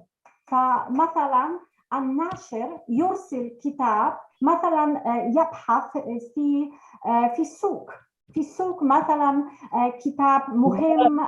يدخل المؤتمر مستمر. شارك لو سمحت. واصلي. نعم. فبصراحة مثلا ناشر بعد مثلا بوكر في مثلا روايات فائزة في بوكر، في جائزة بوكر. فمثلا الناشر يريد أن يعني ينشر هذا الكتاب، بهذا السبب يطلب من مترجم هذا أو ثاني موجود في بولندا لترجمة هذا الكتاب. هذا كل شيء. ما عندنا أي censorship، وعندنا حركة طبعا بالنسبة لأوروبا الغربية ضعيفة جدا من اللغة العربية مهما بدأت على الأقل. فما عندنا ترجمات كثيرة، ولكن على الأقل بدأت حركة، وممكن الآن عندنا حوالي 100 روايات وقصص قصيرة ونماذج من الشعر العربي موجود في بولندا. أيضا بالنسبة لحركة ترجمة أدبية وعلمية، طبعا عندنا عموما حركة أدبية، للأسف ما عندنا حركة ترجمة حركة علمية نهائيا. وأخيرا بالنسبة لهذه الترجمة الثقافة، هذا يعني يحتاج يعني حديث طويل جدا، لأن هذا مسألة صعبة جدا. صحيح.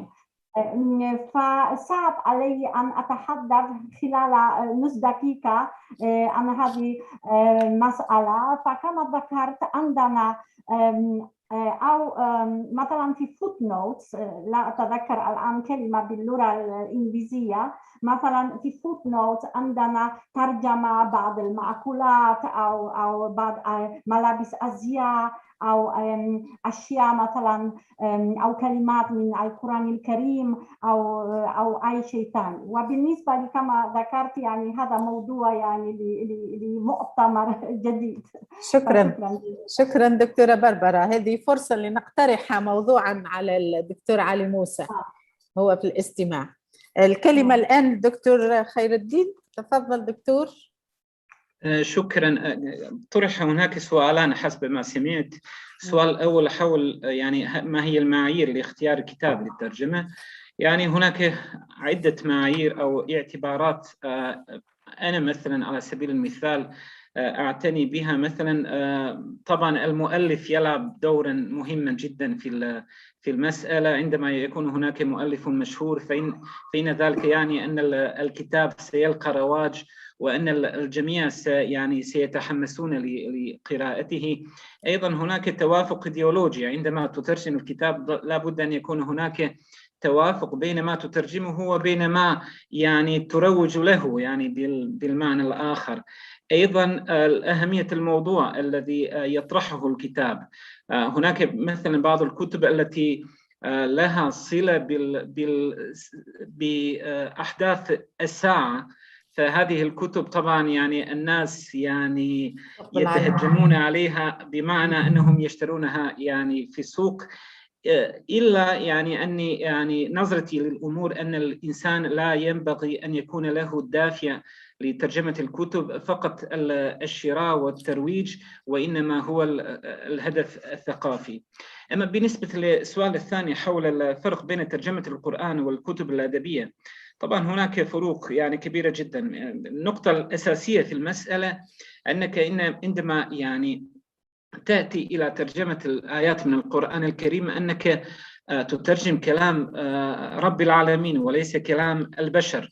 وأيضا في الصحف يعني والمجلات الناس يتناولون هذه الترجمة تناول النقد، يعني يبحثون في كل صغيرة وكبيرة. وطبعا هناك أنواع من يعني كيف يقول تناول كلام الله. يعني هناك أنواع من الترجمة، هناك ترجمة لغوية، هناك ترجمة حرفية، هناك يعني كثير من الأشياء التي لا بد أن النظر فيها، مثلا مراجعة التفاسير وآراء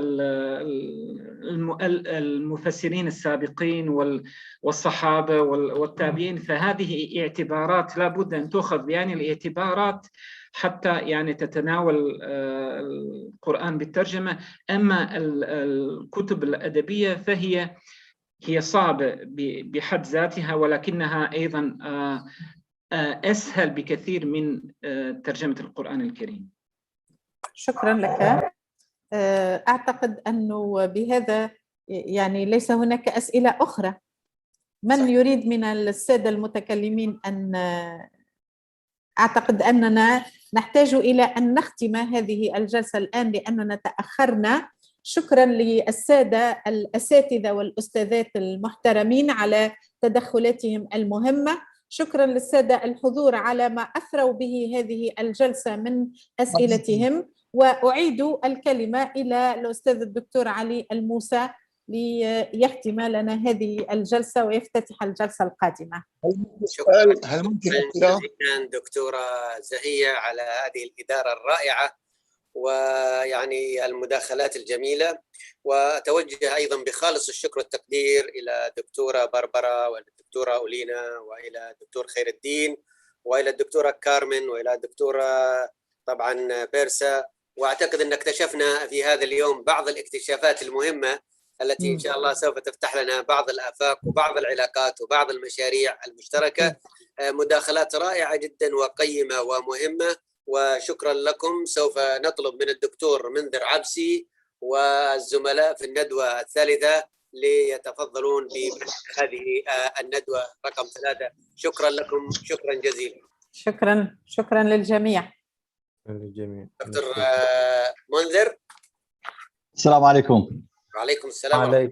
تفضل. اهلا وسهلا بك دكتور منذر العبسي. الحقيقه له تاريخ طويل وعلاقه صداقه وفي كثير من الكليات والجامعات، واليوم هو يشاركنا من حلب من سوريا، فاهلا وسهلا. تفضل. أشكرك. السلام عليكم ورحمة الله وبركاته جميعا. لا أعرف إن كنت سأتحدث في الإنجليزية أم العربية، على كلا اللغتين جاهزتين.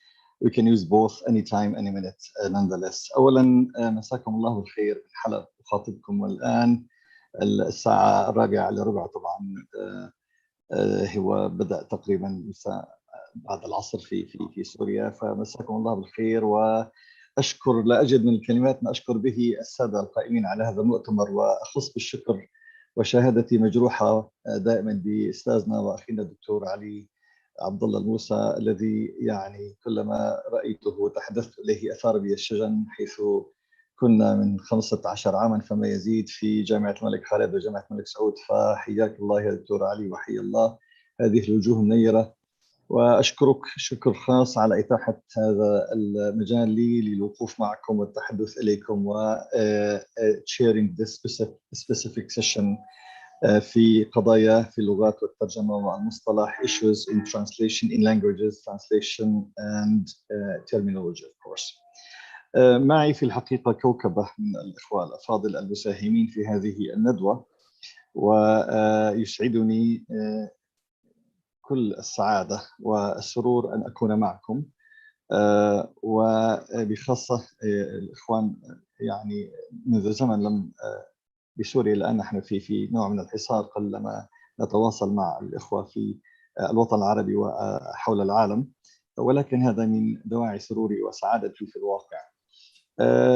قضايا في اللغات والترجمة والمصطلح حديث له شجون كبيرة سيتحفنا بهذه الشجون إخواننا وأحبابنا بدكتور عبد القادر ميلود سلامي، دكتور أبو بكر محمد عثمان، الأستاذ سالف فاكو CDB، الدكتورة دانا أديب حافظ عوض، والدكتورة أمينة محمد الهاشمي، الدكتورة نوارة محمد عقيلة، الدكتور بوجمع محمد وعلي، وكذلك الأستاذ إسماعيل يلمز.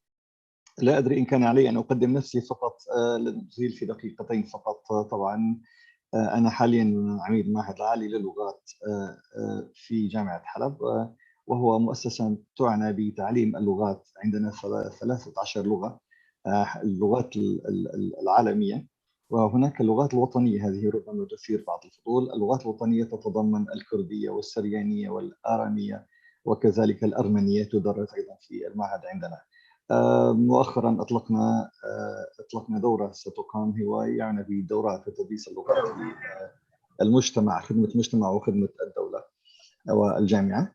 في اللغة الصينية حتى الآن عندنا لغة صينية، وكذلك اليابانية تدرس في هذا المعهد الطيب إن شاء الله.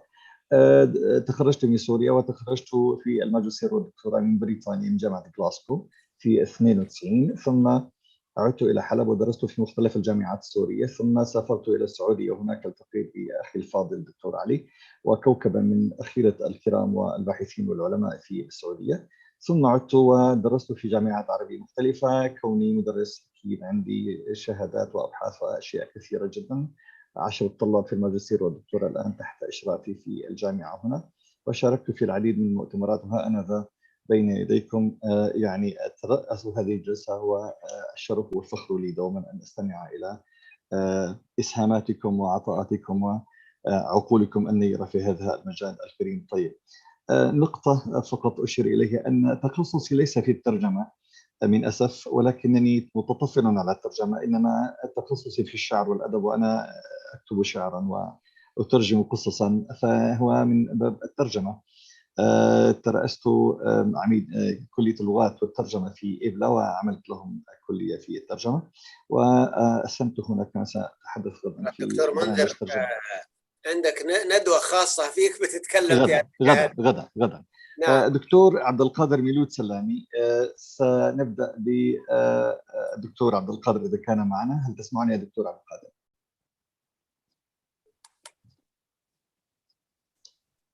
دكتور أستاذ عبد القادر، أستاذ دكتور عبد القادر ميلود سلامي من الجزائر. موجود ولكن لا يزال يعني يمكن لا يسمع الصوت. دكتور ميلود، دكتور عبد الخالق قادر. دكتور ميلود، هل تسمعنا؟ ايوه تفضل. أسمعكم. نعم تفضل. حياك الله، السلام عليكم. وعليكم السلام ورحمة والإكرام. شكرا لعريف هذه الجلسة. The microphone is yours. تفضل دكتور. الله يعطيك ألف عافية دكتور. مرحبا. حياك الله دكتور عيسى منذر عبسي المحترم، المحترم. شكرا. ولحلب شجون، فأنا خريج جامعة حلب سنة نعم. 1989. نعم. ماجستير في اللغويات بإشراف الدكتور كزارة.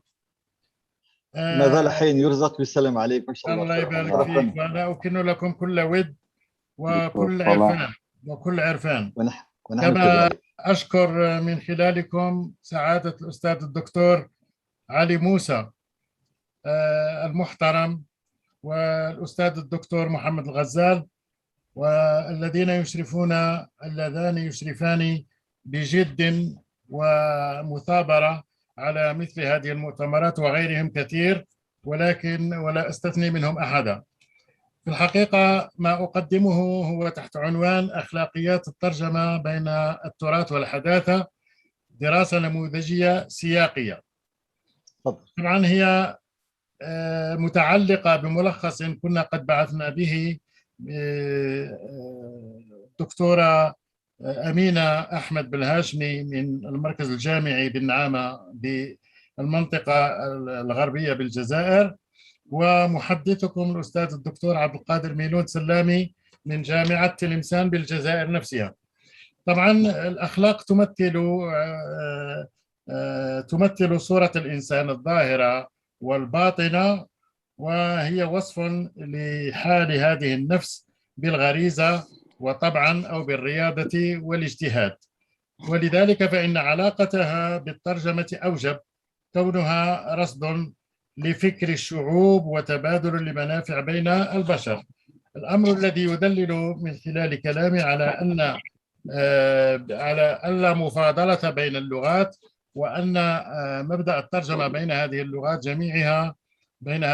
جميعها أكثر من واجب، غير أننا قد نصطدم مثل على النحو الذي ذكر بعض السابقين في مداخلاتهم بالنص القرآني، فنضطر إلى أن ندور أو أن نلف حول مضمون هذه الكلمة أو هذا المصطلح الذي استحال لأنه دخل السياق، هذا المصطلح القرآني، من حيث يتعذر على أكثر المترجمين مراسا أن يترجمه من وإلى لغة العرب، ذلك لأننا بصدد لغتين اشتقاقيتين مختلفتين، فلذلك هنا مجال للمقارنة وليس مجال للموازنة، لأن لكل لغة ضوابطها وأقيستها وطرق التحدث بها، ولها لواصقها ولها لواحقها، وهي تختلف من لغة إلى أخرى، ولا أدل على ذلك من اللغة العربية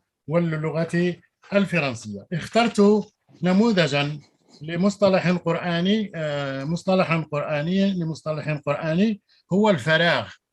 الفراغ ذكر عدة مرات متعديا ولازما وحالا في القرآن الكريم، ومنه قوله تعالى: وأصبح فؤاد أم موسى فارغا.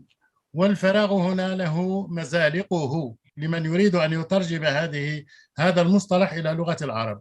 فإذا كان الأمر قد اختلف فيه في لغة العرب نفسها، بدءا بمجاز القرآن لأبي عبيدة الذي قال بشأن في مجازه: وأصبح فؤاد أم موسى فارغا من كل حزن مصداقا لقوله تعالى: ولولا أن ربطنا على قلبها. ولكن الفراء في معاني القرآن تجاوزه إلى رد عده ابن قتيبة في تفسير غريب القرآن وكذلك في تأويل مشكل القرآن إلى القول: وهذا من أعجب التفاسير، هل يعقل أن تضع أم وليدها في صندوق ثم ترمي به إلى اليم ليتلقفه عدو لها وعدو له؟ فهل يعقل أن لا يضطرب قلبها لهذا الأمر؟ ولذلك قال إن التوجيه الصحيح هو أن نجري كلمة فراغ مجرى ما يجري التضاد، على النحو الذي ارتآه أبو حاتم السجستاني في 3 كتب من الأضداد. فقال إن المقصود على النحو الذي انتهى إليه الفراء كذلك في معاني القرآن، حتى وإن ربط على قلب أم موسى على هذا النحو فهدأ الله روعها وطمأنها على مصيره، إلا أن قلبها لم يكن فارغا بالشكل الذي ارتضاه أبو عبيدة حينما قال إنه فارغ من كل ما يشغل الناس إلا من أمر ولدها. فهل كان قلبها فارغا أم كان مملوءا؟ إذن الفراغ في المعجم العربي ضد الملء، أما في هذا السياق القرآني فالمقصود به أنه كان فارغا من كل ما يشغل الحي من الناس إلا من أمر ولدها. فمعنى ذلك أنه لم يكن فراغا كليا ولم يكن ملئا كليا. ولذلك إذا ما قد يتعذر على من ينقل من لغة العرب هذا السياق أن يترجمه الترجمة التي أريد لها أن تكون بناء على تفسير قدمائنا ومنهم ابن قتيبة والفراء، وهذا ما يعضده في لغة العجم. فقد انتهى وورث مثلا، سأذكر هذا فقط من باب الاستئناس، فقد انتهى وورث مثلا وقد كان مفتشا وهو صاحب نظرية وهو تلميذ لإدوارد سابير، ولقد اشتغل وورث مفتشا في تأمين الحرائق قبل اشتغاله بعلم اللغويات، فأمكنه وفق تحريات قام بها حرص العمال في تعاملهم مع أنابيب الغاز الملأة في مقابل تراجع ذلك الحرص عند التعامل مع الأنابيب الفارغة، وهو تصرف في رأيه غير سليم، لأنك إذا أشعلت ثقابا في أنبوب مملوء فإن الغاز يشتعل على الفور، أما إذا أشعلت أنبوبة فارغة فإن الغاز المتبقى داخلها والمتبخر سينفجر بالعنف. لذلك تمكن وورث من أن يستنتج وجود شيء ما يحوم حول معنى كلمة فارغ، والتي حثت العمال على مثل هذه المبالات أو هذا الفعل الطائش. وأقول إذا أردنا أن نقوم بترجمة أي من المصطلحات العربية، وخاصة إذا كانت ممثلة لدين من الديانات وهو الدين الإسلامي، فلا بد أن يوكل أمرها إلى أصحاب الرسالات بل وإلى أصحاب الأخلاق. شكرا لكم صنيعكم واستماعكم وتجشمكم عناء الإنصات. محدثكم الأستاذ الدكتور عبد القادر سلامي من الجزائر، وأحسب أنني قدمت شيئا يليق بالمناقشة إن شاء الله. شكرا لكم. شكرا لك يا دكتور عبد القادر، حياك شكرا الله. دكتور. بل أسعدتنا وشرفنا أذنينا لهذا الحديث الذي أردنا أن يطول، بخاصة كم قرأت هذه الآية القرآنية ووقفت عندها الآن، أضفت إلى ما أحب أن أسمعه. بارك الله فيك، الله يجزاك الخير. بارك الله يبارك فيك دكتور. شكرا دكتور، شكرا. نتوجه الآن للسيدة الدكتورة أمينة أحمد بن هاشمي إذا كانت متوفرة معنا. قدمت بالنيابة عنها دكتور، فالمداخلة مشتركة. مداخلة مشتركة، حياك والله أنت وهي إن شاء الله. تحياتنا لك ولها بحول الله تعالى. حياك الله. طيب الآن دكتور أبو بكر محمد عثمان إن كان موجود، الله يبارك فيك. دكتور أبو بكر وعثمان.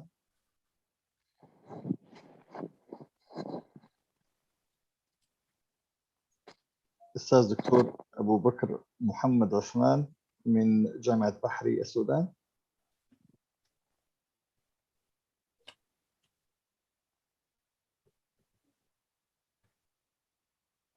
دكتور أبو بكر، ننتظر دقيقة أو شيء إذا كان هناك مشكلة في التقنية، وهذه دوما مشاكل. تجاوز من يليه. We move next to دكتورة نوارة محمد عقيلة إن كانت موجودة معنا لو سمحتم. دكتورة نوارة من ليبيا. السلام عليكم ورحمة الله. عليكم السلام، حياك الله يا دكتورة. أهلا وسهلا بالجميع. أهلا وسهلا. تفضلي، البلاتفورم is yours. تفضلي. Thank you. شكرا أستاذنا الفاضل، شكرا للمنظمين لهذا المؤتمر. لي شرف كبير أن أكون بينكم ومعكم. اسمحوا لي أقدم نفسي. نوارة محمد عقيلة، عضو هيئة التدريس بقسم اللغة العربية والدراسات الإسلامية، كلية الآداب جامعة سبها ليبيا. مرحبا بك يا دكتورة، حياك الله. مرحبا، أهلا وسهلا. إذا سمحت لي أستاذي الفاضل أشارك الشاشة بملف للعرض. أدمن لو سمحتوا. شير سكرين. هل هي واضحة لديكم؟ تفضلي. نعم تفضلي دكتورة، تفضلي. شكرا.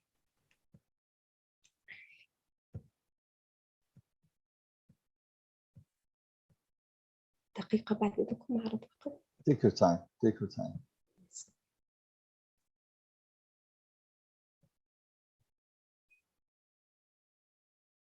نعم. عنوان ورقتي: دور العلوم العرفانية في وضع المصطلح وترجمته. طبعا هذه الورقة أو هذا العنوان في الحقيقة يتنزل في منطقة بينية بين جملة من التخصصات، وهي اللسانيات والعلوم العرفانية وعلم الاصطلاح وعلم الكمبيوتر، وفي مجملها مرتبطة مع الترجمة. الوقت لا يسمح طبعا لعرض كل هذه الأمور، لكن سأختار ما يتناسب مع سياقنا هنا. هذه الورقة إذا قلت أن البذرة التي نشأت منها أو الحيرة التي أنتجتها هي ما هو متعارف على ساحتنا العربية في الترجمة، وهو تعدد الترجمة لمصطلحات أو تعدد المفاهيم للمصطلح الواحد. طبعا هذه إشكالية قائمة، والسبب الجلي لها هو تعدد الموارد أو تعدد المعرفة التي يستقي منها المترجم، ولهذا قد يكون هذا هو التعليل الرئيسي والجوهري. فوضعنا افتراض: هل بالإمكان الاستئناس بالعلوم العرفانية للتخفيف من حدة هذه المشكلة أو للتخلص من هذا التعدد في الترجمة سواء للمصطلح أو المفهوم؟ وعلى هذا الأساس رأيت أن أقدم في هذه الورقة بعض النقاط الرئيسة. أولاً كمقدمة للعلوم العرفانية، بمعنى ما الذي تختص به العلوم العرفانية وكيف سأربطها بعلم المصطلح، ثم بعد ذلك على ذات الوتيرة التي يتم بها التعامل أو العلاقة بين العلوم العرفانية واللسانيات، سنضع هذه الفكرة أو ربما نقول فكرة مشروع لأن يقام من أجل وضع طريقة مختلفة في عملية ترجمة المصطلح. أبدأ أقول طبعا كلنا نعرف أن المصطلح مرتبط ارتباط وثيق بالإنتاج الفكري وغزارته، يعني فكلما ازدادت لدينا المعارف ازداد لدينا العدد الوفير من المصطلحات. في البحث في العلاقة بين العلوم العرفانية وعلوم الاصطلاح، قلت أولاً تحاول هذه الورقة الإجابة على جملة من الأسئلة، وهي أولاً ما الاصطلاح وما العلوم العرفانية؟ كيف يتصور الأفراد العالم وكيف يبنون معرفة حوله؟ كيف تتشكل المفاهيم في الذهن وكيف يتصل بعضها ببعض وكيف تنتظم ضمن بنية معرفية خاصة؟ كيف تتصل المفاهيم بالمصطلحات؟ ثم نختم كيف بالإمكان أن تنتظم المصطلحات في معاجمها، وهذا هو الجوهر الرئيس في الورقة، اعتماداً على المناهج القائمة العرفانية. بداية، وهذا مفهوم متعارف عليه، أن المفهوم دائماً مقره الذهن، وهذا المفهوم يظهر إلى الخارج عن طريق علامة تميزه وهي اللغة هنا، وكذلك هذا المفهوم سيكون مرتبط بماذا؟ بشيء ما نحتاج إلى تعريفه أو إلى بيان مفهومه، وهو ما سنسميه الموضوع أو سنسميه الخارج، ويكون متصل بالعالم من حولنا. تلك الطريقة الأولى، هذه طريقة فهمنا في الأشياء، بأن نضع للأشياء من حولنا مسمياتها وتعاريفها. لا يختلف عملية الاصطلاح، لا تختلف كثيرا عما يحدث في إدراكنا الأولي للأشياء. الفرق فقط في الفرد والحقل الذي يمكن أن يتنزل فيه هذا المصطلح. فإذا كانت المعرفة العامة والشائعة هي ملك الجميع ويدركها الجميع، سنقول أن المعرفة الخاصة والمتخصصة سيكون لها أكثر من فرد وأكثر من عقل وأكثر من حق. معنى هذا أننا في الاصطلاح نحن محتاجين إلى ماذا؟ في الاصطلاح سنجد محتاجة إلى مثل ما قلنا إلى معرفة متخصصة تبين لي أو تساعدني في وضع هذه التعريف. أنتقل الآن بطريق، سأبدأ الآن كيف ندرك نحن العالم وكيف نكون مفاهيمنا، ثم بعد ذلك سأنتقل كيف أستفيد منها في علم الاصطلاح. سأعول على الخلفية المعرفية للجميع، لأن باتت العلوم العرفانية ليست بالعلم الغريب، وإذا أقصد بالعرفانية هنا ترجمة لمصطلح كونغتف الذي له 3 ترجمات تقريبا في خطابنا المعرفي العربي: المعرفة والإدراك والعرفان. فأنا أقصد بالكونغتف. يمكن ألخص الطريقة التي ندرك بها الكون أو العقل، الطريقة اللي يدرك بها العقل العالم هي باستراتيجيات واضحة، إما مقولة أو عملية الطراز والبحث عن الشروط الضرورية الكافية لتصنيف هذا العالم. عملية مقولة أن أجعل كل الأشياء المتشابهة تنطوي تحت مقولة واحدة، من مثل مقولة الإنسان والطير. أما عملية الطراز فهي ستساعدني في تصنيف عائلة المقولة الواحدة، من مثال مقولة الطير، كيف أن مجمل الطيور بإمكاني أن أميز بينها. هذه المعارف التي أنا أجمعها من العالم الذي حولي، كيف يتم تخزينها في الذهن؟ كيف يتم تخزينها في الذاكرة؟ طبعاً هناك نظريات متعددة، لكنني دعنا نقول بعض الأمور الرئيسة، وهي أن المعرفة لا تخزن هكذا، مثال ما نراه بعد الفراش المبثوث بأن تكون أو ما يسمى بالنظام الذري، هكذا أشياء متناثرة في الذاكرة. وشيء آخر أن المفاهيم التي نجمعها في الذهن والتصور الذي يقع في الذهن حول الأشياء فهي لا تنقل كل شيء. من مثال، عندما يتشكل لي تصور ما حول القلم في ذهني فهو يحمل ما هو جوهري وما هو متعلق بالسمات، ويترك عادة أو دائما يترك تلك الأشياء العارضة. فالعقل لكي يفهم مثلا القلم أو يعطي تعريفا للقلم فهو ليس محتاج أن يبين الأقلام المكسورة والأقلام الملونة والأقلام المحببة للأطفال وهكذا دواليك، وإنما هي عبارة عن سمات معينة فقط هي التي يتم تخزينها في الذاكرة. كيف تخزن المعرفة؟ المعرفة في حد ذاتها أشكال، منها المعرفة الشائعة، الجميع على هذه البسيطة يعرف الشمس ومن أين تشرق ومن أين وإلى أين تغرب. وهناك معرفة، وهذه ما يختص بها الجميع، معرفة عامة، هي تلك الخصائص التي أو المعرفة التي تشتمل فيها المقولة ما. مثال، لدينا الطيور كلها تطير، هذه نسميها معرفة عامة، باعتبار أو عفوا مثلا أن الموز له طعمة خاصة، هذه خاصية في كل الموز، ستختلف مثلا واحدة إذا اختلف لونها. المعرفة الجوهرية هي التي تكون ماذا؟ تكون موجودة في داخلها وليست عارضة. يعني القلم ذلك الذي نكتب فيه، الحبر هو شيء جوهري وأساسي فيه، أما كسر القلم فهي عبارة عن حالة عرضية.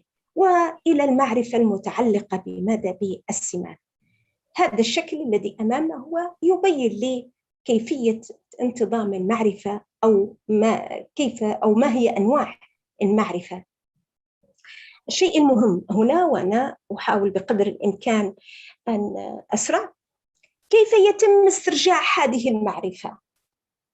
أنا أتعامل بها، يعني أسير في هذه الطريق لكي سأعود إليها في عملية الإصطلاح.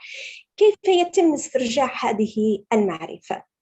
علماء مختصين بهذا العلم يقولون أن دائما التأطير له دور، لكن لدينا نوعان من التأطير، إما تأطير دلالي أو مفهوم عام للتأطير وهو ما يقصد به التسييق. أعطي مثالا للتوضيح. التأطير الدلالي عندما أقول مثلا آلات أجهزة السير أو المواصلات، فأنا في هذه الحالة أضع ماذا؟ أضع السيارة والطيارة والسفينة والدراجة كلها تحت إطار ماذا؟ إطار المواصلات أو تشملها دلالة المواصلات. أما في التأطير أو في نظرية الأطر أو في ما يسمى بالتسييق، هي التركيز ليس على هذه المقولة هذا الشيء، وإنما التركيز عادة ما يقع في السياق وهو الحدث بأوسع معانيه. ما معنى ذلك؟ سأبين. عندما أقول مثلا أو عندما نستحضر تمثيل سيارة في الذهن، فهي في الحقيقة ترتبط بحدث رئيسي وهو حدث القيادة، والقيادة تستحضر السيارة، والسيارة ترتبط بالسائق، والسائق يرتبط بحدث الشراء، والشراء يستحضر البائع، والبائع يستحضر الثمن، والثمن يستحضر البنك، وهكذا دواليك يتسع السياق. بهذه الطريقة يشتغل لدينا العقل. فعادة عندما تبيع سيارة ما أو تتحدث مع شخص ما أنك تتحدث معه حول سيارتك، فإن هذا السياق الواسع سيكون حاضراً في ذهنه دون أن تقوله له، فهو يستنفر ويسترجع أثناء التواصل.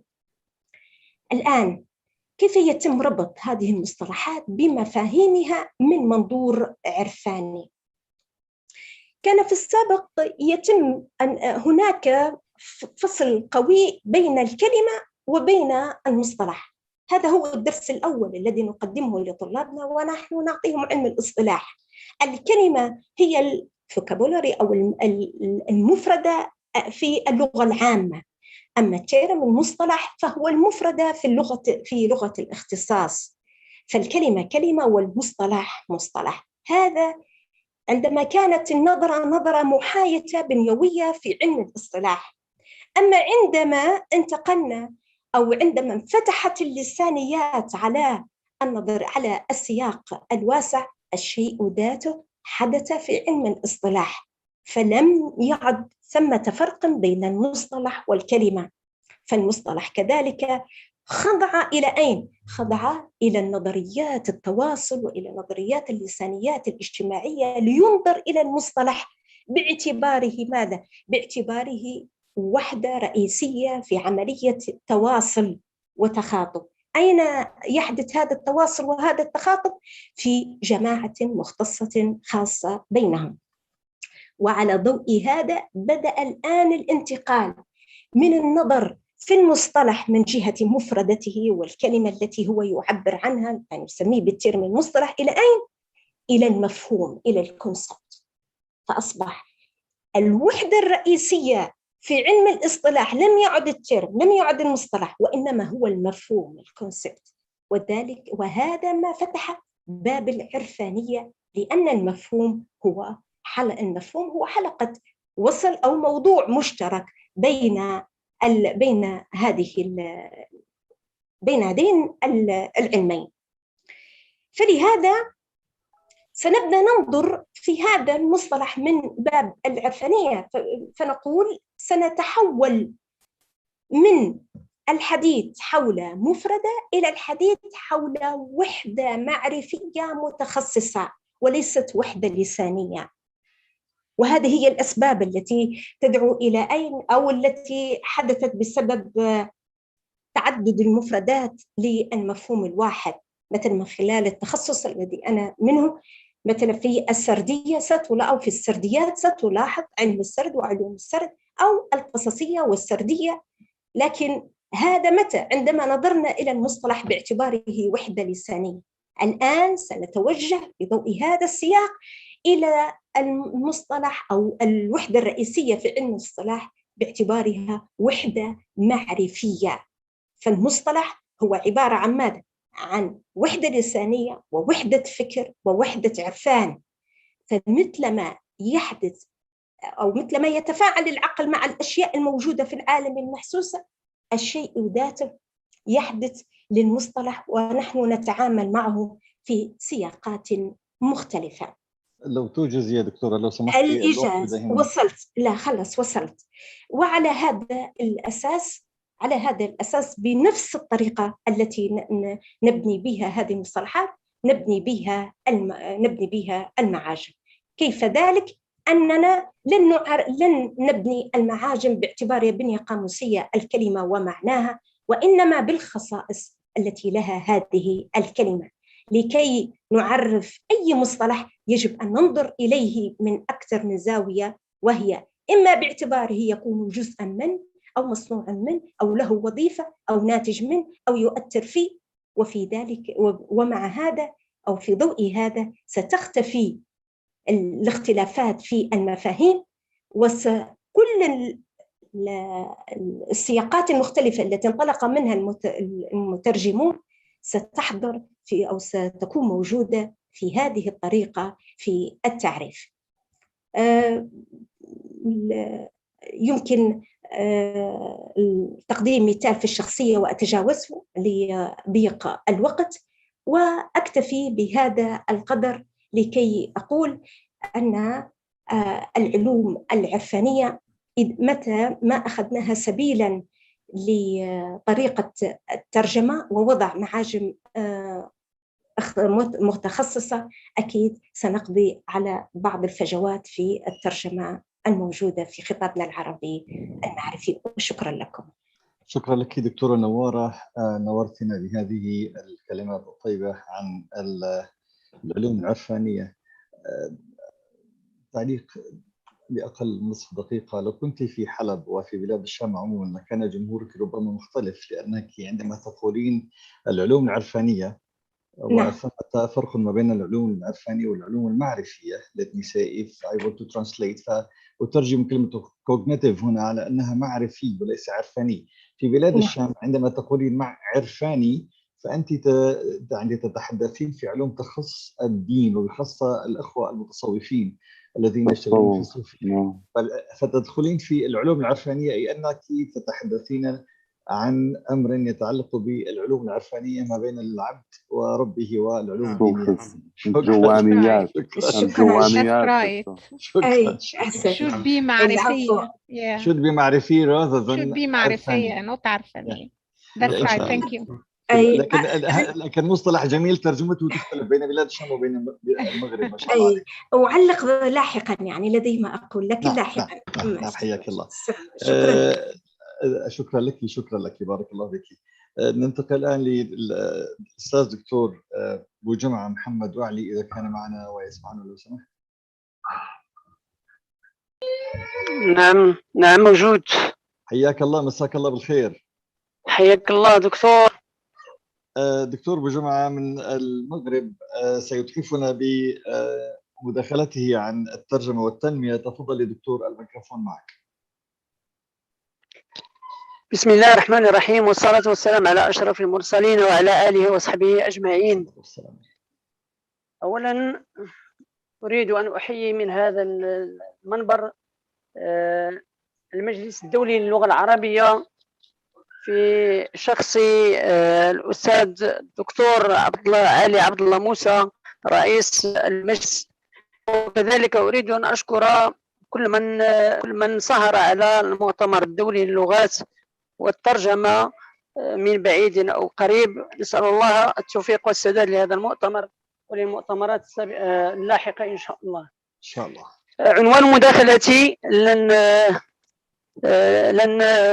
أشارككم العرض لأسباب تقنية.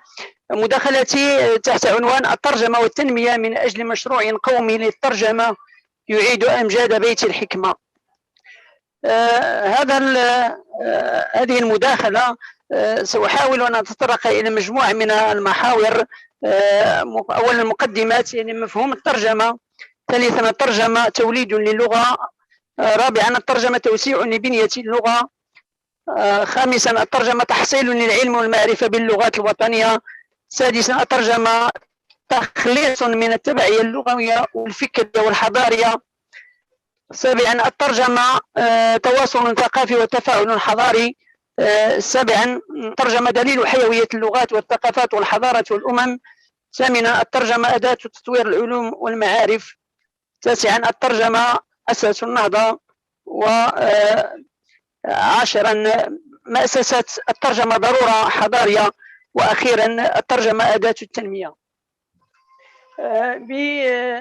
نعم، كم من الوقت دكتور؟ 10 دقائق. 10 دقائق، لو يعني بسبب يعني عدم توفر الجميع فممكن تأخذ مزيد من 5 دقائق تقريبا، ما في مشكلة دكتور، تفضل. نعم شكرا. مقدمة. الترجمة أصبحت الترجمة مرتبطة بالاقتصاد والتنمية، فهي صناعة في ظل استخدام تكنولوجيا المعلومات والاتصال التي تتيح فرصا اقتصادية واجتماعية وثقافية وتنموية كبيرة.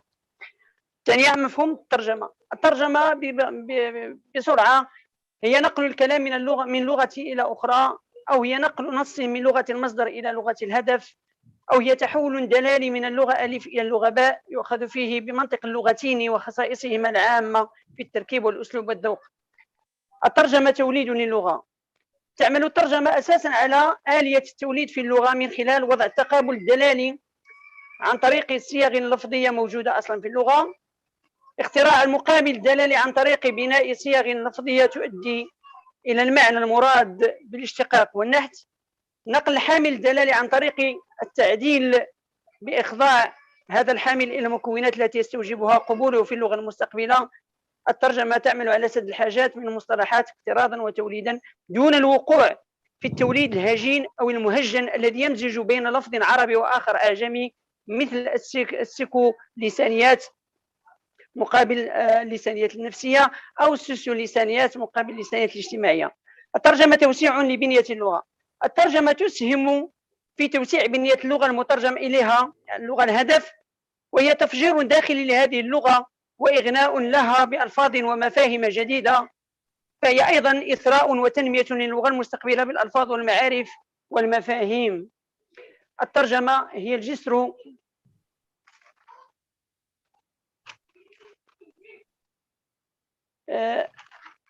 عنوان آخر: الترجمة تحسين العلم والمعرفة باللغات الوطنية. الترجمة تعمل على تحصيل العلوم والمعارف باللغات الوطنية، وبالتالي فهي تحافظ على الانتماء إلى الثقافة الوطنية والقومية، وهي تثبت الانتماء أو تعمل على تثبيت الانتماء إلى الهوية الفردية والجماعية. فالترجمة بمثابة اللبنة الأساسية من لبنات البناء الفكري والثقافي والحضاري للأمم. الترجمة لا يمكن يمكن أبناء اللغة المستقبلة من الالتحاق بركب التطور والتنمية، بل لابد من فهم واستيعاب وإعادة المترجمة وإعادة إنتاجها باللغات الوطنية. الفكر المحمول من الترجمة هو أن يخضع للبحث والتدبر والنقد والتطويع حتى يدمج ويندمج في المنظومة الفكرية والثقافية والأخلاقية والدينية والاجتماعية أيضا على والإجتماعية. الترجمة تخليص مع رعي اللغوية والفكرية والحضارية. الترجمة تخلص الأشخاص والمجتمعات من التبعية اللغوية والثقافية والحضارية، فتحفظ لهم نوعا من الاستقلال كما تحافظ على الهوية اللغوية والثقافية والحضارية والقيمية من الاستلاب. فالترجمة دون استيراد اللغات الأجنبية كبديل للغات الوطنية، كما تحول دون القطيعة بين المجتمعات وإرثها الثقافي والحضاري.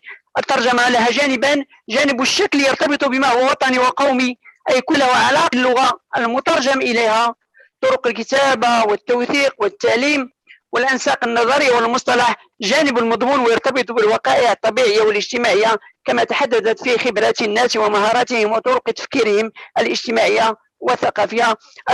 الترجمة إذا لم تقم على المشروع الثقافي والحضاري أو على مشروع ثقافي وحضاري وقيمي الذي تؤدي فيه دور التعرف والتعريف بالآخر في تمايزاته وعاداته وتقاليده وعلومه ومعارفه وقيمه وأدبه، تصبح آلية من آليات ترسيخ حالة التبعية والاستلاب.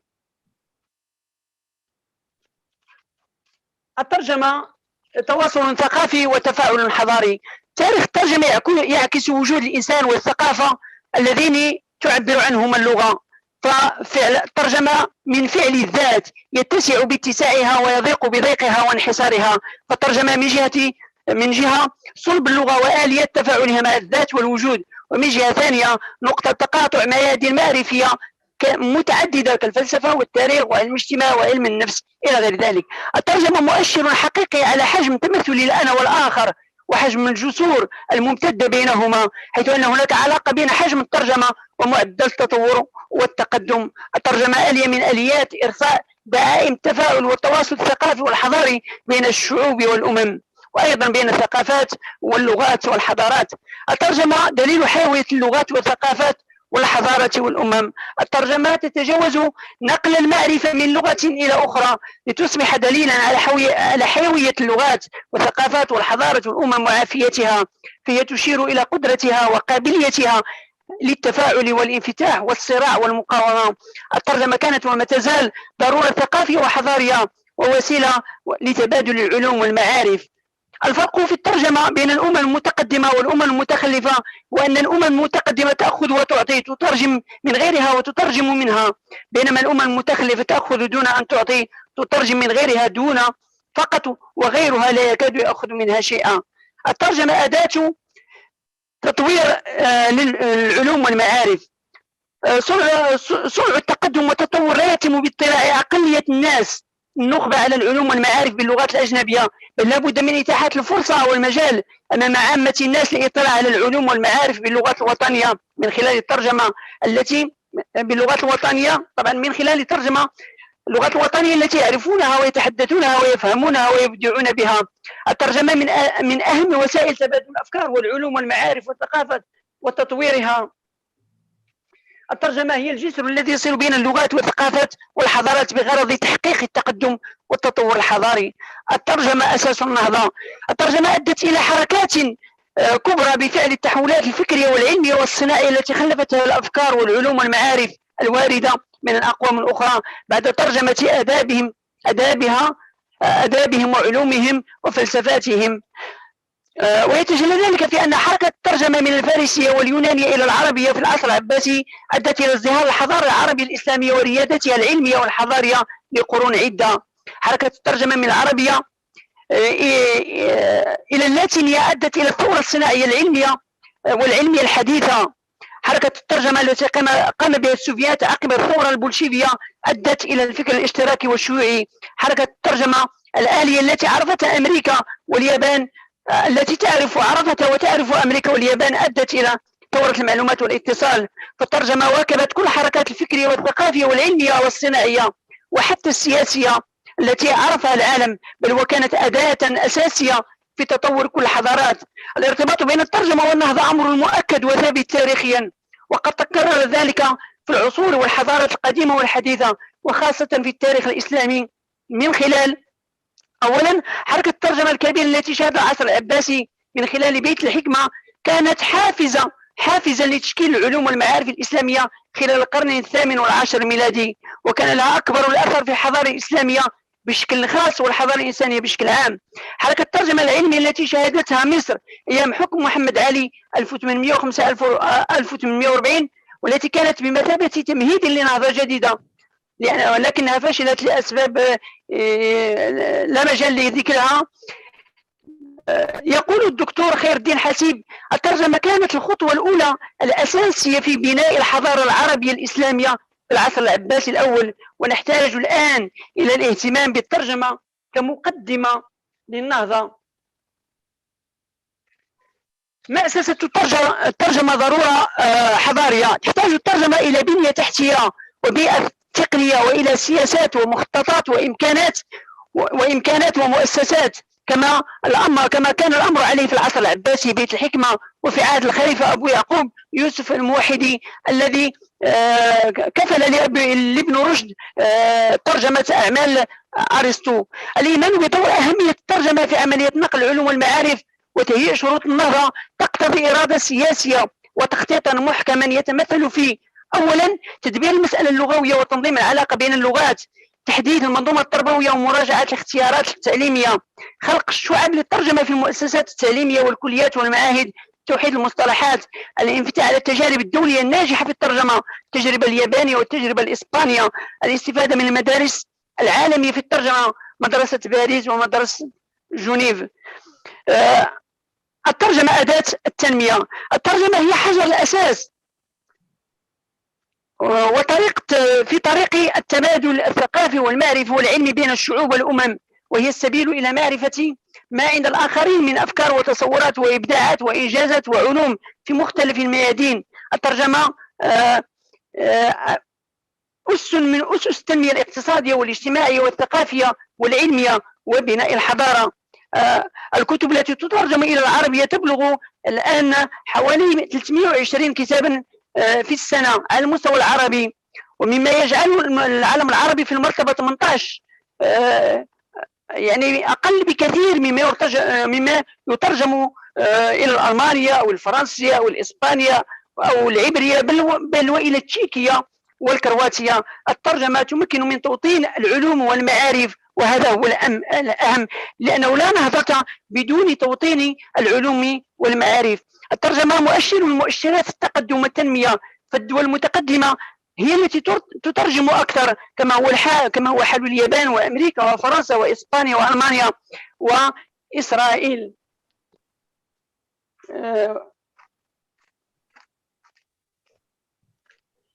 ختاما أنه هناك علاقة بين التنمية والترجمة، فالترجمة أساس من أسس التنمية التي يجب التركيز عليها من خلال مؤسسة الترجمة وإنشاء مؤسسات ترعاها الدولة ويسهر عليها متخصصون في هذا المجال. شكرا على حسن انتباهكم، والسلام عليكم ورحمة الله تعالى وبركاته. وعليكم السلام ورحمة الله. حياك الله يا دكتور. أشكرك على هذه المحاضرة القيمة التي أثرت بها الشجن والعودة إلى بيت الحكمة وإلى أيام المأمون وهارون الرشيد وبيت الحكمة، ذلك الذي نطمح أن يكون في يوم من الأيام في عالمنا الجديد وفي وطننا العربي. ننتقل الآن إلى الأستاذ سالف فاكو CDB. I wonder if he is available with us at this moment. Mr. CDB, are you there? Mr. Salf Fako CDB from Mali. السيد سالف فاكو CDB، هل أنت معنا تسمعنا؟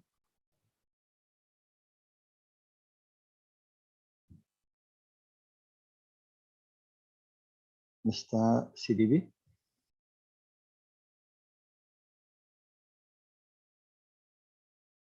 طيب، يبدو أن CDB ليس معنا.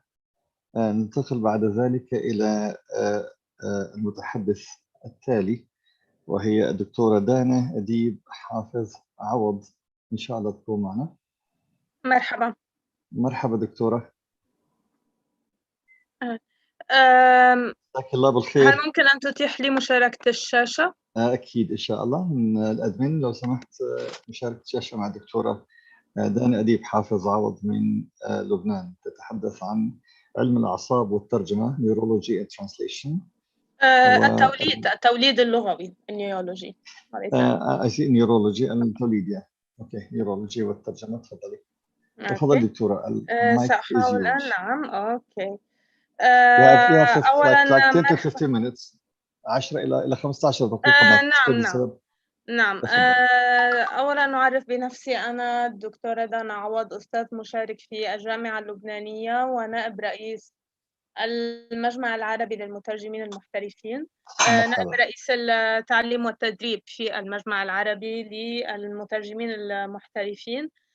حضرت مداخلة قصيرة كي احتراما للوقت، احتراما لوقت المداخلة 10 دقائق أو 15 دقيقة. مرحبا دكتورة، تفضلي. سأتحدث باللغة الإنجليزية. حضرتها باللغة الإنجليزية. Neology and translation, the case of translating international news into Arabic. And I will focus on the linguistic aspects of creating neologies. But first, I want to explain the meaning of neology. Neology is the creation neology is the creation of new lexical units or of new meaning for pre-existing lexical units. This is the standard definition of neology, and neology is a term used in terminology, in the field of terminology, and for the creation of scientific terms or specialized terms.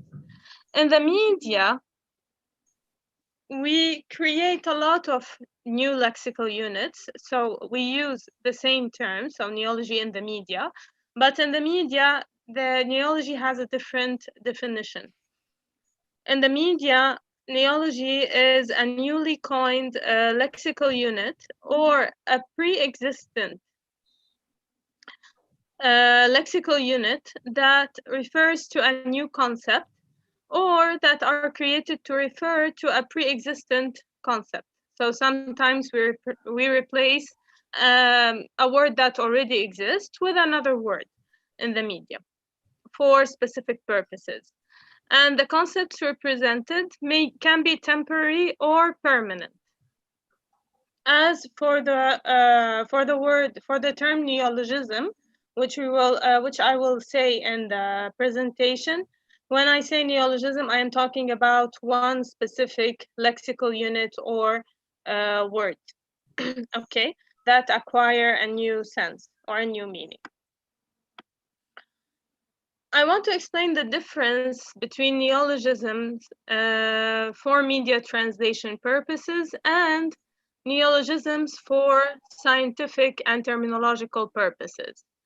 So in the media, and specifically when reporting international news, the newly coined words are most of the time ephemeral, so they don't exist for very long. And there are, of course, exceptions that I will explain. They are created in a short time without detailed study of the concept. So the form has a tendency to change with time. And the objective is to guide public opinion and also to give a public narrative. So to portray a given view of the world.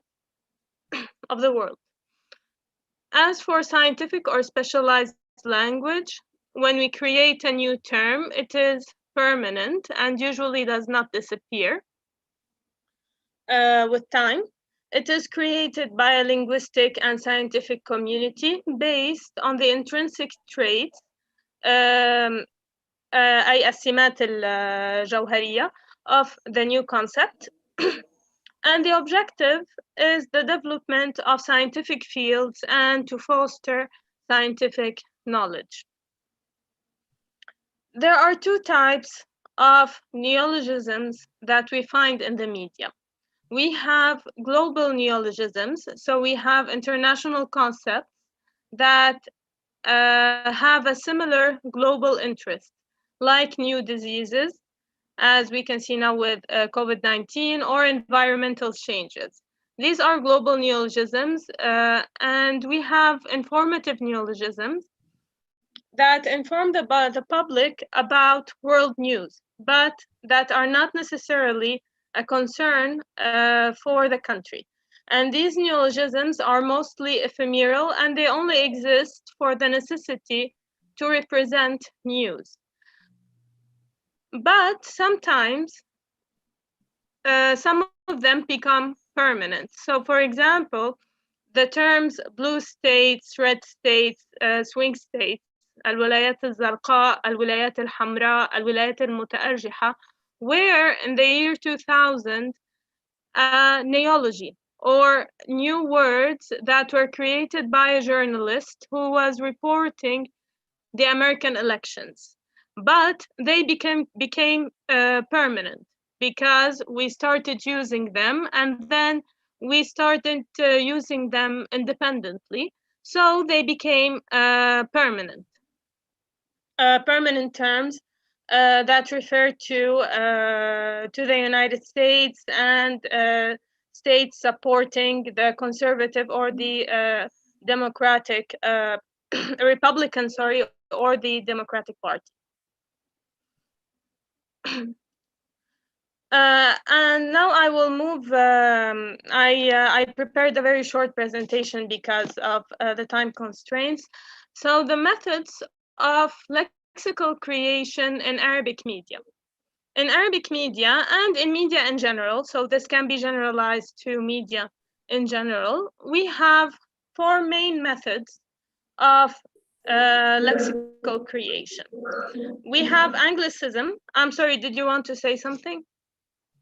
No, go, Doctora, no problem. Okay, we have Anglicism.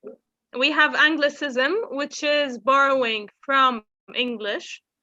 We have borrowing, so loan words from languages other than English.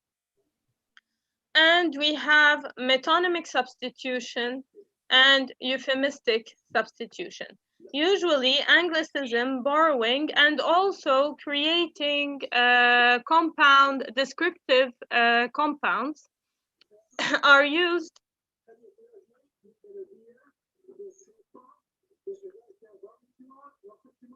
The concept does not a word language can use.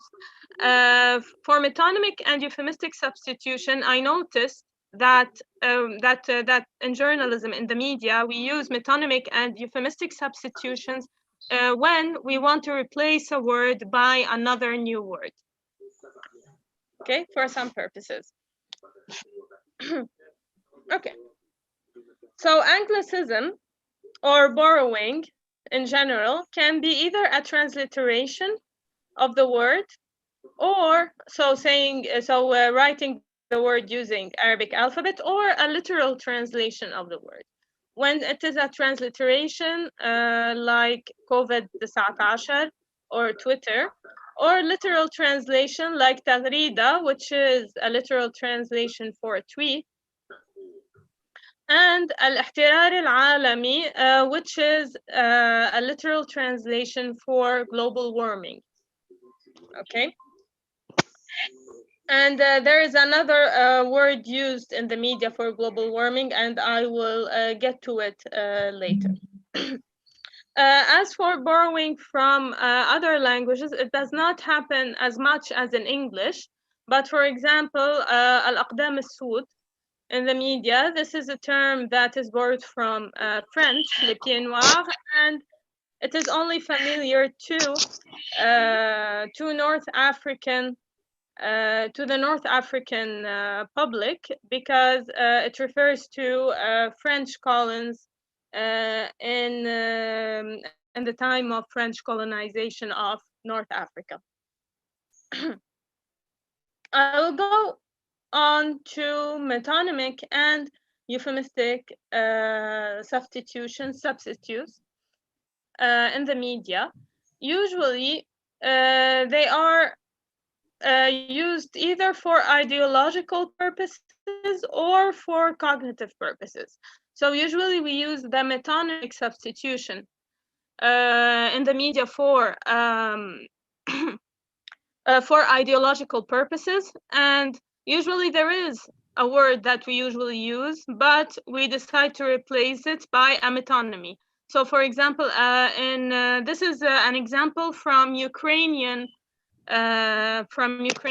newspapers that this is an information that I read, that in Ukrainian newspapers, they replaced the term Russian government by Putin's regime.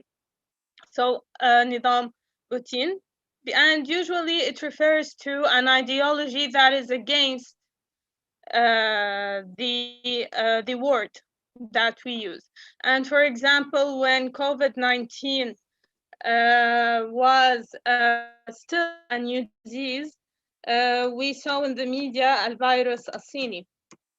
And this is also a very negative, this is also an example of a metonymic, of the use of metonymy, al-virus as-Sini, because in some countries,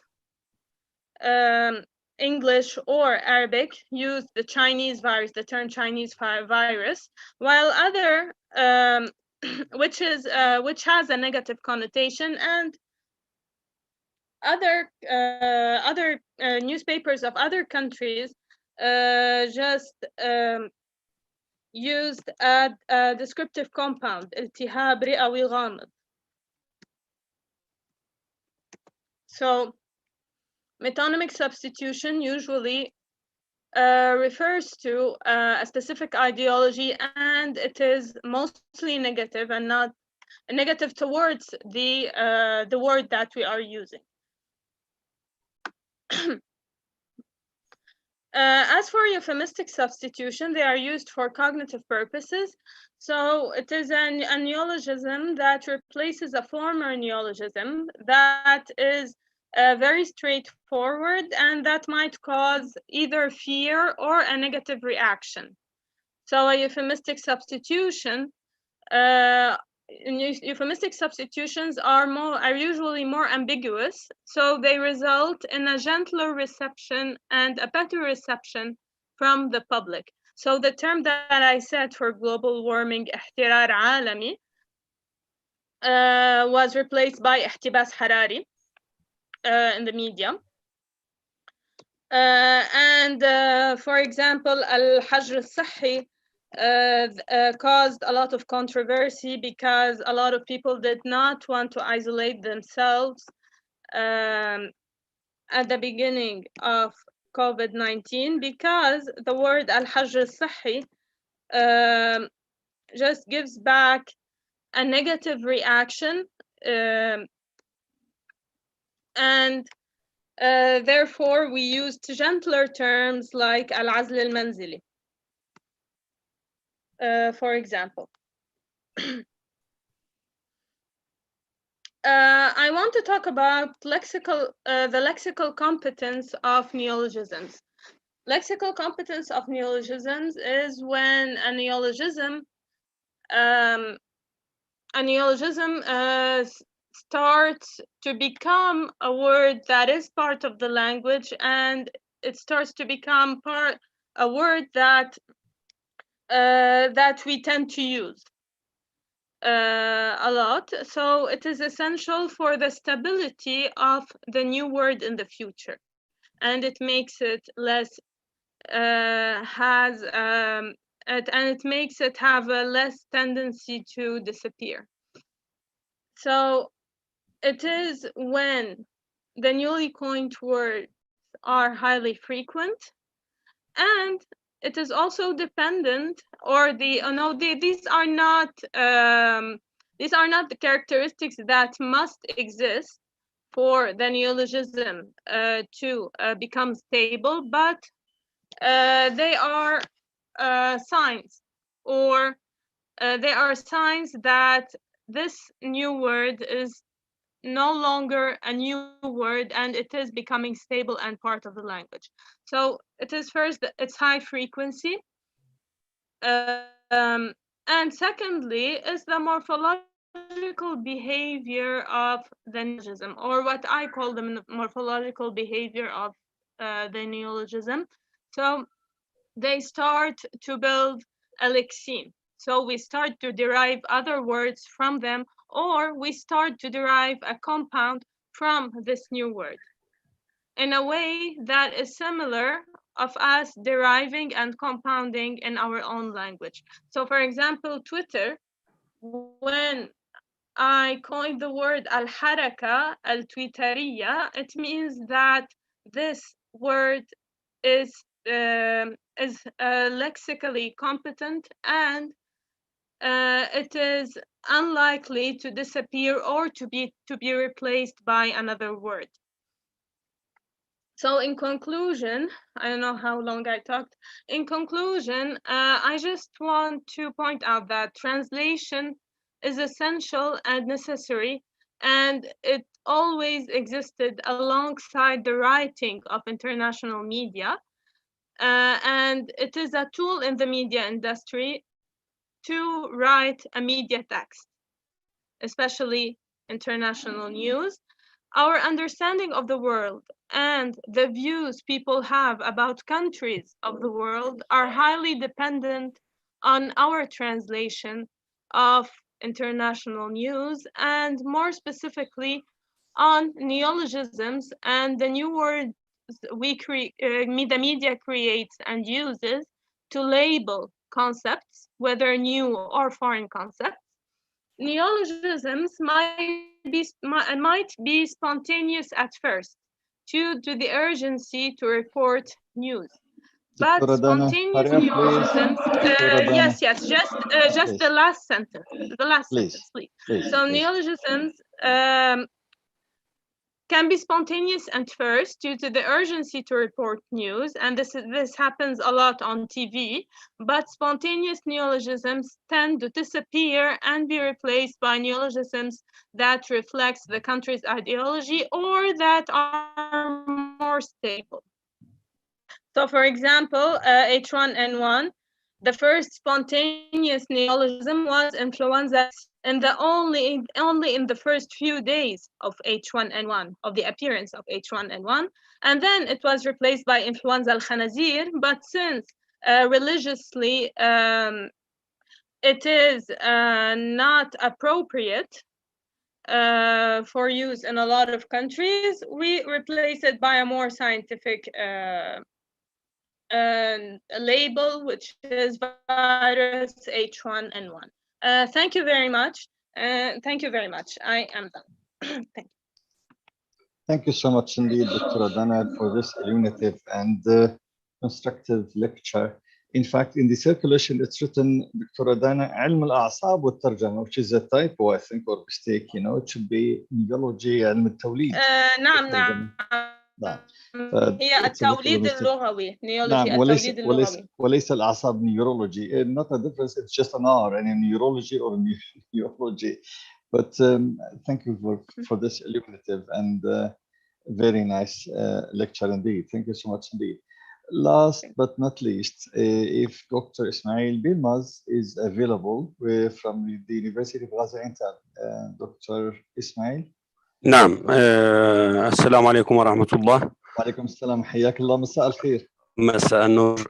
أستاذ فاضل، أولا أشكر السادة يسرني أن أوجه شكري لكل من قام بإعداد هذا المؤتمر المهم للغاية، خاصة الأستاذ الدكتور علي موسى. أنا معك. نعم، وحضرتك طبعا أستاذ المنذر عبثي. نقول قبل بداية عنوان البحث المشكلات التي يواجهها المترجمون أثناء الترجمة ما بين اللغتين العربية والتركية نموذجا. هذا هو عنوان البحث. وقبل أن أبدأ أحب أن أعرف بنفسي.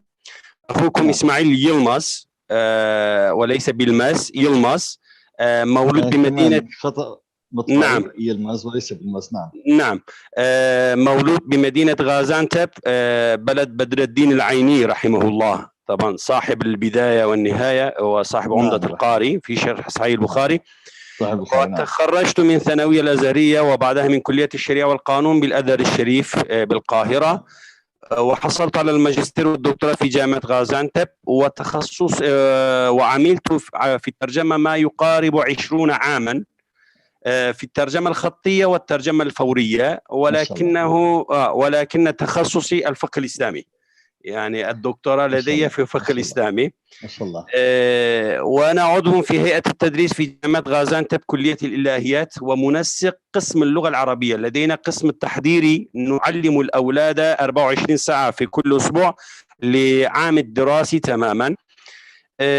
بداية يمكن تعريف الترجمة طبعا كما بوجه عام بأنها فن نقل الكلام من لغة إلى لغة أخرى كما عرفها المتحدثون السابقون، ولكنه أعبر الترجمة أيضا نقل الثقافة والعادات والتقاليد المجتمع ما بين اللغتين بجانب نقل الكلام. يعني المترجم له دور في نقل الكلام، ولكنه يجب عليه أن يطلع إلى الثقافة والعادات والتقاليد حتى ينقل الكلام بشكل صحيح.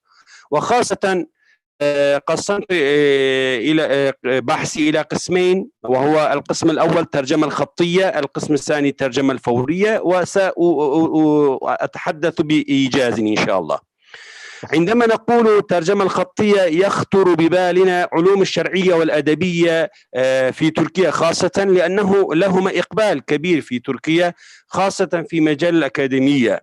ويمكننا أن نقول الترجمة الخطية تعتبر أكثر سهولة من الترجمة الفورية، لأنها تتيح للمترجم فرصة التفكير والتأمل لكي يختار الكلمة المناسبة. بينما الترجمة الفورية تعتمد على الترجمة المباشرة التي تتم بين الطرفين من لغتين المختلفتين، والتي تتم خلال اللقاءات والمؤتمرات والاجتماعات الهامة الدولية والمحلية. وهذا النوع من الترجمة معقد ومتشابك، ويختلف الترجمة التحريرية أو الخطية بصورة كبيرة أو بوجه كبير. وتمتاز اللغة العربية بأنها مليئة بالاختلافات الدقيقة، وتمتاز بالأسماء والأفعال، فيها بالمرونة في التصريف والاشتقاق. يمكننا أن نقول أن اللغة العربية محيط عميق، كلما نريد أن نتعمق لا يمكننا الوصول إلى النهاية طبعا. وهناك طرف إيجابي بين اللغتين العربية والتركية، وهو وجود مصطلحات والكلمات المشتركة كثيرة، والثقافة المشتركة بين الشعبي العربية والتركية يرجع إلى التاريخ المشترك طبعا. وتظهر عوائق الترجمة حينما لا يتقن المترجم المصطلحات العلمية الاختصاصية في اللغتين، خاصة في مجال لا يعرفه مثل الهندسة المعمارية أو الكهربائية أو المدنية أو إلى غير ذلك من المجالات. فالمدلولات اللغوية حينئذ يجب مقابلتها بالمصطلحات المستخدمة في اللغة المقابلة، ولا يصح فيها الشرح والارتجال في اختيار المعاني. يعني لا يجوز للمترجم أن يعبر بكلامه، يجب أن يعبر بمصطلحات دقيقة يقابلها في اللغة المقبل. ولتوضيح ذلك بشكل دقيق ننظر إلى مثال التالي. مثلا، وتنشأ الصعوبة في الترجمة من اللغة العربية إلى اللغة التركية وبالعكس في نفس الوقت في اختيار المعنى الملائم، أو تحديد طبيعة الاستخدام الكلمة، أو إيجاد الفرق بين المذكر والمؤنث، أو التمييز العدد سواء مفردا أو مثنى أو جمعا، أو إيجاد الصيغة المقابلة للفعل إلى آخر ذلك من الأمور. وهي أمور تجعل من الصعب في بعض الأحيان اختيار المقابل الصحيح للكلمة، ويساعد العلمام الجيد بخصائص كل من اللغتين العربية والتركية في تسهيل عملية التوصيل إلى الترجمة الصحيحة الجيدة، وهي أمور نناقشها تفصيلا فيما يلي.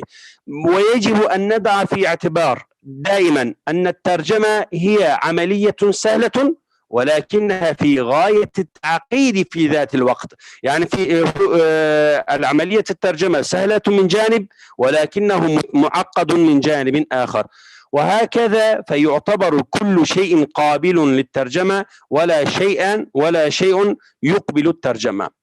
ما هو المشكلات الترجمة الخطية أو الأخطاء الشائعة التي يقع فيها المترجمون؟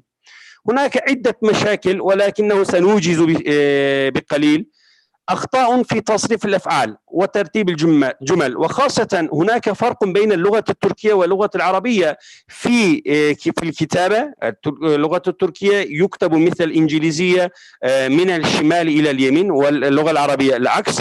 وفي ترتيب الفعل والفاعل والمفعول وإلى غير ذلك من أعضاء الجملة التي يقع فيها المترجم، حيث يجب أن يقوم بالتأكيد من تصريف الأفعال كما يجب أن يقوم بترتيب عناصر الجملة وفق أسس سليمة وصحيحة.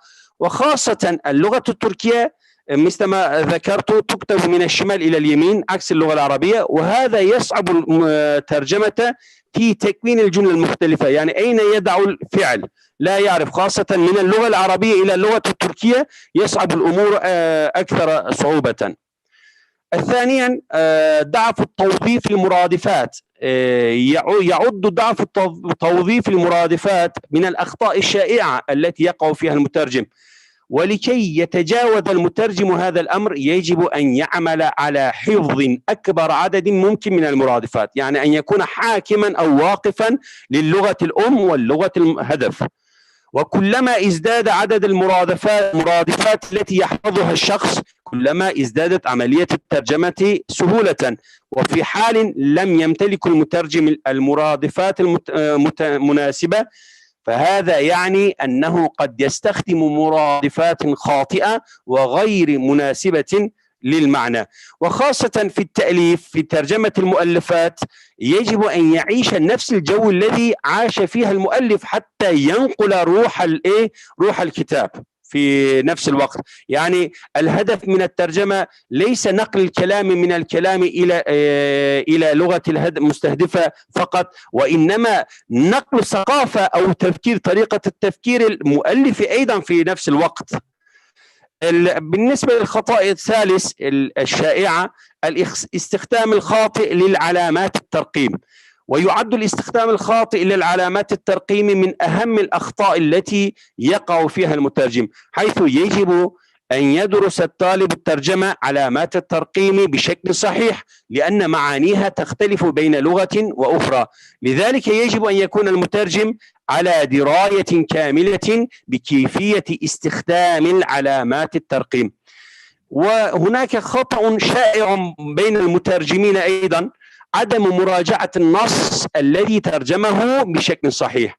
يعني إهمال المترجم لمراجعة النص يعد أيضا من الأخطاء الشائعة التي يقع فيها الشخص، أو مراجعة النص بشكل سريع، يعني لا يبالي مثل ما يبالي الترجمة، لا يهتم بالمراجعة كما يهتم بالترجمة في نفس الوقت، نفس الاهتمام.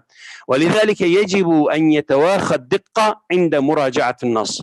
أما بالنسبة للترجمة الفورية، المترجم الشفهي أو الفوري يجب أن يكون على دراية أكبر بطريقة لفظ الكلمات قبل القيام بالترجمة الفورية. يعني يجب أن يعرف اللغة واقفا، أن يكون واقفا للغة بشكل جيد حتى يترجم بالشكل الصحيح، ويجب أن يكون مسيطرا على اللغتين معا في آن واحد.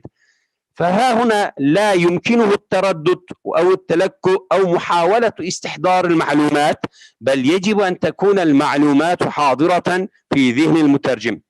كما يجب أن يحضر نفسه ليكون على معرفة بموضع الترجمة، سواء كان الفن الذي سيمارس عملية الترجمة فيه، أو مجال الاقتصاد أو السياسة أو طب أو هندسة أو دين أو قانون إلى غير ذلك من المجالات. يعني يجب أن يطلع على المجالات والمصطلحات الخاصة به بهذه المجالات قبل ما يبدأ الترجمة الفورية. ومع ذلك فهو سيجد صعوبة كبيرة إذا لم يطلع على متن الكلام المتحدثين للتحضير قبل الترجمة، وخاصة يمكنه الاطلاع على متون المتحدثين في مجال السياسة خاصة عند الرئاسة، ولكنه في المؤتمرات الدولية أحيانا لا يتيح له الفرصة الاطلاع على الكلام المتحدثين، ولذلك يجب أن يكون متقنا للغة بشكل جيد حتى ينقل كلامهم صحيح. وتبدأ عملية الترجمة الفورية بالاستماع إلى المتكلم، وتشكل عملية الاستماع جزءا كبيرا من نجاح الترجمة الفورية. وتتمثل المرحلة الثانية في التحليل للترجمة الفورية، حيث يجب أن يحلل المترجم الفوري الخطاب الذي يصغى إليه، وهذا التحليل يختلف باختلاف الموضوع كما أشرنا إليه. ويأتي في مقدمة هذه الصعوبات أيضا أن المترجم الفوري مطالب بأن يترجم أو أن يتابع ما يتواتر على مسمعه في الوقت عينه، حيث لا يمكن للخطيب أن يتوقف للانتظار المترجم حتى يترجمه، ولا لإهماله بعد الوقت، يعني لا يهمل له وقتا مناسبا لكي يترجمه.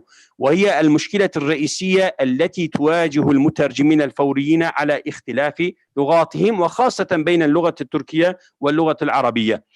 أما المهارات التي يحتاجها المترجم الفوري، أن يكون لديه مهارات الاستماع الفعال، وأن يعمل على تحسينها من خلال التدريب. يجب أن يدرب نفسه من آن إلى آن، يعني لا يتوقف عن استعمال اللغة أو عن ترجمة الفورية. ويجب أن يكون قادرا على تدوين الملاحظات بسرعة أثناء الاستماع ليقدم معلومات دقيقة. يجب أن يمتلك أيضا المهارات اللغوية قوية تمكنه من القيام بترجمة دقيقة وصحيحة، وهو المطلوب طبعا. الالتزام بالأخلاقيات المهنة هذا موضوع مهم جدا أيضا. فعلى المترجم أن يكون أمينا عند النقل، ولا ينقل كلام المقابل كأنه كلامه. نفس الأمر في التأليف في ترجمة الكتب، ونفس الأمر في ترجمة الفورية، لأن الترجمة تشكل لغة التواصل بين الشعوب. وتجدر الإشارة إلى أن الترجمة الفورية تعتبر عملية مكثفة للغاية ومركزة، بمعنى أن المترجم المحترف يستمع ويتحدث في نفس الوقت. ومن ثم يجب أن يكون لدى المترجمين المحترفين مهارات تحليلية وتركيزية وبارعة الذهنية تمكنهم من العمل باللغتين تحت ضغط العمل أو تحت ضغط الظروف المتواجد فيه. ومن أهم الصعوبات وسأوجزه لو سمحت. نعم، ومن أهم الصعوبات التي يواجهها المترجم الفوري أنه لا يوجد توقف مثل ما ذكرناه عملية الترجمة، بمعنى أن المتكلم لن يتوقف حتى ينهي كلامه أو كلام المترجم.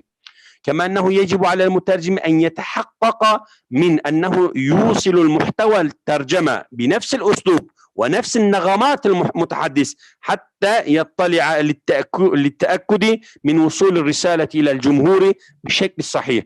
ومن ثم يجب أن يمتلك طلاقة في اللغة المستهدفة، وتعتبر مشكلات المفردات المترادفة من أهم المشكلات التي تواجه المترجم الفوري، حيث أن الاختلاف بين المترادفات يكون طفيفا طبعا، وقد تكون الدعابات والنكات والتحديات التي تواجهها المترجم، حيث تحتاج ترجمتها لمعرفة بالثقافات. وأقول قولي هذا وأشكركم لحسن استماعكم وصبركم إلينا، وشكرا. شكرا تشكرت يا فندم، شكرا كثيرا لك بالسلام. أحب أن أضيف هناك كما أن المترجم وبخاصة المترجم الفوري يجب أن لا يحاسب، بمعنى ناقل الكفر ليس بكافر، إنه يترجم يجب أن لا يحاسب قانونيا على شيء ترجمه أو شيء قام به من باب الترجمة. في سوريا نترجم الترجمة الخطية بالترجمة الكتابية أو الترجمة التحريرية. يعني هناك الآن تعلمت اليوم أنها ترجمة خطية، نعم هي من الخط، ولكن الكتابية الترجمة التحريرية التي تقابل الترجمة الانتربريتنج، الترجمة الفورية وترجمة المؤتمرات. أشكرك. والخطية ربما مفهوم نعم. رياضي دكتور. نعم. لاينير. نعم. It's not editing. Indeed. شكرا دكتور إسماعيل يلمز من جامعة غازي عنتاب، حياكم الله. علي أن نشكر السادة الأفاضل، وقبل أن نختم بالشكر لدكتور عبد القادر ميلود، دكتورة دانا، دكتورة أمينة الهاشم، دكتورة نوارة، والدكتور وجمعة، وكذلك السيد الفاضل دكتور إسماعيل. نود إن كان هناك أحد من الإخوة الأفاضل الكرام الحضور أن يسأل سؤالا، وأرجو الاختصار قدر الإمكان. هناك دكتورة خلود. دكتورة خلود لو سمحت تفضلي. Okay, hello everybody, do you hear me? Yes, we do. We do hear you. Thank you, Doctor, for running this session successfully, very fruitfully. And now I want to ask for an inquiry. I mentioned it at the end of Dr. Nawar's presentation when she talked about translated cognitive to al-ma'rifiyya, to al-arfaniyya, and I commented that it should be ma'rifiyya, and she wanted to elaborate. This is number one. Number two, I want to clarify that the idea of terminology in translation is deeper than what was mentioned, because while supervising many PhD and MA dissertations in translation, I found that a certain terminology, like for example, translation procedures, this terminology is mentioned by Vanay and Darbelint to clarify certain strategies such as borrowing, calc, transposition, modulation, adaptation, but the same terminology, which is translation procedures, are mentioned by Newmark to clarify other strategies like transference, naturalization, cultural equivalent, functional equivalent. So the idea is that terminology is deeper than that. That's why I told my students, okay, you adopt a certain terminology, and when you mention it, you clarify it specifically. So it is more than just having a dictionary that have many synonyms to a certain word in order to help us to translate. And thank you very much. Thank you, Dr. Akhlou. Thank you so much indeed. Dr. Ahmed Khadro from Saudi Arabia, I think, or Britain. No, I'm actually, yes, I am from, at the moment I'm in Kent, and it's raining. And it's raining at the moment. I'm sorry about the noise. Thank you very much, Professor Habsi. And thank you for this very illuminating discussion going on. I have two questions, one for Dr. Nawara and one for Dr. Awad Dana. Now, just only to follow up with Dr. Khulud about strategies and procedures, I'm afraid many students who are doing PhDs and masters, they seem to confuse the two. Procedures are specific and strategies are more general. But my question to Dana is, Dr. Dana, first, thank you very much for this very interesting research that you are doing, which is really, really important about neologism. Now, I have noticed that there is a little bit of mixed, I think, Anglicism, which is why Gambia is well known for hating Anglicism. You have mixed between transliteration, literal translation, loan words together. I think it needs to be, you have to be more specific on that.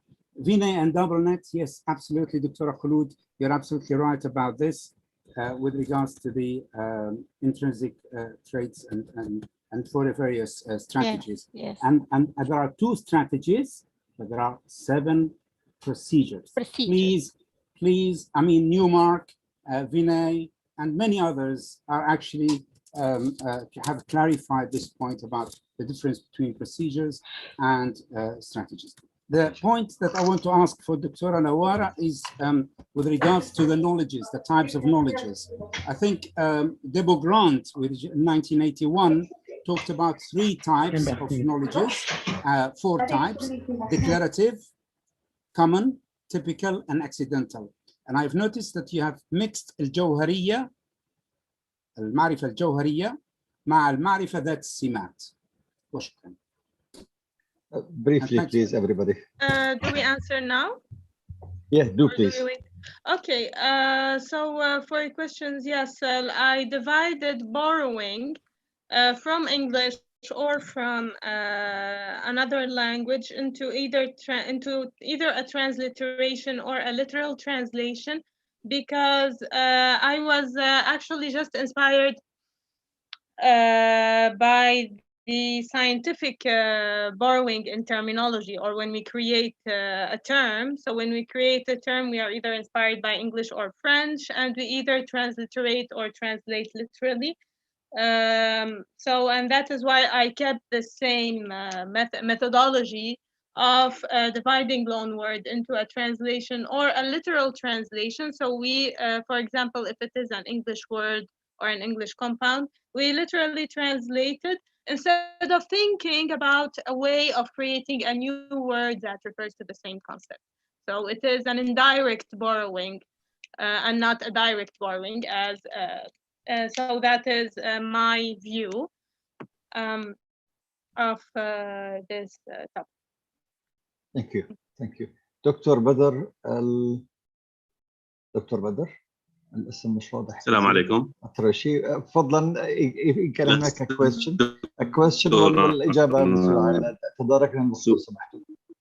سؤالي للدكتور عبد القادر: كيف يمكن قياس الأخلاق فيما يتعلق بترجمة القرآن؟ وهل هذا يعني أنك لا ترى اشتغال غير العرب بترجمته؟ سؤالي للدكتورة دانا: هل تتم ترجمة المصطلحات الحديثة بعيدا عن المجامع العربية؟ وما هي الجهة المسؤولة؟ ولماذا تتم ترجمة بعضها حرفيا لا يوجد بديل؟ وما هو سبب تطور المصطلح خلال فترة قصيرة؟ شكرا لكم. بإيجاز سريع لو سمحت الدكتور عبد القادر، تفضل لو سمحت. بسم الله الرحمن الرحيم. سلام الله عليكم وشكرا للسائل الفاضل. في الحقيقة أنا لم أجعل ترجمة القرآن الكريم حكرا على غير العرب، على العرب فقط دون غيرهم أو من الناطقين بغير لغتهم. في الحقيقة لمن يريد أن الجاحظ عبر عن صعوبة ترجمة الكلمات المصطلحات في الدين عادة، يعني سواء تعلق الأمر بالإسلام أو بغيره.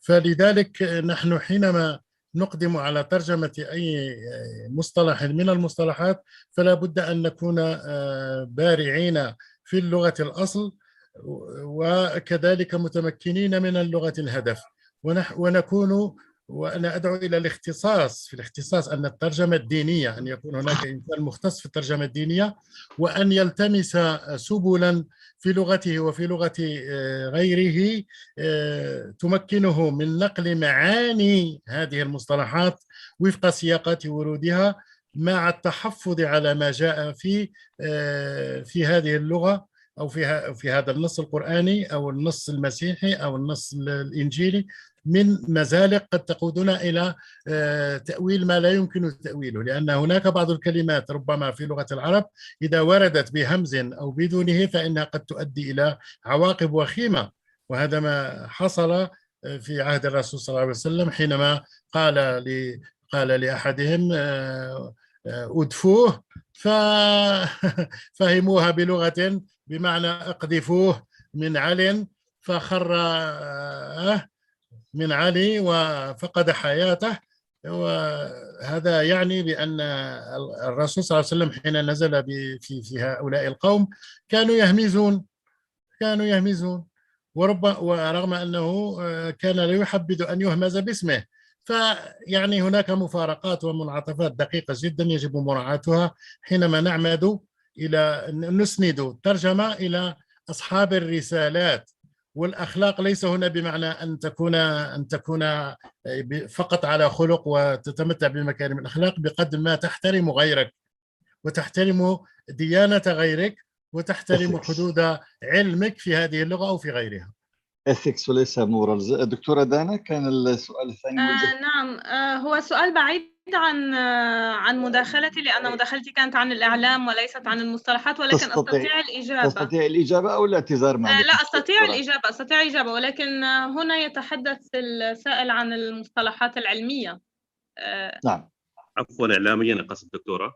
الإعلامية على مستوى الإعلام كيف مثلا كورونا اللي انت ذكرتيها المؤسسات، ليس هناك مؤسسات معنية بوضع الكلمات الإعلامية أو المصطلحات المستخدمة في الإعلام، فهي إما المترجمون أو الصحفيون إذا كانوا متقنين للغة تركيب، وأحيانا إذا كان الخبر عاجل يتم خلق كلمة بشكل سريع وعفوي كما قلت في مداخلتي. السؤالين ما كان هناك سؤالان أيضا، ولكن لم أسمعهما، لم يتسنى. يكفي هذا. أشكرك يا دكتورة على ذكر التوليد من الكلمات الجميلة التي اللغة الإنجليزية استعارتها من اللغة العربية، هي التبولة والحمص والفول المدمس. الآن قرب الوقت. نعم، لأنها كلمات ثقافية تعبر عن ثقافة أجنبية، وهنا من المقصود الحفاظ على الكلمة للحفاظ على أجنبية الثقافة في هذه الكلمات. شكرا لك دكتورة. شكرا. ممكن نختم إذا سمحت. أعتذر الدكتور بشير والدكتور عكرمة والدكتور أسامة، انتظر دوري أستاذي في الرد. هناك دكتورة لا تريد الرد. دكتورة تفضلي دكتورة بإيجاز سريع لو سمحت. حاضر، كنت أنتظر دوري يعني للرد. تفضل دكتورة نورة، باختصار لو سمحت. حاضر يعني. أولا بشأن المصطلح، أشكر الأساتذة المداخلين، وبداية من حضرتك أستاذ تعليق على هذا المصطلح. نعرف نحن في اللغة العربية ما هو موجود الآن، توجد لدينا مصطلح المعرفة مقابل لثلاث كلمات إنجليزية: epistemology وcognitive وknowledge. هذه الثلاثة في أغلب الخطابات يقابلها بكلمة معرفة، وهذا في وجهة نظري ما يحدث خلط. كيف نميز بين ذلك؟ نعود إلى فكرة السياق، هي المسؤولة عن التحديد. cognitive هي العملية التي تنتج منها معرفة، وليست المعرفة في حد ذاته. أي عملية نفسية وتكون الذات هي الحاضرة والرئيسية والكيان الرئيسي في تحقيق هذه المعرفة. لهذا مصطلح العرفان هنا الذي استخدمته لا يتنافى ولا يلغي العرفان في التراث، لأننا نعرف ما معنى العرفان عند الصوفية، وهي عملية عقلية أو نفسية تتحقق بهم معرفة خاصة بالعالم. الشيء الآخر، نأتي إلى المصطلح الآخر الذي يجاورهما ويحدث بينهما خلط. تترجم العرفانية cognitive بالإدراك. الإدراك هي البيرسبشن تقريبا، وهي تمام تمام. هذه ليست بالضرورة أن تتكون بعدها معرفة. كيف ذلك؟ قد أدرك أنا السيارة بنظري، وقد أدرك رائحة ما بأنفي بالحواس، لكن قد لا أعرف ما هي هذه الرائحة. إذن هنا إدراك وليس عرفان. وهذا بالنسبة لي ما أعتمد عليه في التمييز بين إدراك perception وعرفان cognitive والمعرفة knowledge. لهذا عندما قلت المعرفة الجوهرية فأنا أقصد بالknowledge وليس بالcognitive. جوهرية. شكرا. أقدم بس جوابي باختصار شديد. ما أقصده بالسمات، معرفة السمات. أنا أعرف أن الطماطم لونها أحمر، وأعرف أن الموز لونه أصفر، وهكذا دواليك، هذه سمات. أما المعرفة الجوهرية أن هذه الفاكهة تتكون من عناصر غذائية. وشكرا. أشكركم، شكرا لهذه الكوكبة من الضيوف والزملاء المتحدثين والكلمات. شكرا. يعني أعتاز الكلمات لأعبر عن ما مكنون مشاعري، وشكر موصول دائما للدكتور أخي وصديقي دكتور علي على تجشمه عناء هذا المؤتمر. فبارك الله به وبجوده وبفريق عمله وبكم جميعا، ومساكم الله بكل خير. حياكم الله. شكرا لكم، شكرا على إتاحة هذه الفرصة لي دكتور علي. شكرا. شكرا دكتور منذر عبسي على هذه الإدارة الرائعة، وشكرا للدكتور عبد القادر ولزوجته، وأيضا الشكر موصول إلى الدكتورة نوارة وإلى الدكتور أبو جمعة وإلى الدكتور إسماعيل وإلى الدكتورة دانا على هذه المشاركات القيمة والرائعة، والتي الحقيقة كما قلت هي تفتح أبواب للنقاش والحوار، كما يعني كان للزميلة والأخت نوارة في مداخلتها الأخيرة. نحن نفتح الباب للنقاش من خلال هذا المنبر إن شاء الله. شكرا لكم جميعا. والآن يسرني أن أدعو أخي العزيز الأستاذ الدكتور أحمد بن عبد الله البنيان، عميد معهد الملك عبد الله للترجمة والتعريب. والحقيقة الدكتور أحمد له يعني خبرة طويلة وجهود رائعة جدا، وهو من وقف وراء تأسيس هذا المعهد، والمعهد يقوم بجهود كبيرة جدا على مستوى المملكة العربية السعودية وخارجها. فأدعوه يعني يترأس هذه الندوة مع الشكر والتقدير. حياكم الله. شكرا. حياكم الله دكتور. شكرا أخي الأستاذ الدكتور علي موسى على هذه الحفاوة والاستضافة، والشكر موصول لجميع العاملين في هذه المؤتمر الدولي عن اللغات والترجمة، وهو من أهم المؤتمرات الدولية التي في الواقع يعني تناقش بلا شك يعني أمور هامة جدا ومحاور مهمة في حقل اللغات والترجمة. وفي هذه الندوة الرابعة بعنوان الترجمة بين العربية واللغات الأخرى، تجارب وخبرات، معنا كوكبة من العلماء في عدد من الدول. وما يميز هذه الندوة بأنه سنتنقل من دولة إلى أخرى، من كوريا الجنوبية إلى ماليزيا إلى بنغلاديش إلى اليابان إلى إندونيسيا، وسنستمع إلى اللغة العربية من كل هؤلاء.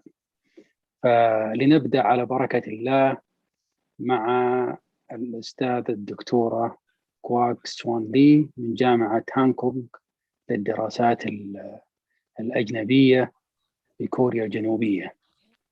دكتورة كواك معنا؟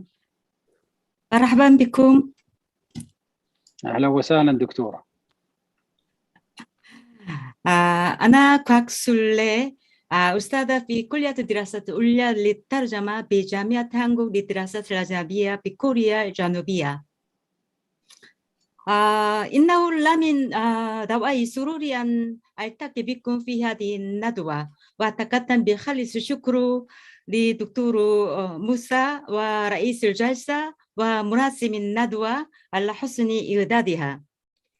ويشرفني أن أقدم خبراتي اليوم أمام الأساتذة وكبار خبراء والباحثين أجلاء في الترجمة.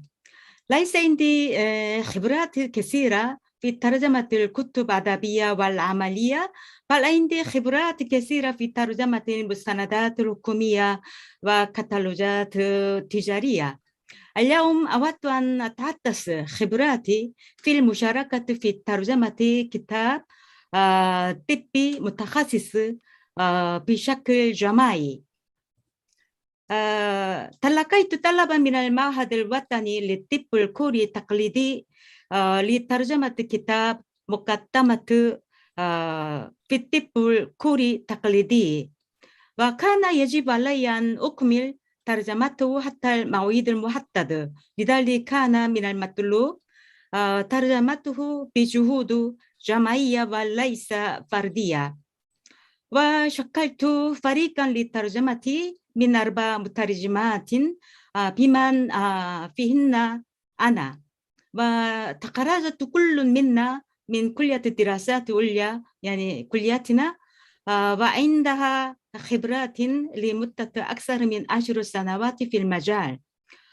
كما تعلمون جيدا الترجمة الجماعية تختلف عن الترجمة الفردية اختلافا تاما، وكنا في البداية نخطط للترجمة كيف نقسمه وكيف نترجم مصطلحات طبية وكيف نترجم الأعلام كوريا، يعني نكتب أعلام كوريا بالعربية، وكيف نراجع نتائج الترجمة من يصحح الترجمة وغيرها. قبل كل شيء أقدم لكم كتاب مقدمة في الطب الكوري التقليدي. قام المعهد الوطني للطب الكوري التقليدي تابع لوزارة الصحة والرعاية الاجتماعية كوريا بتنفيذ مشروع تقديم معلومات عن الطب الكوري التقليدي إلى جميع أنحاء العالم بلا حواجز لغوية من خلال ترجمة الكتب إلى لغات عالمية مختلفة. ولقد اشتمل هذا الكتاب متوادية على 5 مجالات أساسية لابد من معرفتها عن الطب الكوري التقليدي. هي خصائص الطب الكوري التقليدي وأنظمة خدمات الطب الكوري التقليدي ونظريات الطب الكوري التقليدي وأنواع العلاج فيه وشخصيات تاريخية شهيرة فيه والكتب كلاسيكية للطب الكوري التقليدي. أولا بالنسبة يعني كيف نقسم هذا الكتاب للترجمة، يعني اتفقنا على تقسيم نصيب كل منا للترجمة حسب فصول كتاب لتقليل من إزعاج القراءة بسبب اختلافات في أسلوب النص بين المترجمات وما أخذ عدد الصفحات بعين الاعتبار. وترجمة المترجمة الأولى الفصلين الأولى والثاني، والمترجمة الثانية الجزء الأول من الفصل الثالث، المترجمة الثالثة الجزء الثاني منه، المترجمة الرابعة الفصل الرابع والخامس، فصلين الرابع والخامس. ثانيا بالنسبة لكيف نترجم المصطلحات الطبية، يعني ترجمة المصطلحات التي تتعلق بالطب الكوري التقليدي تحتاج إلى وفرة المعلومات ليس فقط في مجال الطب الكوري التقليدي بل أيضا في المجالات العديدة من غيره، مثل أسطورة تأسيس أول دولة كوريا تسمى بجوجوسون، والعلاقات الدولية بين كوريا والصين، والعلاقات الدولية بين كوريا والدول الغربية، ونظريات الطب الكوري التقليدي وأنظمة الطب والعلاج وغيرها. كنا نواجه صعوبات كبيرة في ترجمة المصطلحات التي تتعلق بنظريات الطب الكوري التقليدي لأننا لسنا متخصصات في الطب. طبعا يعني لدينا خبرات كثيرة في الترجمة الطبية، لكن هذا يعني طب الغربي ليس طب شرقي. شهد يعني الطب الكوري التقليدي تطورا أصيلا، وبدأ يتأثر بالطب الصيني في عصر مملكة شilla الموحدة في القرن السابع، وتم تأليف الكتب الطبية بالحروف الصينية إذ ليس لدى كوريا اللغة الخاصة بها. وثم اختراع اللغة الكورية في عام 1443 على أيدي ملك سيجونغ في عصر مملكة جوسون. لذلك معظم المصطلحات الطبية تستخدم حروف الصينية وليست الحروف الكورية نظرا لتاريخ طويل. كنا نتفق على بعض الاستراتيجيات عند ترجمة المصطلحات الطبية.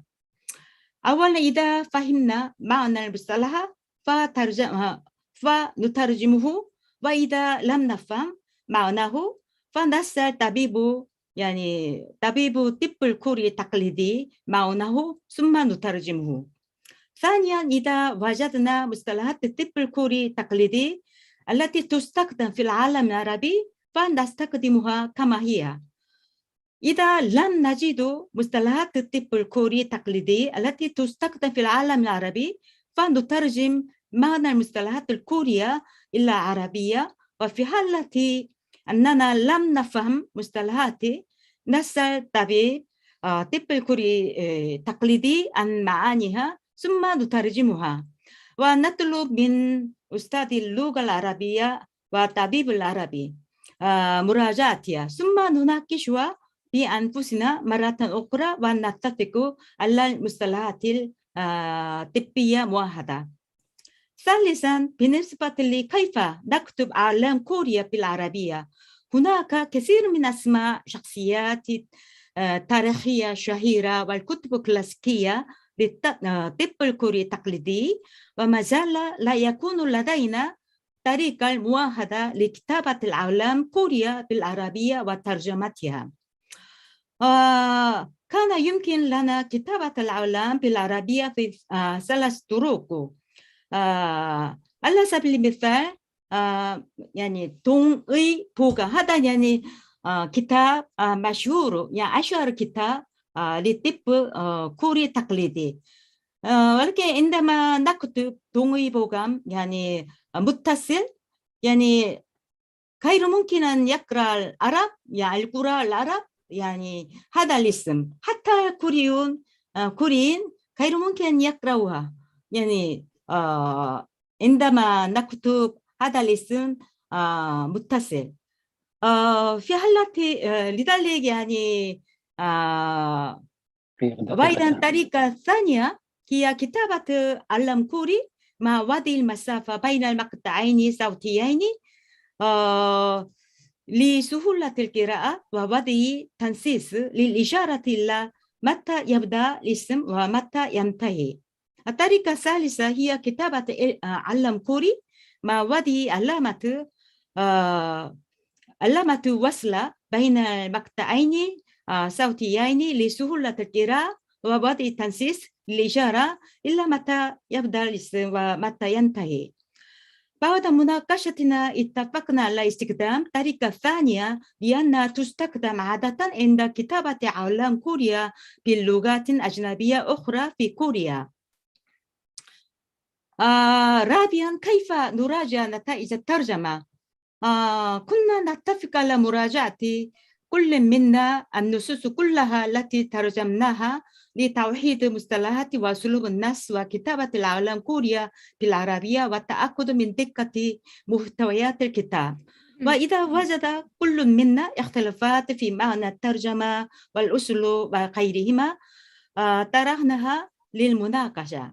خامسا وأخيرا، من يسهل الترجمة؟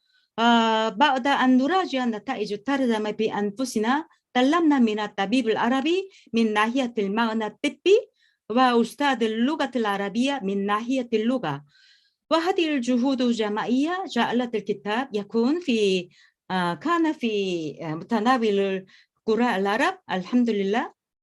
هذا يعني هذه خبرات شخصية لنترجمه كتاب طبي متخصص مع زميلاتي. أنا يعني أعددنا PPT فايل ولكن غير ممكن أن نشارك هذا الملف معكم، بالتالي أنا يعني تحدثت فقط. إذن الآن يعني وأيضا أنا مع زملائي ترجمة مختارات من أشعار شيجو. يعني شعر شيجو يعني نوع تقليدي كوري من أشعار. لذلك يعني فيما بعد أريد أن أقدم خبرات يعني ترجمة هذه المختارات. شكرا جزيلا على حسن إصغائكم. دكتور أحمد لو تسمح لي. شكرا، تفضل يا دكتور. أولا شكرا للدكتورة كواك، وودي كان أنها تعطينا لو أعطتنا فكرة أيضا عن جامعة هانكوك للدراسات الأجنبية. أنا يعني زرت الجامعة أعرف فيها أكثر من 52 لغة تقريبا، يمكن أنا مخطئ، لكن نظرا لاعتذار الدكتور لي إنسوب هو الآن في لوس أنجلوس، والساعة الثانية لا لي إنسوب ليس موجود. الساعة الآن عندهم 2:30 بعد منتصف الليل، فأعتذر. وإذا كانت الدكتورة ممكن تعطينا لمحة بسيطة عن الجامعة وعن اللغات التي يعني تدرس فيها على عجل يعني. معذرة دكتور أحمد. شيء جميل، إضافة مهمة يا دكتور. كلية دراسة عليا للترجمة يعني تاريخها يعني يرجع إلى أكثر من 40 سنة، وإذا أول جامعة في قارة آسيا انضمت إلى اتحاد الكليات والجامعات لتدريس الترجمة CUTI. وإذا ندرس 8 لغات هي كوريا إنجليزية وكوريا يابانية، كوريا ألمانيا، كوريا فرنسية، وكوريا إسبانيا، وروسيا عربية. روسيا عربية أنا لم أتذكر واحدة. أيوة هكذا ندرس ترجمة بين كوريا وبين 8 لغات. وإذا معظم يعني وإذا كل سنة قبل 150 طالبا وطالبة. إذا معظم خريجين يعملون في يعني القطاع العام، وإذا يعني طبعا يعني يعملون بشكل مستقل. إذا كان عندكم التقيتم مع مترجمين أو مترجمات في المؤتمرات الدولية التي تعقد في كوريا، معظمهم من يعني كلياتنا 100%. يعني إذا عندي يعني فرصة أخرى لتقديم كلياتنا ربما بعد يومين، لذلك في ذلك الوقت أنا سأقدم لكم كلياتنا بالتفاصيل. شكرا جزيلا دكتور أحمد.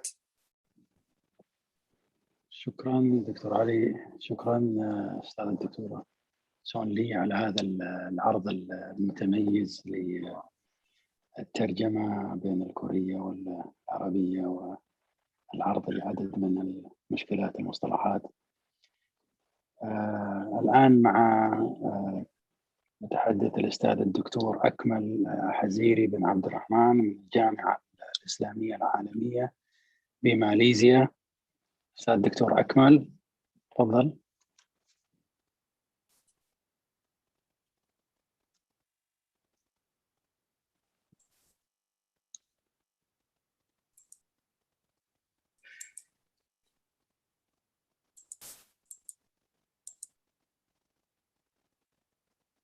أستاذ الدكتور معانا الدكتور أكمل.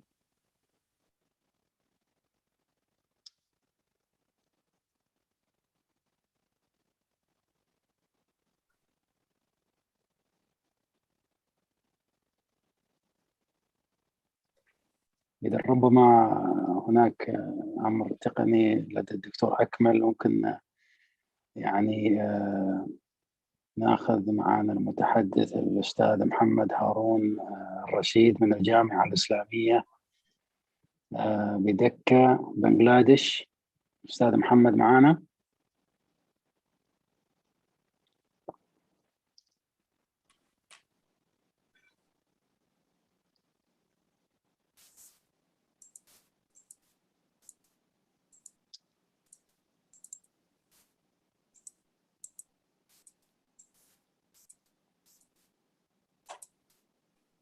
هو كان موجود في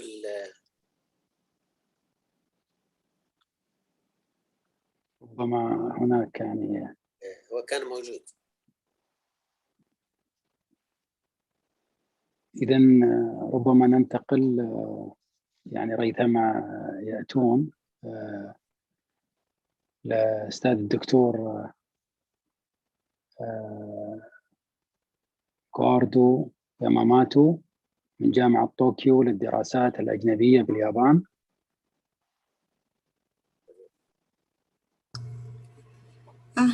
نعم، مساء الخير والسلام عليكم. أهلا وسهلا. اسمي كاورو ياماموتو من اليابان، وأنا أستاذة مساعدة في جامعة كيو وباحثة متخصصة في الأدب العربي. واليوم سأتحدث عن تجارب اليابانية في الترجمة من اللغة العربية إلى اللغة اليابانية.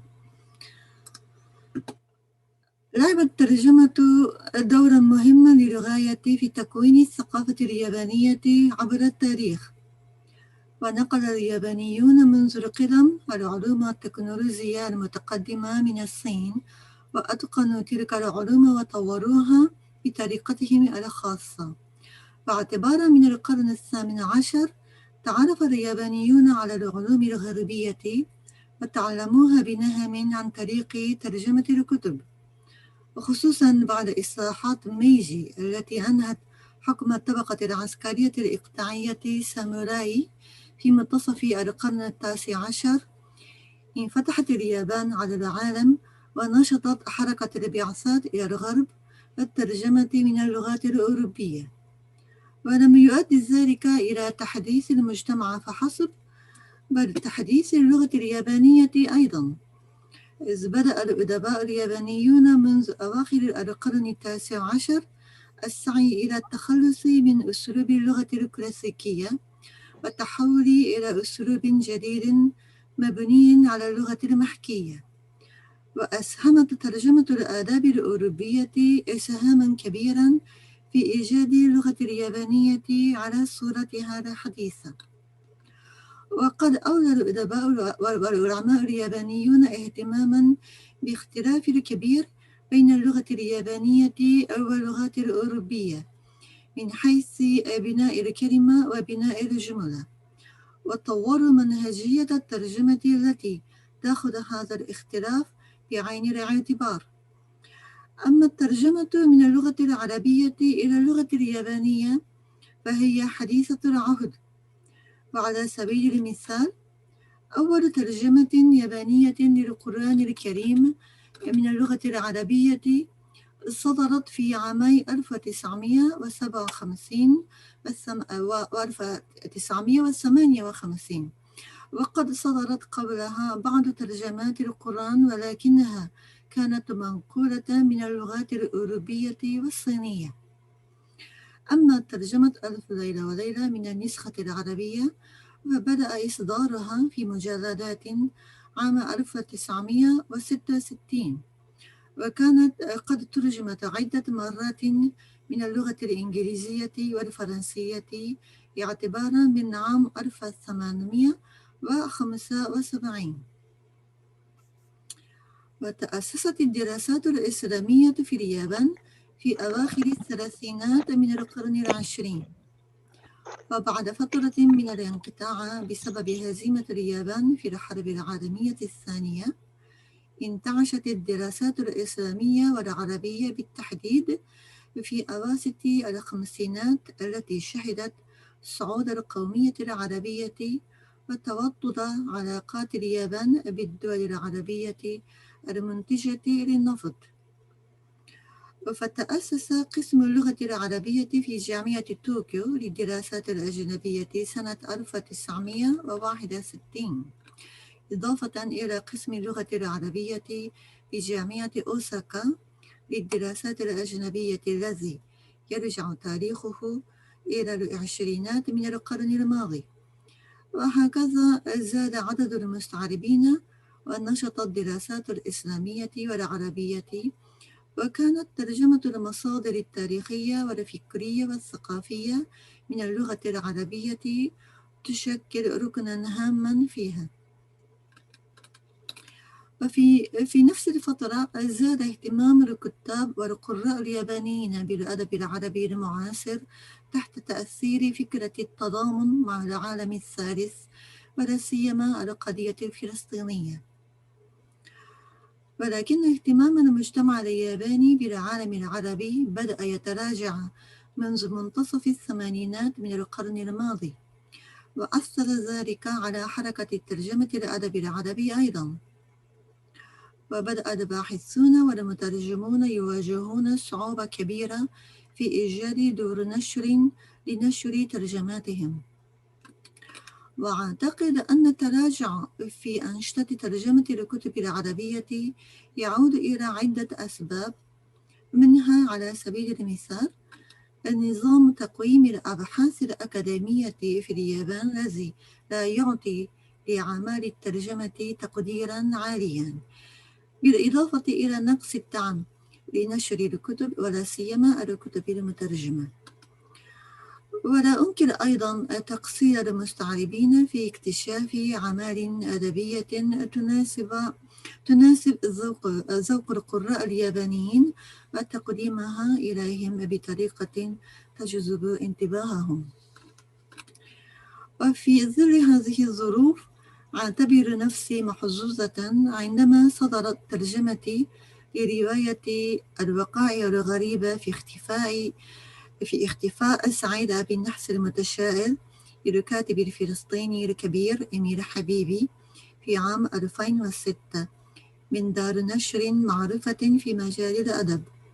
ونالت هذه الترجمة تقديرا جيدا من النقاد والباحثين. ومنذ عدة سنوات بدأت أقوم مع زملائي الباحثين في الأدب منطقة الشرق الأوسط بإصدار المختارات من الأدب المعاصر في الشرق الأوسط كمشروع أكاديمي غير تجاري. وقد أصدرنا منها حتى الآن عددين، وترجمت فيهما أجزاء من رواية للكاتب اللبناني رشيد الضعيف، ورواية أخرى للكاتبة اللبنانية جنى فواز الحسن. ونأمل أن نتابع هذه المحاولة أملا في أن ينفتح أمامنا مجال للنشر التجاري. وأريد الآن أن أنتقل إلى الحديث عن بعض النقاط الصعبة بخصوص ترجمة النصوص العربية إلى اليابانية. وسبق أن قلت إن اللغة اليابانية تختلف اختلافا كبيرا عن اللغات الأوروبية من حيث بناء الكلمة وبناء الجملة. وطور الأدباء والباحثون اليابانيون على مدى فترات طويلة منهجية الترجمة التي تأخذ هذا الاختلاف بعين الاعتبار. أما الترجمة من اللغة العربية إلى اللغة اليابانية فهي حديثة العهد وتقتصر على محاولات بعض الأشخاص، ولا نجد أبحاثا متخصصة في هذا الموضوع تستند إلى الخبرات الوافرة عند المترجمين من اللغات الأوروبية، في حين ظهرت مؤخرا أبحاث علمية كتبها باحثون مصريون تتناول قضايا متعلقة بالترجمة من اللغة اليابانية إلى اللغة العربية استنادا إلى الأبحاث السابقة في علم اللغة والترجمة. وجدير بالذكر أن مصر تعتبر دولة رائدة في تعليم اللغة اليابانية في العالم العربي، حيث افتتحت جامعة القاهرة قسم اللغة اليابانية عام 1974 وتبعتها جامعة عين شمس عام 2000 ومؤخرا جامعة مصر للعلوم والتكنولوجيا عام 2005. وفي الآونة الأخيرة بدأ أيضا المترجمون المصريون القيام بترجمة الأدب الياباني مباشرة من اللغة اليابانية، في حين معظم الترجمات العربية للأدب الياباني كانت منقولة من اللغات الأوروبية. وإذا تعزز التبادل العلمي مع باحثين ومترجمين من العرب فسوف نستفيد من خبراتهم كثيرا في هذا المجال. ومن بين القضايا التي تناولتها تلك الأبحاث الاختلافات بين اللغة اليابانية والعربية في ترتيب الكلمات في الجملة واستعمال صيغة المفعول به ودور الضمائر، فضلا عن أهمية فهم الخلفية الثقافية في ترجمة الكلمات.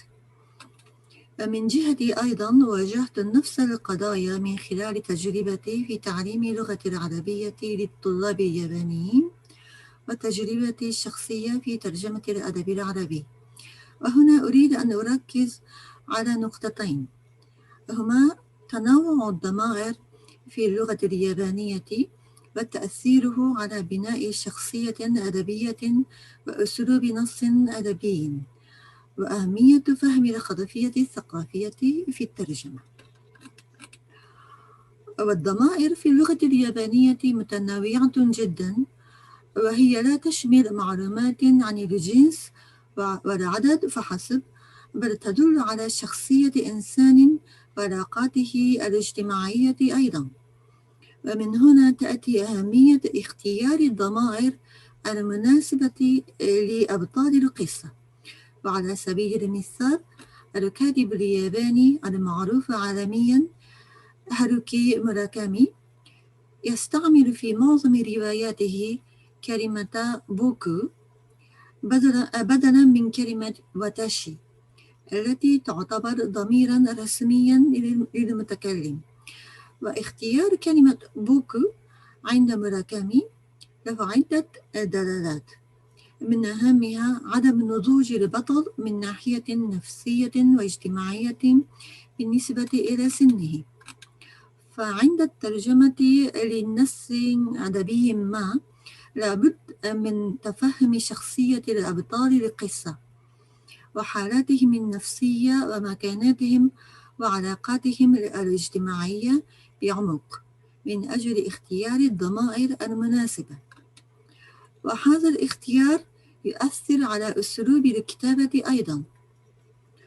وفي ترجمتي لرواية المتشائم تعمدت استعمال ضمائر المتكلم المختلفة لبطل واحد كي يعبر عن مزاجه المتقلب بين التواضع والتباهي حسب موقفه بأسلوب ساخر.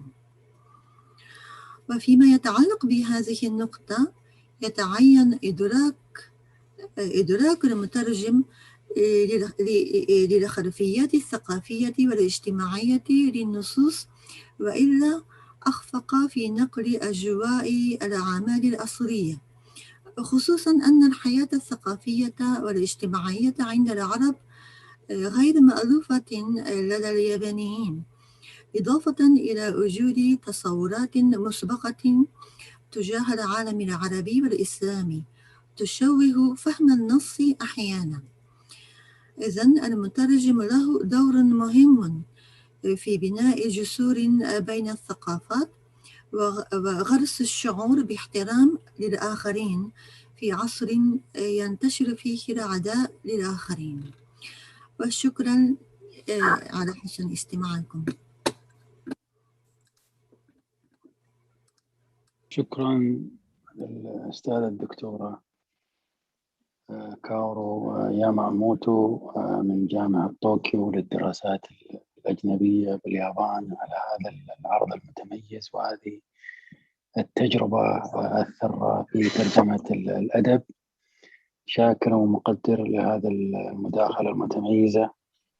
والآن مع الأستاذ الدكتور علي عبد المنعم من جامعة ولاية سينان كاليغاغا الإسلامية بإندونيسيا. الدكتور علي. السلام عليكم. مساء الخير. وعليكم السلام ورحمة الله، حياك الله. الله يكرمكم، الله يعزكم. تفضل. عفوا، تسمحون بمشاركة الشاشة قليلا؟ نعم، من فضل الإدارة يسمحون له بالمشاركة.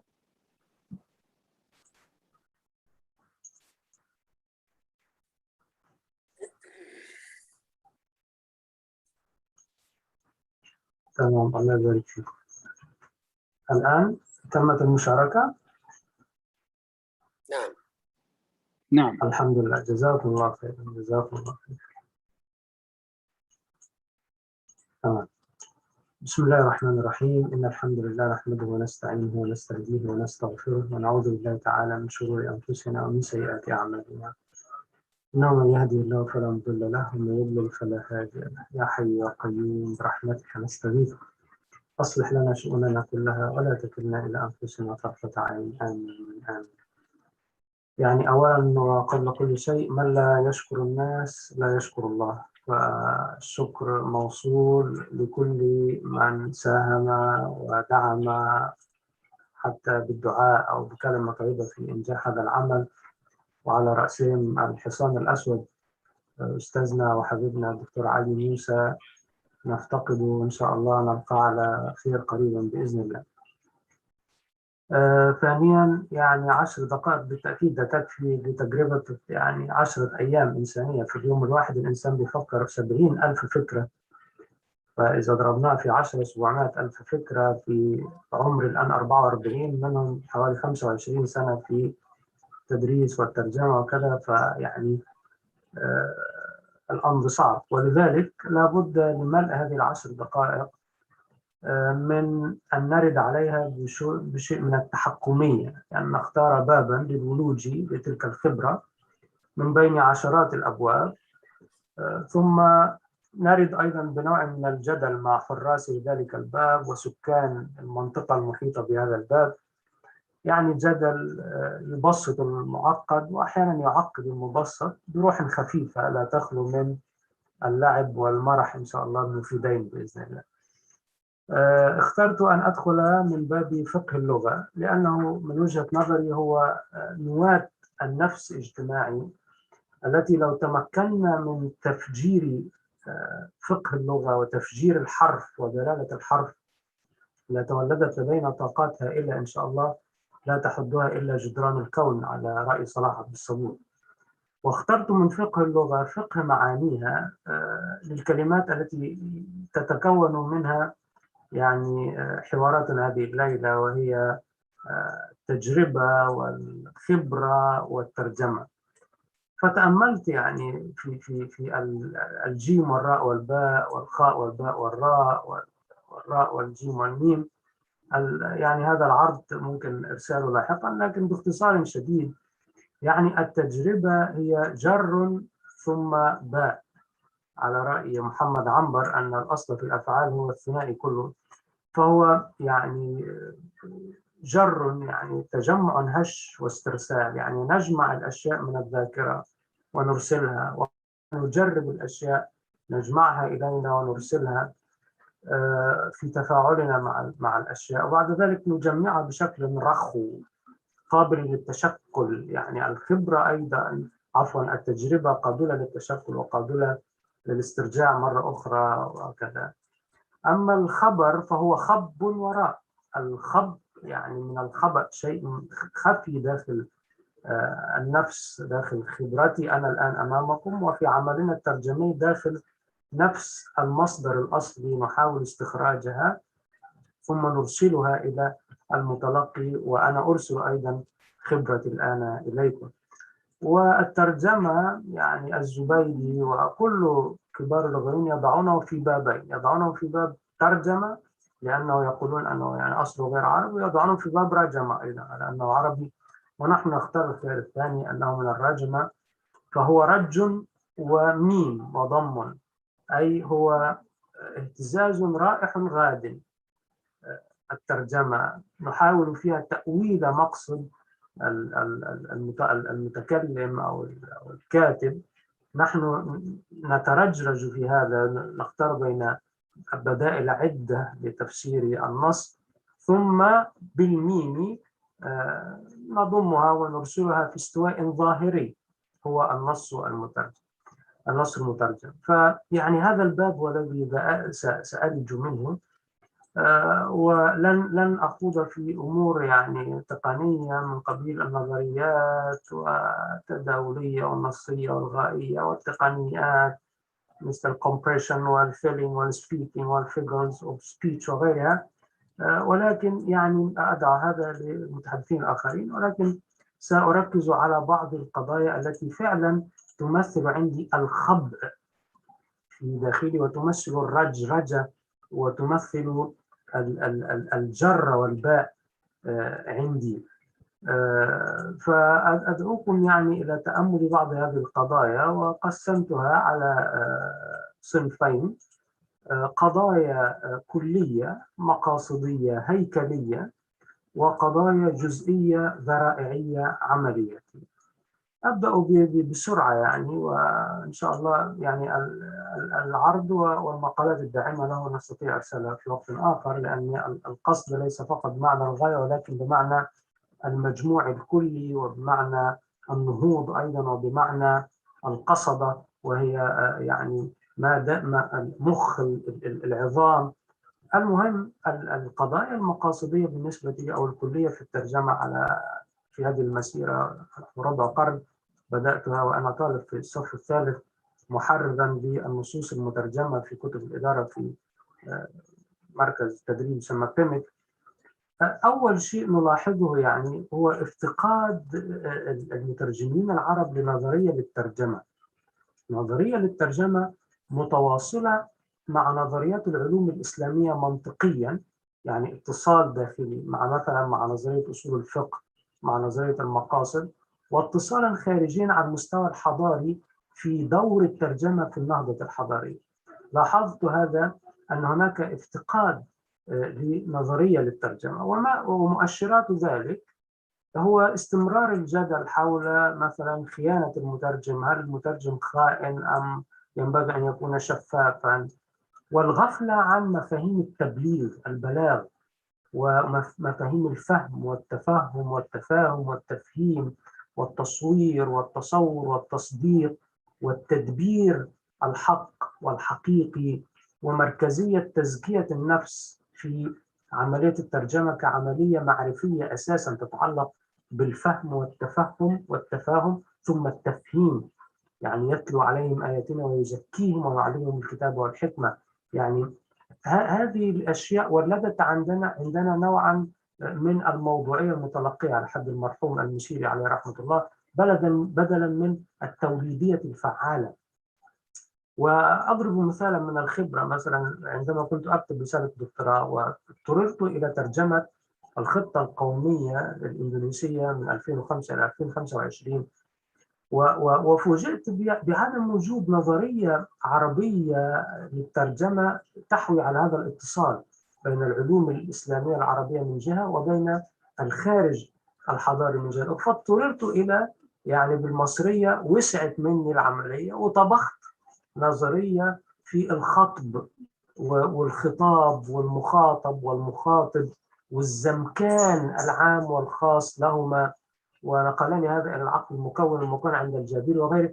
المهم فيعني نحتاج فعلا ونفتقر ونحتاج إلى نظرية للترجمة يكون فيها هذين الأمرين. الأمر الأول هو الاتصال مع العلوم الإسلامية العربية والاتصال مع الحضور الحضاري.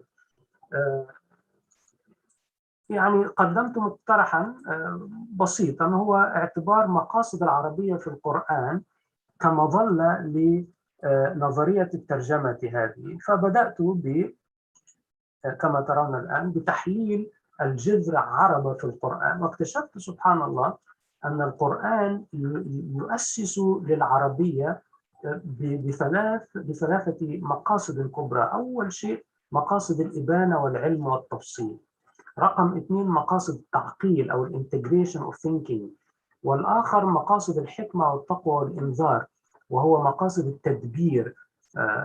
فيعني إذا استخدم المترجم هذه المظلة فيستطيع أن يكون عنده ترمومتر يقيس به متى يحذف ومتى يضيف ومتى ينقل فقرات من أماكنها.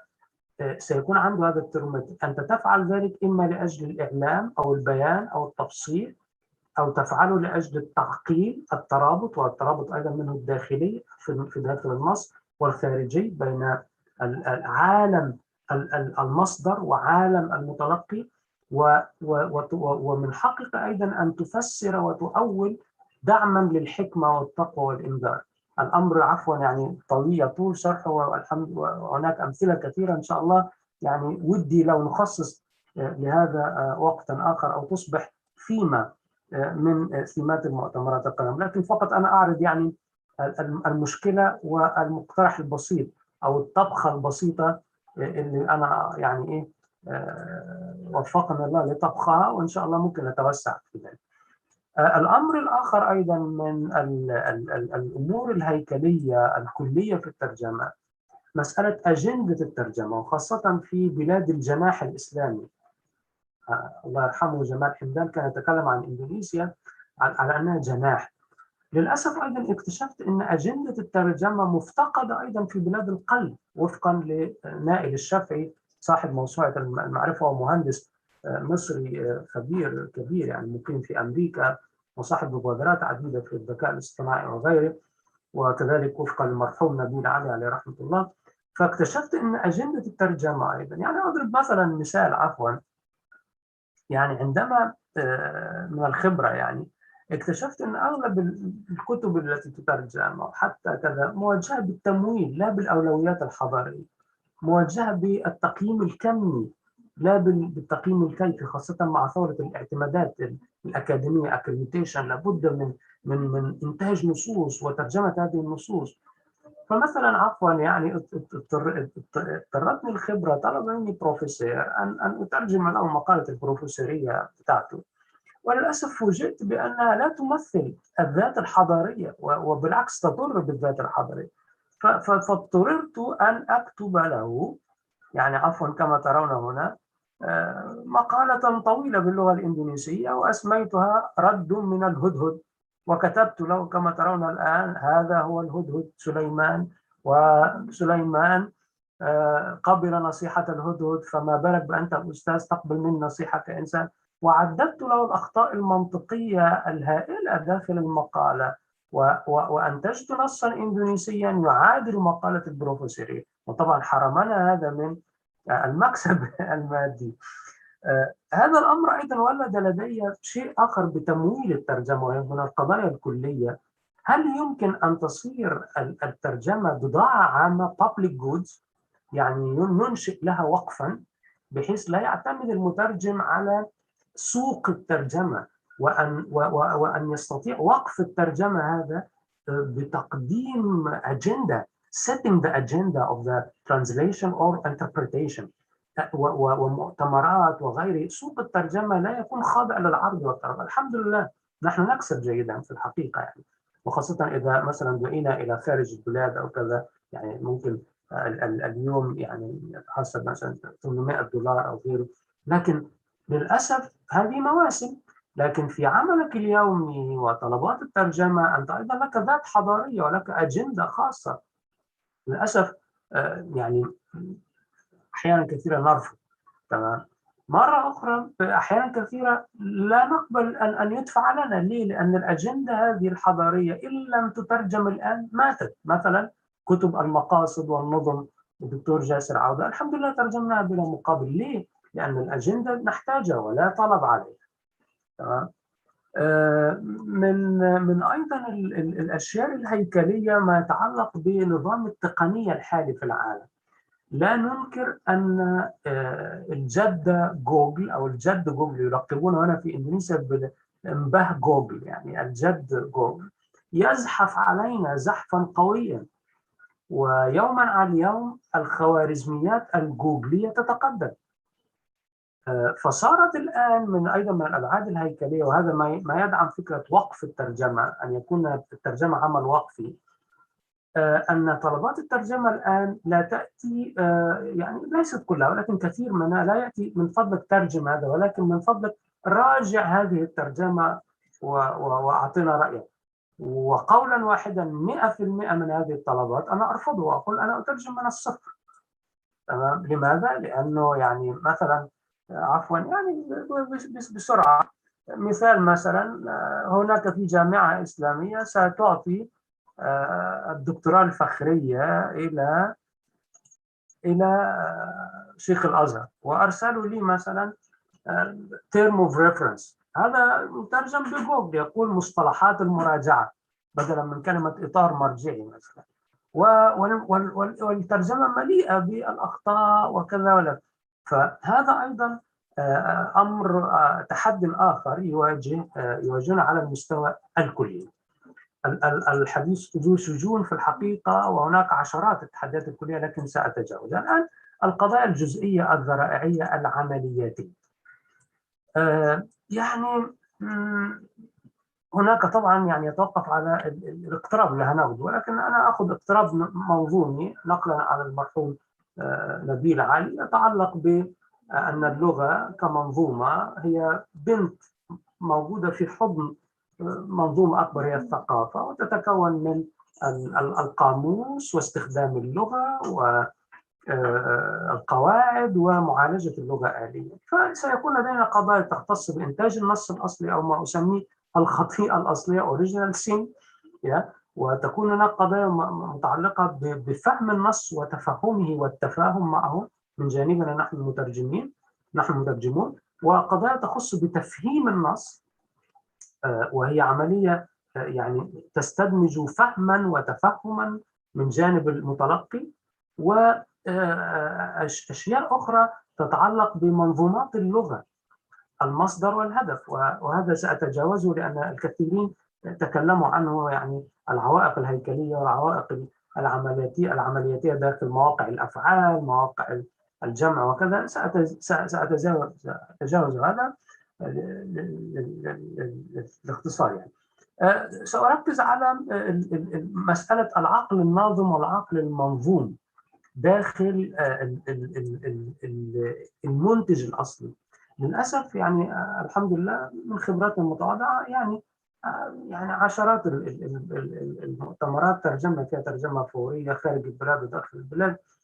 فمثلا هناك عوالم أخرى عند إخوتنا مثلا الهنود والباكستانيين والبنغلاديشيين وبعض من شرق آسيا، عوالم مختلفة مثلا يسود فيها الفعل مبني للمجهول.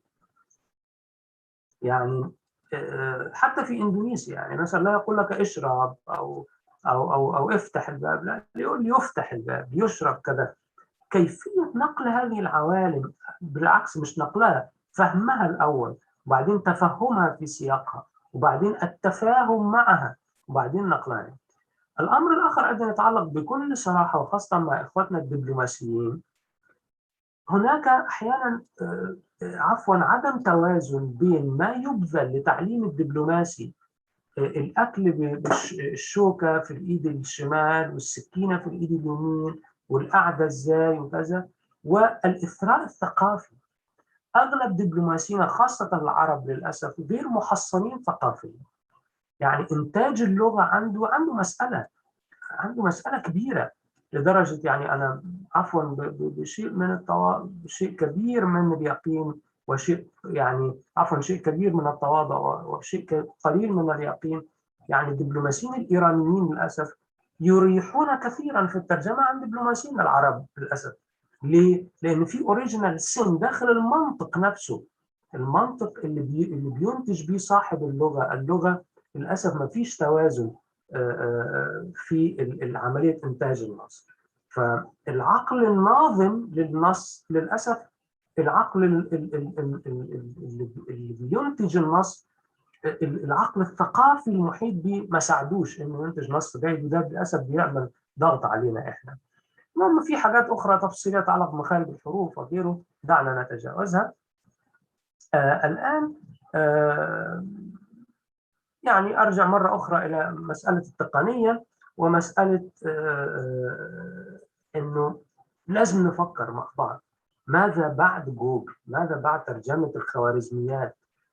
ماذا بعد ذلك؟ وهل في إمكانية فعلا أن الترجمة تصبح public good أو لا، خدمة عامة أو لا، ويكون لها واقع. المهم أنا يعني أكتفي بهذا القدر وأرجع يعني عودا على بدء إلى فقه اللغة، أن يعني يجب أن نتداعى في الحقيقة، وأن يكون في مؤتمر سنوي. دي فكرة جميلة جدا، بس يا ريت يكون في ملتقى شهري، يعني ملتقى ربع سنوي مثلا، لأن احنا لازم نصطف ولازم صفوفنا تكون أكثر تماسكا، لأن التحديات أكبر من كده. والرجرجة اللي في داخل المترجم يحتاج إلى مساندة من زملائه المحيطين به وأصدقائه.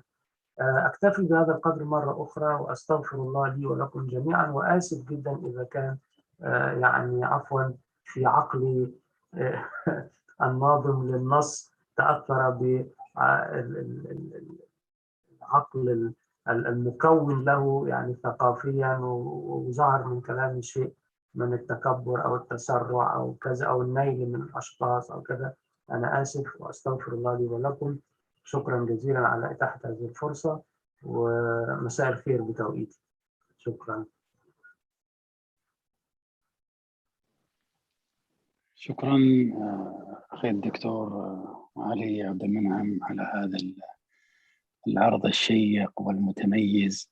بارك الله فيك، استمتعنا جدا بهذا العرض البانورامي، وبلا شك أنت يعني في دعوتك للقاءات يعني ربعية أو نصف سنوية ربما قدحت يعني فكرة في الذهن، وهي أنه للتحضير للمؤتمر السنوي ربما يكون يسبقه لقاءات يعني لمثل هذه اللقاءات التي تحضر، وتكون هناك يعني ندوات مصغرة للتحضير لها. شكرا. لا أعلم إذا أستاذ الدكتور أكمل حزيري بن عبد الرحمن موجود الآن، رجع معنا. إذا كان رجع معنا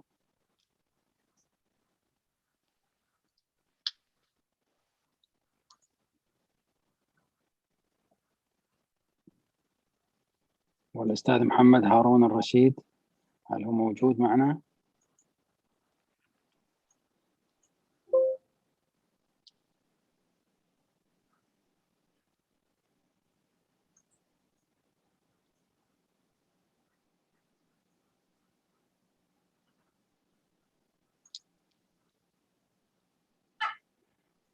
إذا نفتح المجال للأخوة والأخوات المشاركين معنا الحضور في هذه الندوة.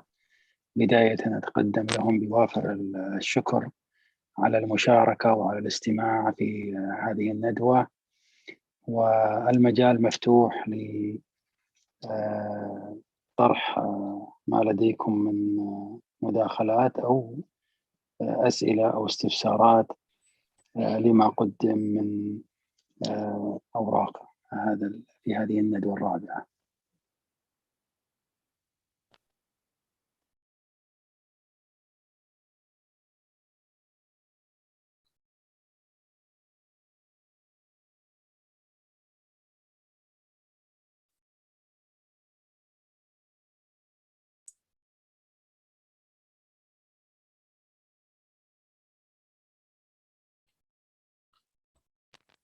Yes, can we start the discussion? دكتور السلام عليكم. بحسب رفع اليد أعتقد مثل الجلسات. وعليكم السلام. طيب بحسب رفع اليد. طيب ممكن الدكتورة خلود عكاوي تفضلي. بسم الله الرحمن الرحيم، والصلاة والسلام على أشرف المرسلين نبينا محمد وعلى آله وصحبه أجمعين. Do you hear my voice first? Am I clear to you? Yes. Okay. First, I'd like to start by greeting and thanking Dr. Ahmed Al-Banyan my colleague in our prestigious university, University of Al-Imam Muhammad ibn Saud Al-Islamiyya Riyadh. It's a great honor to be with you, Doctor, and thank you for running this session in a very successful and fruitful way. Number 2, is my voice clear? Hello? Yes, Doctor. Yes, okay. It is. Okay. Now, my inquiry is to Dr. Ali Abdel Menam from Indonesia, and he's an Egyptian doctor, I think. He was calling for theory in translation. Actually, Doctor, as I taught translation in different levels and in different universities, I noticed that we have many sources that if we train our students to excel in, we will have wonderful translators. We have transference, we have naturalization, cultural equivalent, functional equivalent, descriptive equivalent, synonyms. We have also models by different people like Weinai and Darbeland, Newmark, Mona Baker, and others. We have strategies, or sometimes they call it procedures, like borrowing, calc, literal translation, transposition, modulation, equivalence, and adaptations. All these should be explained to our students in a good way, and then we should train them to apply them in their translation. Actually, I'm trainer of trainers, and I know the meaning of training in having a better quality of students. And in this case, they are considered trainees. If we train them to apply these different theories, these, let me put the word between brackets, models. We have models and we have modules in translation. If we train our students to use these models in translation, we will have a different type of student who can translate well. What I'm telling you now is being adopted and adapted in the Islamic translation, which I taught in level 4, in interpretation, which I taught, interpretation course, which I taught in the graduation level, in side translation, consecutive translation, medical translation. I mean by all that, if we apply these procedures and strategies well in our lectures in the university, we will not search for a theory in order to have a better type of translator. We already have the sources. The idea is in the teacher, or in our case, the instructor who can teach in a way that have the trainee student who can apply all these models to give faithful translation that reflect the real meaning of whether written translation or consecutive or side or interpretation. And thank you very much. Thank you, Dr. Khulud. Thank you. Now, Osama Munir Ibrahim. Osama Munir Ibrahim. السلام عليكم ورحمة الله. عليكم السلام. كيف الشكر الجزيل والعرفان لرئيس الجلسة والزملاء يعني وكل الذين ما زالوا متابعين معنا منذ بداية النهار. على أي حال، وشكرا للمداخلة اللي دكتورة زميلي قبلي دكتورة خلود حكت شيء بالإنجليزي، أنا سأتكلم بالعربية علي أختصر يعني بالربط مع ما تكلمه الأستاذ العزيز في علي عبد المنعم الدكتور علي. يعني كانت أتت المداخلة على شكل يعني جزئيات. لماذا؟ يعني ربما لأن أنا تخصصي علم الترجمة أساسا، أو يعني الترجمة بشيء الحقل الترجمي لا أميل إلى تسميته بعلم، لأنه من لم يزل يعني إذا بحثنا في جوجل وغيره من المحركات البحث لن نجد أكثر من translation studies، وبالفرنسية traductology. لم تزل يعني، فهي مصيبتنا يعني، أو الجو الذي نعمل به نحن المترجمون في الأكاديميا أو في الممارسة العملية بمختلف المستويات والتخصصات، لا نجد أو لا نقع، وهذا ليس ذنبنا، على أننا نشتغل بعلم كامل الأركان والتوصيف وإلى آخره. فلم يزل يعني لم تزل الترجمة حقلا بينيا interdisciplinary مثل ما كانت محاضرتنا مع دكتورة صفي الصباح، ولم تزل يعني تداخلات في هذا الحقل عند المشتغل به كبيرة جدا، ونفسه الحقل هو حقل بين مناهجي. لا يعني فاليوم إذا أتينا أن نتكلم في علم لنستند إلى وجود علم ترجمة قائم كامل كما قلنا موصف ومنظر له بما يكفي، لنقول مثلا مثل علم الاقتصاد، وفي الوقت نفسه لا نستطيع أن نرفع يعني ميزات العلم أو ما يتصف به العلم عن دراسات الترجمة. يعني منظرين كثر كانوا في هذا المجال، لكن إلى اليوم ما تزال، لأنه أصلا يعني إذا الحقل اللساني كله جديد، يعني خلينا نقول ما اليوم ما في عمر أكثر من حلقة إدراج وما بعدها وإلى آخره، أكثر من 70-80 سنة، وهذا هذا لا يكفي لإنتاج يعني علم قائم تام الأركان. على أي حال العودة بس المداخلة كنت أود أن أطرحها بما يخص علم المصطلح مع الدكتور الجلسة يعني، لكن كله مترابط، الحقل كله مترابط.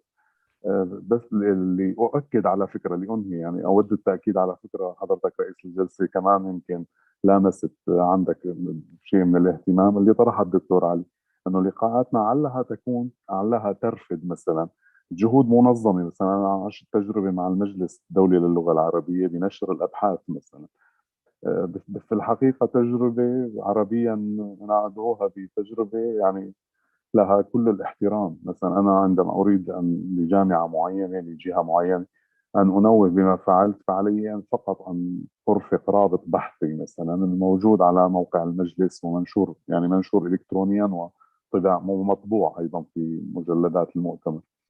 نفس التجربة اليوم إذا كنا فعلا سنجتمع ربع سنويا، فأشدد على فكرة نحن بحاجة الكثير من التواصل بين بعضنا ومع يعني المحيط من حولنا، هذا المحيط العالمي اليوم اللي يعني أدواتنا اليوم هي ناجزة في التواصل وفي الترجمة تحديدا في هذا الحقل الأكثر يعني البيني بعلامة بامتياز.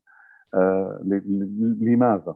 هون الفائدة من مداخلتي، لأن مثلا ترجمات القرآن الكريم أو ترجمات التفسير بالأحرى إن صح التعبير للقرآن الكريم يعتريها الكثير من الواضح أنه المعنى الملتبس، يعني ambiguity، المعنى الملتبس على من ترجمه خصوصا من الغربيين إلى اليوم. يعني محاولات بدأت من 300 سنة تقريبا، وإلى اليوم عندما يعني أفرد أنا مثلا جانبا لكلمة أو لمصطلح واحد بجهودي كباحث بصفتي باحث فرد، فسأجد الكثير مثلا مثل كلمة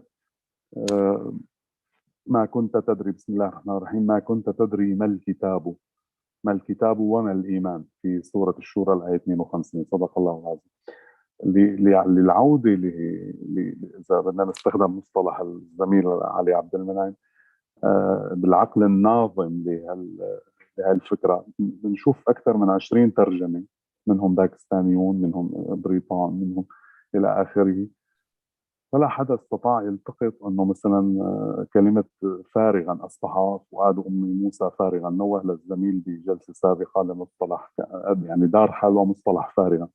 المصطلح الكتاب ولا يعني نشوف أنه هو ما يقوم به المترجم بهي الحالة من العربية إلى لغة أخرى هي الإنجليزية هنا، يقوم بنقل خلينا نقول ليس حرفيا، يقوم بنقل ما فهمه، ما عانه عليه، ما عانته عليه أدواته اللغوية وثقافته بالعربي إلى لغته. فكلهم يعني ولا واحد منهم يعني بريء أو استطاع أن يخرج خارج صندوق أو كلمة the book. What was the book or what the book was.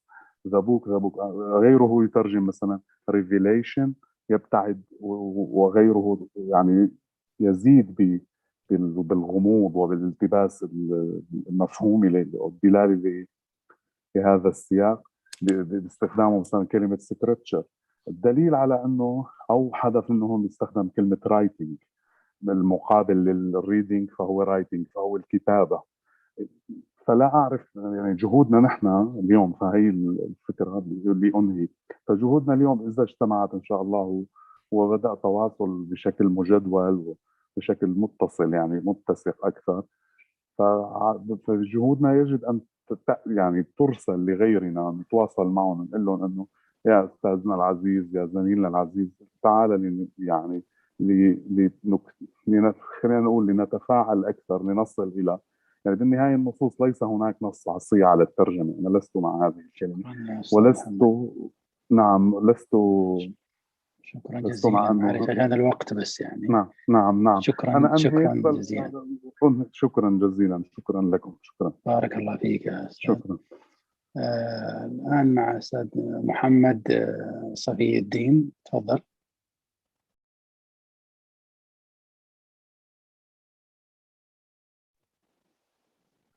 أستاذ محمد صفي الدين.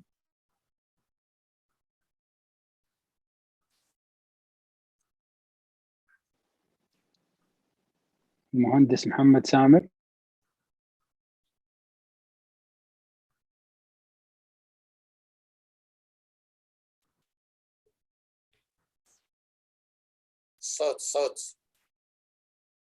صوت واضح؟ وما فاتح الصوت. أيوه الصوت واضح؟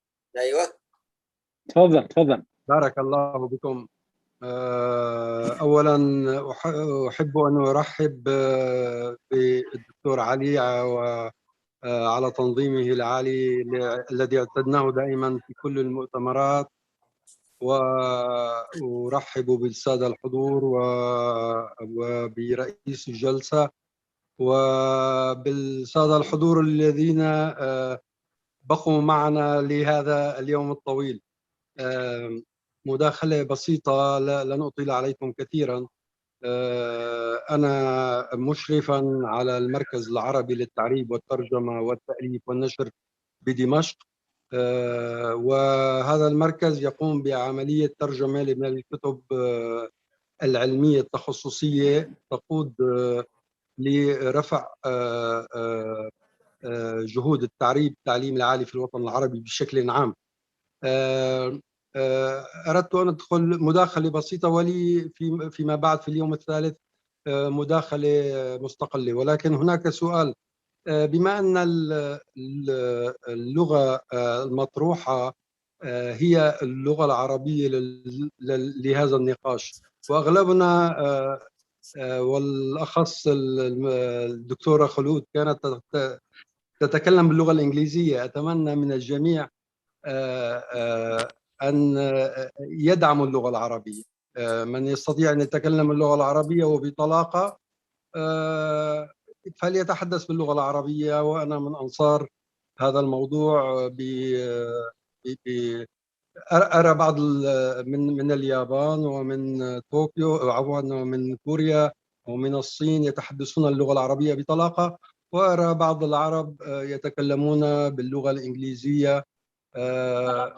هذا يحزنني كثيرا حقيقة، يعني كمشرفا على المركز العربي للتعريب ومحبا للغة العربية ومدافعا عنها بشكل كبير. عذرا على المداخلة قد تكون مزعجة قليلا، ولكن اللغة العربية لها مكانة في قلبي، وهذا ما دفعني إلى التحدث. شكرا للجميع وشكرا لتفهمكم، والسلام عليكم ورحمة الله وبركاته. شكرا. أستاذ خليل، مداخلة عند. مرحبا. معكم خليل شمع، عضو اتحاد دولي للغة العربية. أشكركم على هذه المقابلة الهامة وأتمنى لكم التوفيق في مؤتمر اللغات والترجمة. عندي سؤال، ألا تعتقدون أن الترجمة لها دور هام في استئناف الحضارة العربية وبالتالي عمودها الفقري اللغة العربية؟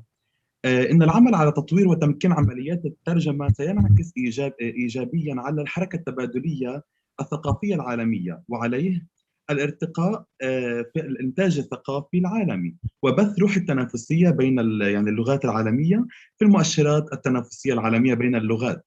وشكراً. شكراً جزيلاً. الآن مداخلة مع الأستاذ أشرف. أستاذ الفاضل عفوا، عذرا. نعم.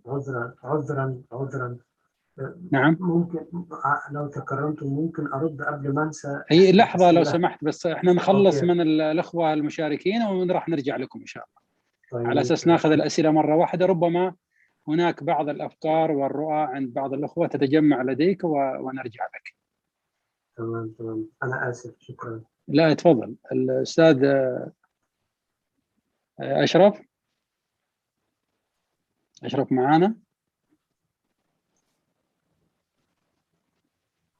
محمد البرديني.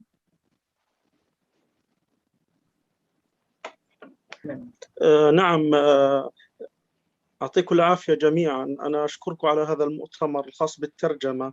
حقيقة لدي سؤال، ألم نصل إلى المؤسسية في الترجمة؟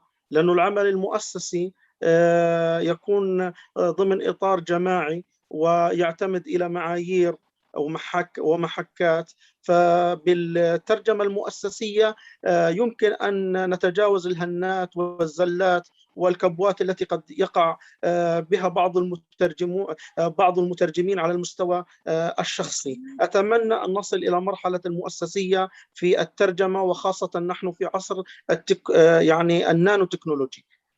وشاكر لكم جميعا، وشاكر شاكر القائمين على هذا المؤتمر والمتحدثين والحضور.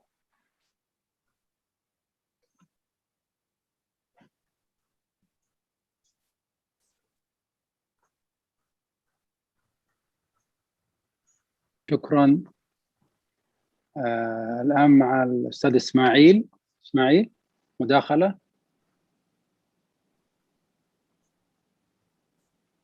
إسماعيل. السلام. وعليكم السلام.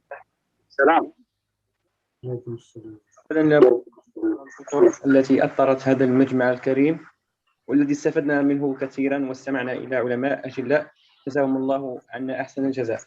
سؤالي هو ربما يكون لا يليق بهذا المقام الكبير، ربما لأني ما زلت أتابع دراستي.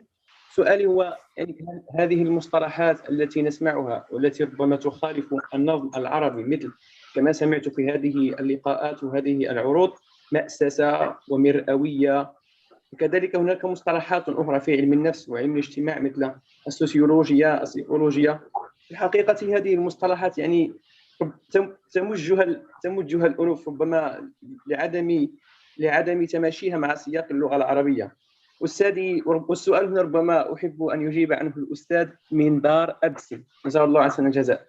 أستاذي، هل هذا راجع إلى ضعف اللغة العربية؟ وهذا ربما ترده يعني قوة اللغة العربية، وكما يقول الشاعر: رموني بعقم في الشباب وليتني عقمت فلم أجزع لقول عداتي. أم أن هذا راجع إلى الحفاظ على خصوصية اللغة المترجم إليها؟ هذا بالنسبة للسؤال الأول. السؤال الثاني أحب أن تجيب عنه الدكتورة داما آواتس. تكلمت عن قضية نيولوجيزم، الاختراع اللغوي. يعني سؤالي هو يعني لماذا لا يمكننا أو لماذا انتقلنا من الاختراع اللغوي بدل الاشتقاق؟ لأنه كما معروف يعني عند القدماء كانوا يعتمدون على الاشتقاق، فمثلا الهاتف هو مأخوذ من مفردة هاتف. يعني لماذا كان هذا الانتقال من derivation into neologism؟ جزاكم الله عنا أحسن الجزاء. شكرا جزيلا. والآن عودة مع فرسان هذه الندوة نعم يا دكتور تفضل. دكتور نعم. محمد سيف الدين موجود. محمد رجاء. نعم موجود. سيف الدين أن يدخل مداخلة. اي نعم كنا احنا ندعوه. السلام عليكم. السلام عليكم. السلام عليكم. عندي سؤالين إلى الشيخ عبد علي عبد المنعم. جزاك الله خير. السؤال الأول ما هي المشكلة في ترجمة جوجل الترجمة إلى إندونيسيا أو بالعكس يعني ترجمة إندونيسيا إلى عربية؟ السؤال الثاني يعني ما رأيك للشيخ علي عبد المنعم يعني في سنن كاليجاغو، ما رأيك في ترجمة جوجل الحين يعني من اللغة العربية إلى إندونيسيا؟ أي نفس السؤال يعني ما هي المشاكل في جوجل هذا؟ طيب جزاك الله خير. السلام عليكم ورحمة الله وبركاته. وعليكم السلام ورحمة الله. شكرا على المداخلة، بارك الله فيكم.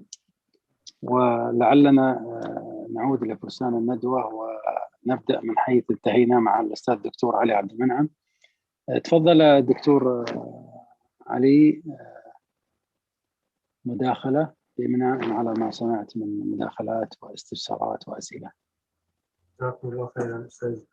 ولو فيها يعني تجاوز مني عفوا، ممكن الأخوات الأجنبيات أولا، يعني إذا كان في أسئلة لهم من باب يعني الاتيكيت، وإذا كان مش ممكن خلاص أنا يعني أقول بإذن الله. تفضل يا دكتور. طيب أولا الأخت عفوا أنا آسف لذلك لما قلت عايز أتكلم لأني خشيت إني أنسى الأسماء. الأخت عفوا اللي تكلمت في الأول الأخت نوارة، صحيح؟ صحيح الاسم؟ ركز على السؤال يا دكتور علي. طيب. السؤال أهم شيء. طيب الأخت يعني الأخت كانت بتقول إنه لا داعي للتنظير وإنه ما لدينا يكفي وكذا. الإجابة من نقطتين. النقطة الأولى يعني أنا عفوا أنا متطفل عليكم، أنا لا أحمل درجة علمية في الترجمة، أنا أحمل درجة علمية في الاقتصاد والعلوم السياسية وفي تطبيقات الشريعة الإسلامية في الاقتصاد وسياسات التنمية المستدامة. واضطر يعني الترجمة بالنسبة لي حاجة يعني حاجة ملحة وضرورة، ومشيت فيها إلى هذه النقطة يعني. فأنا آسف عذرا إذا كان يعني كلامي ده متطفل، لكن الأمر اللي أنا على يقين منه وأدعو الأخت أنها تدرسه بشكل علمي وموضوعي ومنفتح الصدر هو أن احنا محتاجين نطور علم للترجمة يكون متموضع داخل التكوين المعرفي الإسلامي.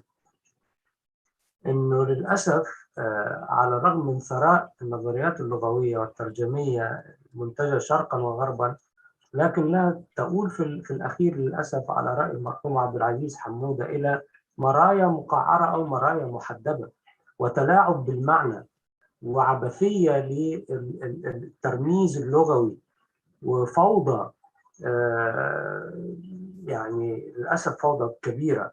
يعني أنا شخصيا أميل إلى تحليل الخطاب، لكن يعني عفوا أنا آسف مش عايز أطول عليكم، بس يعني ممكن لو يسمح لي رئيس الجلسة دقيقتين بس أشير عفوا أشارك الشاشة، أوضح أن لما عايزين نطبق مثلا نظرية تحليل الخطاب عند فيركلاف ولا عند غيره، ما أقدرش أخدها كما هي وأطبقها على مفاهيم زي التزكية والاستخلاف وأقدر أجادل بيها الآخر وأتكلم عن الديفلوبمنت وعن السستينابيليتي. أنا محتاج شيء يصلني بأصول الفقه، محتاج شيء في نفس الوقت يصلني بالمنجز الحضاري اللي أنتجه الناس اللي قبلي. ليه؟ علشان الطالب اللي جاي لي أعلمه ترجمة ده عفوا ما تعلمش وهو صغير في هاي سكول في أمريكا ولا في الغرب، ده اتعلم في مدرسة ثانوية إعدادية ابتدائية مصرية سعودية. ففي بناء معرفي داخله لازم أعمل تفاوض مع أعمل كونستراكشن، أعمل ريكونستراكشن ليه وأعمل تفاوض معاه قبل ما أتكلم. يعني مثلا عندي شيء مهم جدا في الترجمة هو التزكية مقابل شكلانية ما يسمى بالإثكس. يعني بيتكلموا على الإثكس من الإنسان المترجم، عنده أخلاقيات، وهذا أمر شكلاني. لكن عندي أنا لما أفهم الترجمة وأموضعها داخل أصول الفقه، أموضعها داخل موضوع التصور والتصديق والحقيقة والحق إلى آخره، عندي محورية التزكية إن القلب إذا طبع عليه لن يسمع جيدا، القلب إذا طبع عليه لن يتلقى العلامات اللغوية بشكل جيد. فيصير مثلا في منهج لتعليم الترجمة لازم يكون عندي مادة سنة كل ترم اسمها تزكية. إزاي بقى أزكي المترجم؟ عفوا هذا النقاش مش موجود أصلا في النظريات اللي حضرتك بتتكلمي عنها. فمرة أخرى اللي أنا بطرحه هو إزاي أعمل أنا آسف أنا بتكلم بستخدم ضمير أنا، يعني أقصد نحن، إزاي نحاول نؤسس نظرية زي البازل، زي المكعبات، تقدر تتحط داخل التكوين المعرفي الإسلامي العربي وتريح المتلقي وتريح أيضا العالم كله من مشاكله الحالية اللي هي على رأي الله يرحمه الشيخ الخولي إن مصائبنا في الأصل كلها مصائب لغوية.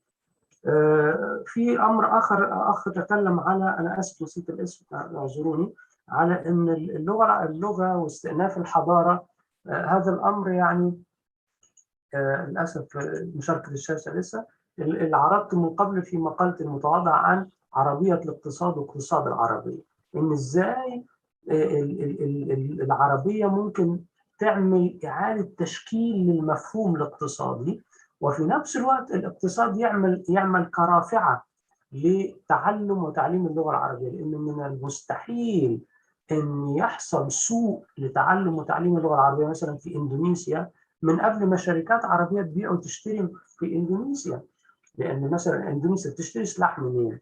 الكتالوج بتاع السلاح مكتوب بأي لغة، بتشتري خضروات وفواكه منين؟ فمثلا عندي الليب مثلا لمباجي إندونيسيا فرانسيس أو المعهد الثقافي الفرنسي في جورجيا المكان اللي أنا أسكن فيه، قبل ما يفتح ويزدهر توتال وبيجو كانوا بيجروا على بيجو بتجري على الأسفلت وتوتال بتحفر في آبار المياه والبترول. فقبل المركز ما يفتتح والناس تقبل عليه كان في شركات له، ففي علاقة ثنائية ورحمة الله عليه ألف رحمة ونور تنزل عليه دكتورنا العزيز نبيل علي اللي علمنا هذا التفكير والترابط الثنائي بين اقتصاد اللغة ولغة الاقتصاد. هو في الحقيقة لم يتكلم عن هذا ولكن تكلم عن ثنائيات كثيرة أنا أبني عليها. فالتفكير بهذا الشكل إنه إزاي العربية تدخل في علم الاقتصاد فتغير من مفاهيم الماكرو والمايكرو والسبلاي والديماند وتستبدل كلمة المستهلك بكلمة المستخدم أو المستخلف أو المستعمر، وتعيد تشكيل هذه النتورك اوف conceptual construct داخل عقولنا. وفي نفس الوقت إخواننا أصحاب الأموال بدل ما بيشتروا كلابات ونوادي في أوروبا يساعدونا يعملوا OCR Optical Recognition للنص العربي مثلا، يعملوا برامج عليها العين داخل المدارس الأجنبية اللي بتدرس العربي، فيحصل نوع من الرفع للغة العربية. فهي مرة أخرى علاقة ذات اتجاه. في موضوع الأخ إسماعيل بيتكلم عن غرابة المصطلح. نعم أخ إسماعيل، يعني أنا عفوا بتكلم على أمر لا يخصني، لكن هذا أمر أيضا متعلق بالترجمة، وإنه المصطلح هيظل غريب طول ما إحنا بنترجم دون وعي بمقاصد العربية اللي هي البيان والتفصيل والعلم والتعقيل والحكمة والإنذار والتقوى. إني مثلا إذا ترجمت أي شيء من فضلك ما تخليش بس قيود المبنى هي القيد الوحيد، القيد الأول هو قيد المقصد. إن العربية دي الإعراب نفسه وعربا أترابا هي تحريك للمعنى. لا يظنن أحد أن العربية هي لغة الأعراب، لا بالعكس، الأعراب سموا أعراب لأنهم بيتعربوا داخل الصحراء، بيتنقلوا منها العربة وإلى آخره. فالتحريك اللي بتعمله العربية داخل النفس مقاصده إيه لازم نفهمها علشان نعرب كويس. تمام. في الأخير موضوع جوجل. جوجل ليه شقين، الشق الأول هو بكل صراحة الخوارزميات تتقدم وتزحف وبقوة، وإذا نجحوا في استقطاب ناس مثلا من أمثال المرحوم نبيل علي، أنا دايما أذكره، هو الحظ الوحيد اللي خدمنا إنهم لسه ما نجحوش في استقطاب ناس فاهمة عربي صح. لازال اللي بيشتغل معاهم ناس فاهمة عربي من غير فقه اللغة. بس إذا نجحوا مجرد موظفين، العفو، مجرد موظفين اللي بيقولوا. لا مش موظفين، في ناس عندها أجندة أيضا. لكن إذا نجحوا في استقطاب حد فاهم فقه اللغة، الخوارزمية ستتقدم وستزيلني وتزيل عفوا وتزيل ناس كتير. لكن في نفس الوقت الخوارزمية في حالة الحركة قوية وهي بتتشكل، لكن في حالة الاستخدام ضعيفة ستاتيك. ما يقدرش المتلقي يتفاوض مع الخوارزمية وهي بتخدمه في النص الميت ده اللي هو الويب سايت، تمام؟ لكن يقدر يتفاوض مع الإشكال اللي جاي الآن إذا اجتمعت الخوارزمية بتاع الترجمة دي مع AI أو الارتفيشال انتليجنس أو الذكاء الاصطناعي، وبدأ يبقى في روبوت بيترجم ويمكن التفاوض معاه في المعنى والأخذ والرد، فده قادم لازم التحدي. حتى هذه اللحظة لازالت الإشكالية، أخويا اللي بيسأل الإشكالية يعني لازالت طبعا الخوارزميات بتتقدم، نعم، لكن تقدم وئيد. واللغة كما ذكرت هي علم الذرة، النفس الاجتماعي هي النواة اللي لو فجرتها تفجر كل شيء داخل النفس الاجتماعي. فهو علم مش سهل انك توصل الى فعلا تعمل تصوير بطيء للعقل البشري وهو بيفكر لغويا علشان تقدر تحول ده الى C++ او تحوله الى جافا او تحوله الى كذا. شيء مش سهل، تمام؟ فلا زال هنا في مشاكل كتير، مشاكل في يعني عفوا انا مش عايز ادخل في تفاصيل في موضوع الافعال، موضوع منطق التفكير نفسه، موضوع السنس، موضوع امتى استخدم تعبيرات ملطفه وتعبيرات غير ملطفه، وكلها قائمه على احصائيات والاحصائيات عفوا اغلبنا اللي بيكتب عربي الان افتقد الذوق اللغوي.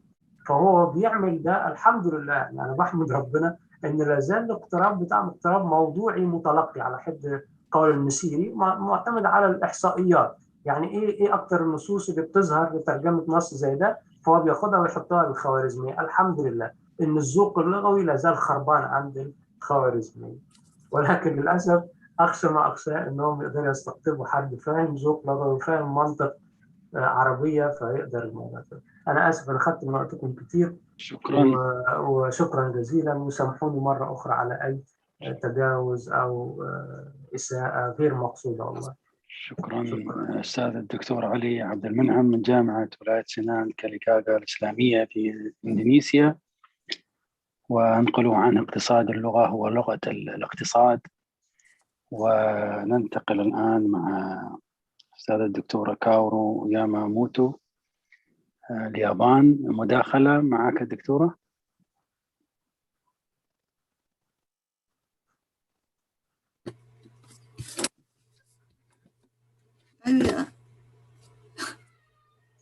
عفوا دكتور أحمد، أنا لما تابع يعني أن كل ما سمعت أنها عبارة عن تعليقات يعني، فلم أفهم هل كان هناك أي سؤال موجه؟ لا بأس. هو كانت الفكرة دكتورة إذا كان لديك أي مداخلة أخيرة في هذا الشأن لا حقيقة ليس عندي أي إضافات يعني. لا بأس، شكرا لك دكتورة. ونختم مع الأستاذة الدكتورة من كوريا الجنوبية سولي. والدكتور لي إنسوب أصبح معنا الآن من لوس أنجلوس. أيوة ما شاء الله. نعم، فإذا تعطيه الفرصة. جميل. نعم. أنا مقيم في سيول، لكن يعني زرت لوس أنجلوس حاليا يعني مدة فترة قصيرة. على كل حال يسرني أن أشترك في هذا المؤتمر، ويمكن أشترك يمكن أستخدم الهوست.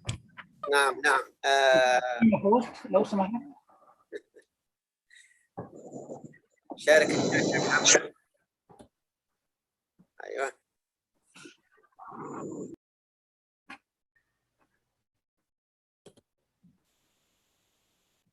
لحظة شوية.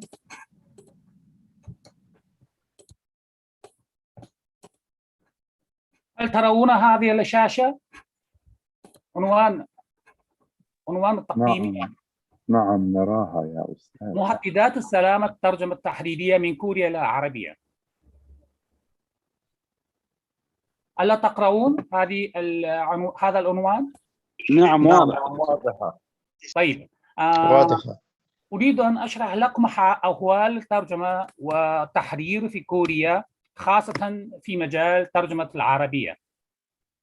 في البداية بدأت بعدما أكملت دراستي دكتوراه في الجامعة الأردنية، رجعت إلى كوريا وبدأت أن أشتغل أعمل مترجما في البداية.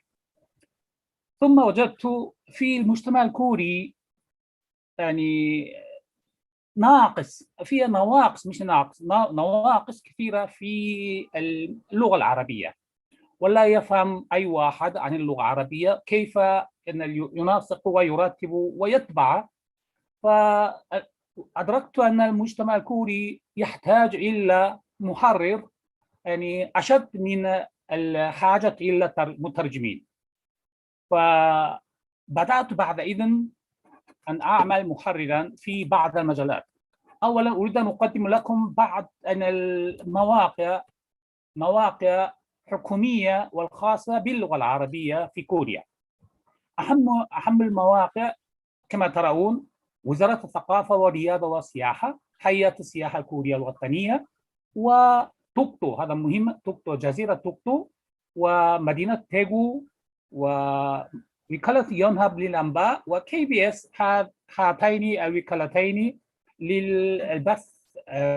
لبث الأخبار إلى الخارج باللغة العربية، ومركز آسيا للثقافة وغيرها، إلى آخر واحد مجلة كوريانا التي تولى محررا مدير التحرير فيها. وترجمة تحريرية من كوريا العربية في كوريا الجنوبية مهمة، ونحتاج إلى قوة العاملة في الترجمة التحريرية بشدة. أعرف ذلك، لكن أدركت كما قلت لكم أن هذه الإجراءات للتحرير، من الترجمة إلى التحرير، تحرير أهم من الترجمات فيما بعد، لأنه الكثير من الهيئات الحكومية والمؤسسات العامة والخاصة لا تخصص ميزانية كافية، ولا يعني تعلي الاهتمام باللغة العربية، فتكثر الأخطاء كثيرة في الترجمة. وإذا أكملت الترجمة لم تنشر ولا تنسق ولا تظهر تماما، فنتائج الترجمة جيدة لا يرجع فضلها إلا المترجم وحده، بل إلا جهود المحرر أيضا. فكما ترون مثل هذه الشاشة، هذه صورة من الكي بي اس، إذاعة حكومية في كوريا. هل ترون؟ نعم. هل تقرؤون اللغة العربية هنا؟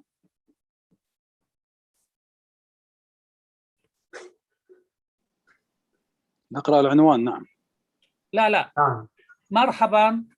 مرحبا، أنا مسرور بلقائك. مقلوب. بالعكس. مقلوب. كما ترون هكذا. سلام، هذه للمغنيين، الفرقة المغنية بيك مشهورة، ومكتوب هكذا بيك.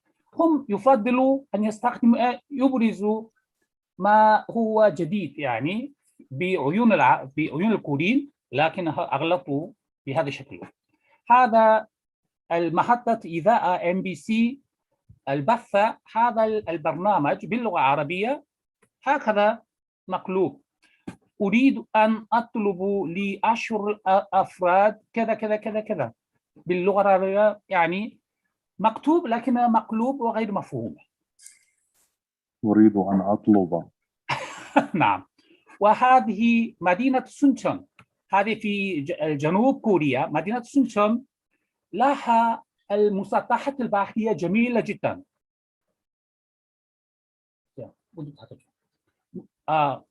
مسطحات جميلة جدا، وهذا مسجل المدرجة في قائمة اليونسكو للطبيعة في العالم، وهم ترجموا باللغة العربية، لكن أيضا هذا المقلوب هكذا ترجموه هكذا.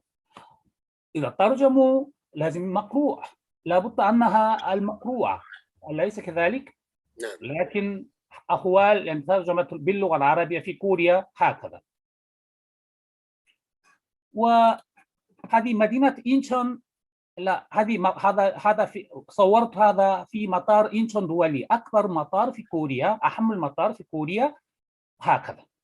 لميرس، لمرض الميرس يعني أمراض التنفسي كان انتشرت في كوريا، ثم ترجموا بسرعة ودون أن يهتموا بالتحرير، يعني قيمة التحرير، نشروا وبثوا وعلقوا هكذا، أعلنوها بهذا الشكل.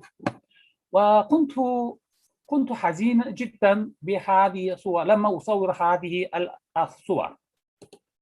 ولما أقيم مؤتمر قمة 20 يعني G20 قمة 20 في كوريا، كانت الحكومة الكورية تقدم للمشاركين في قمة G20 مجموعة 20 قدموا مثل هذه الكتيب صغير حتى يرتاحوا في كوريا، أيضا مقلوب. كما ترون في الأمثلة السابقة، يعني مثل هذه الأخطاء تتكرر بكثرة كافرة. فأخطاء في الموقع قمة الكوريتين، هذا أهم الموضوع في سياسة كوريا. كل الكوري يهتم بتوحيد بين الكوريتين. وفي هذا الموقع كمان أخطاء كثيرة إملائية أو نحوية.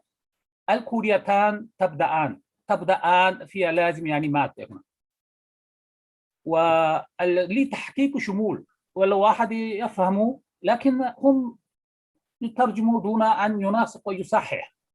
وهذه ترجمات لما أعتقد أن المترجم الماهر المتمكن باللغة العربية، لكن لا يقدر أن ينقل كل ما يطلب منه أن يعني يترجمه باللغة العربية.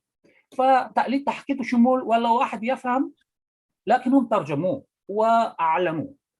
هذا مشكلة. يمكن تحقيق تكامل أو تحقيق مثلا توحد، لا أعرف ما هو المقصود بهذا التعبير.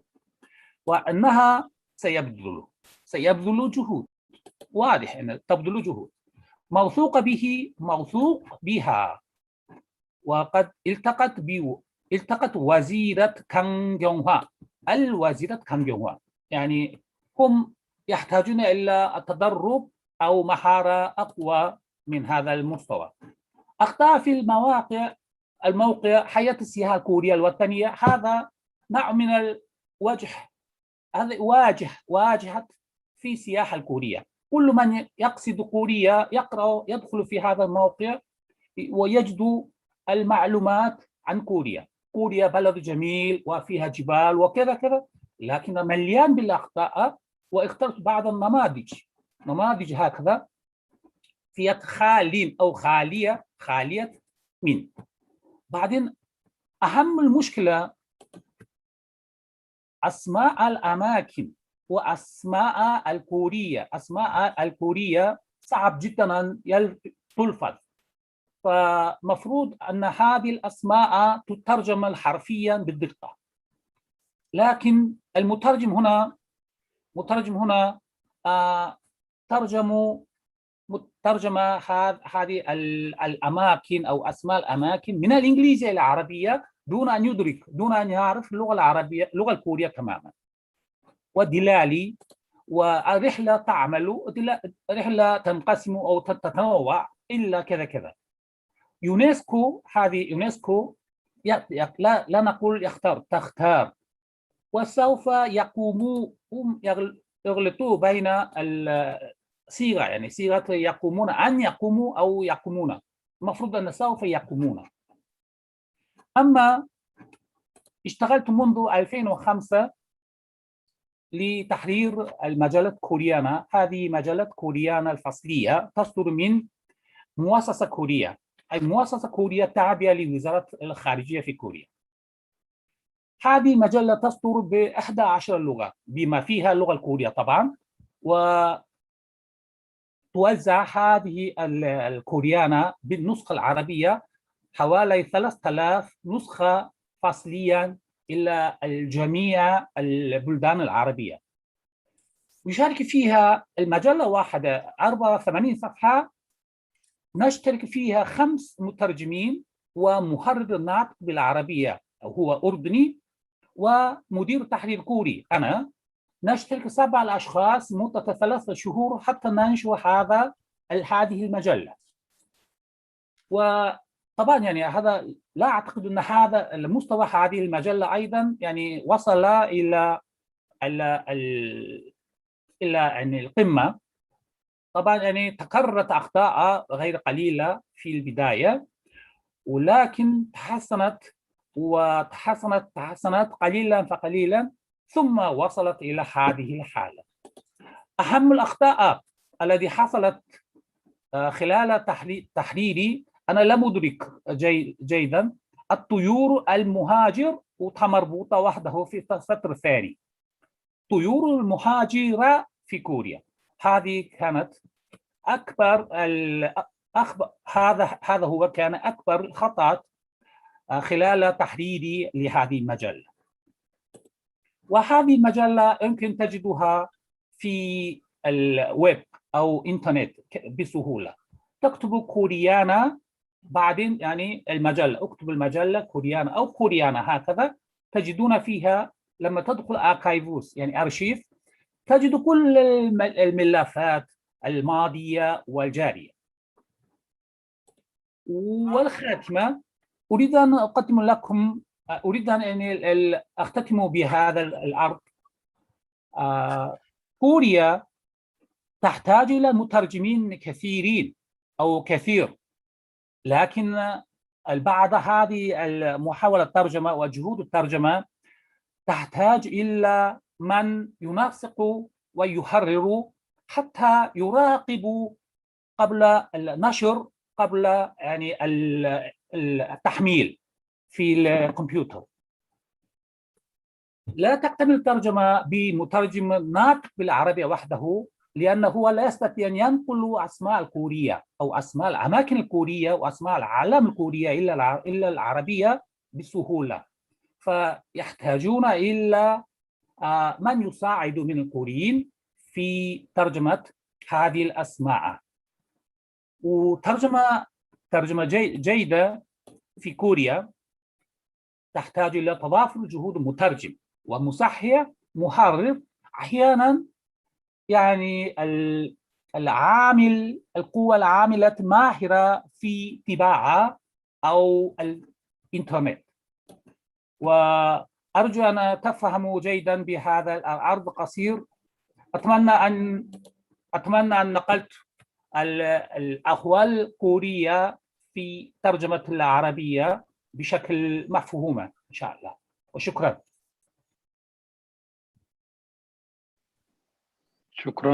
شكرا جزيلا للدكتور على هذا العرض الجميل، وأيضا يعني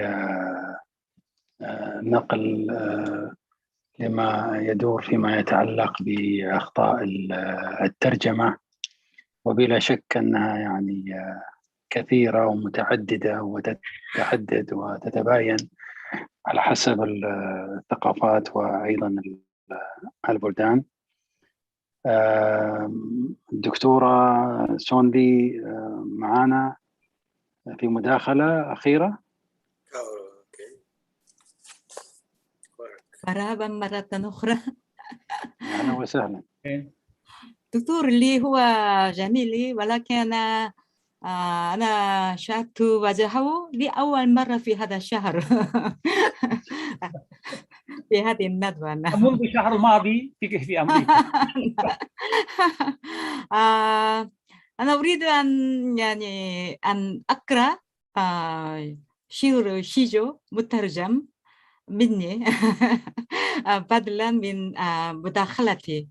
هذا عنوان الذهاب معا. إذا ذهبنا أنا وأنت معا أود أن يطول الطريق. في حياتنا كثيرا ما يتعدد اللقاء والفراق، لكنني لم أعتد على فراقك بعد، فذلك يشعرني بالقلق. شكرا جزيلا. الله شكرا لك. شكرا جزيلا. شكرا جزيلا، والشكر موصول لجميع المشاركين والمشاركات في هذه الندوة الرابعة من المؤتمر الدولي للغات والترجمة، والشكر لكل من حضر وشكر وشارك في هذه الندوة، والشكر لأخي الأستاذ الدكتور علي موسى لمتابعته الدقيقة ولإشرافه وإدارته المتميزة، ولكافة منسوبي المؤسسة، والشكر للمشاركين معنا والحضور، وإلى لقاء قريب بإذن الله مع ندوة أخرى. نستودعكم الله، والسلام عليكم ورحمة الله وبركاته. وعليكم السلام ورحمة الله وبركاته. شكرا أستاذنا الغالي والعزيز الأستاذ الدكتور أحمد بن عبد الله البنيان، والحقيقة أنك تفضلت علينا مع طول الوقت في أن تصبر إلى هذا الوقت في إدارة هذه الجلسة. والشكر الحقيقة موصول لكل الزملاء والزميلات، وأخص بالشكر الدكتورة كواكسون لي والدكتورة كاورو ياماماتو والدكتور علي عبد المنعم وصديقي العزيز الدكتور لي إنسوب. والحمد لله أنك يعني صحيت في الوقت المناسب يعني، وأعرف أن كنا قد اعتذرنا لك لأنه الوقت غير مناسب الآن. شكرا جزيلا من الأعماق لزملائي وزميلاتي الحضور، ولن نطيل عليكم. وراءنا إن شاء الله في الغد ندوات أخرى، وبمشيئة الله يعني تتواصل يعني التجارب والخبرات ويعني التعارف، وهو أهم ما نكتسب من هذه الندوات والمؤتمرات هو التعارف، لأن العلم هو مشترك، ويبقى نستطيع أن نحصل على المعارف والعلوم عن طريق يعني الإنترنت وغيرها لكن التواصل والتعارف هو من أكبر وأهم مزايا المؤتمرات. شكرا لكم جميعا، وإلى اللقاء غدا في تمام الساعة 12:10، سائلا الله سبحانه وتعالى لكم التوفيق والسداد، ونهاركم وأمسياتكم سعيدة. السلام عليكم. شكرا دكتور. السلام عليكم ورحمة الله. شكرا لكم. شكرا لكم على شكرا لكم جميعا. شكرا وإلى اللقاء غدا. إلى اللقاء بحول الله تعالى. أهلا وسهلا. شكرا جزيلا.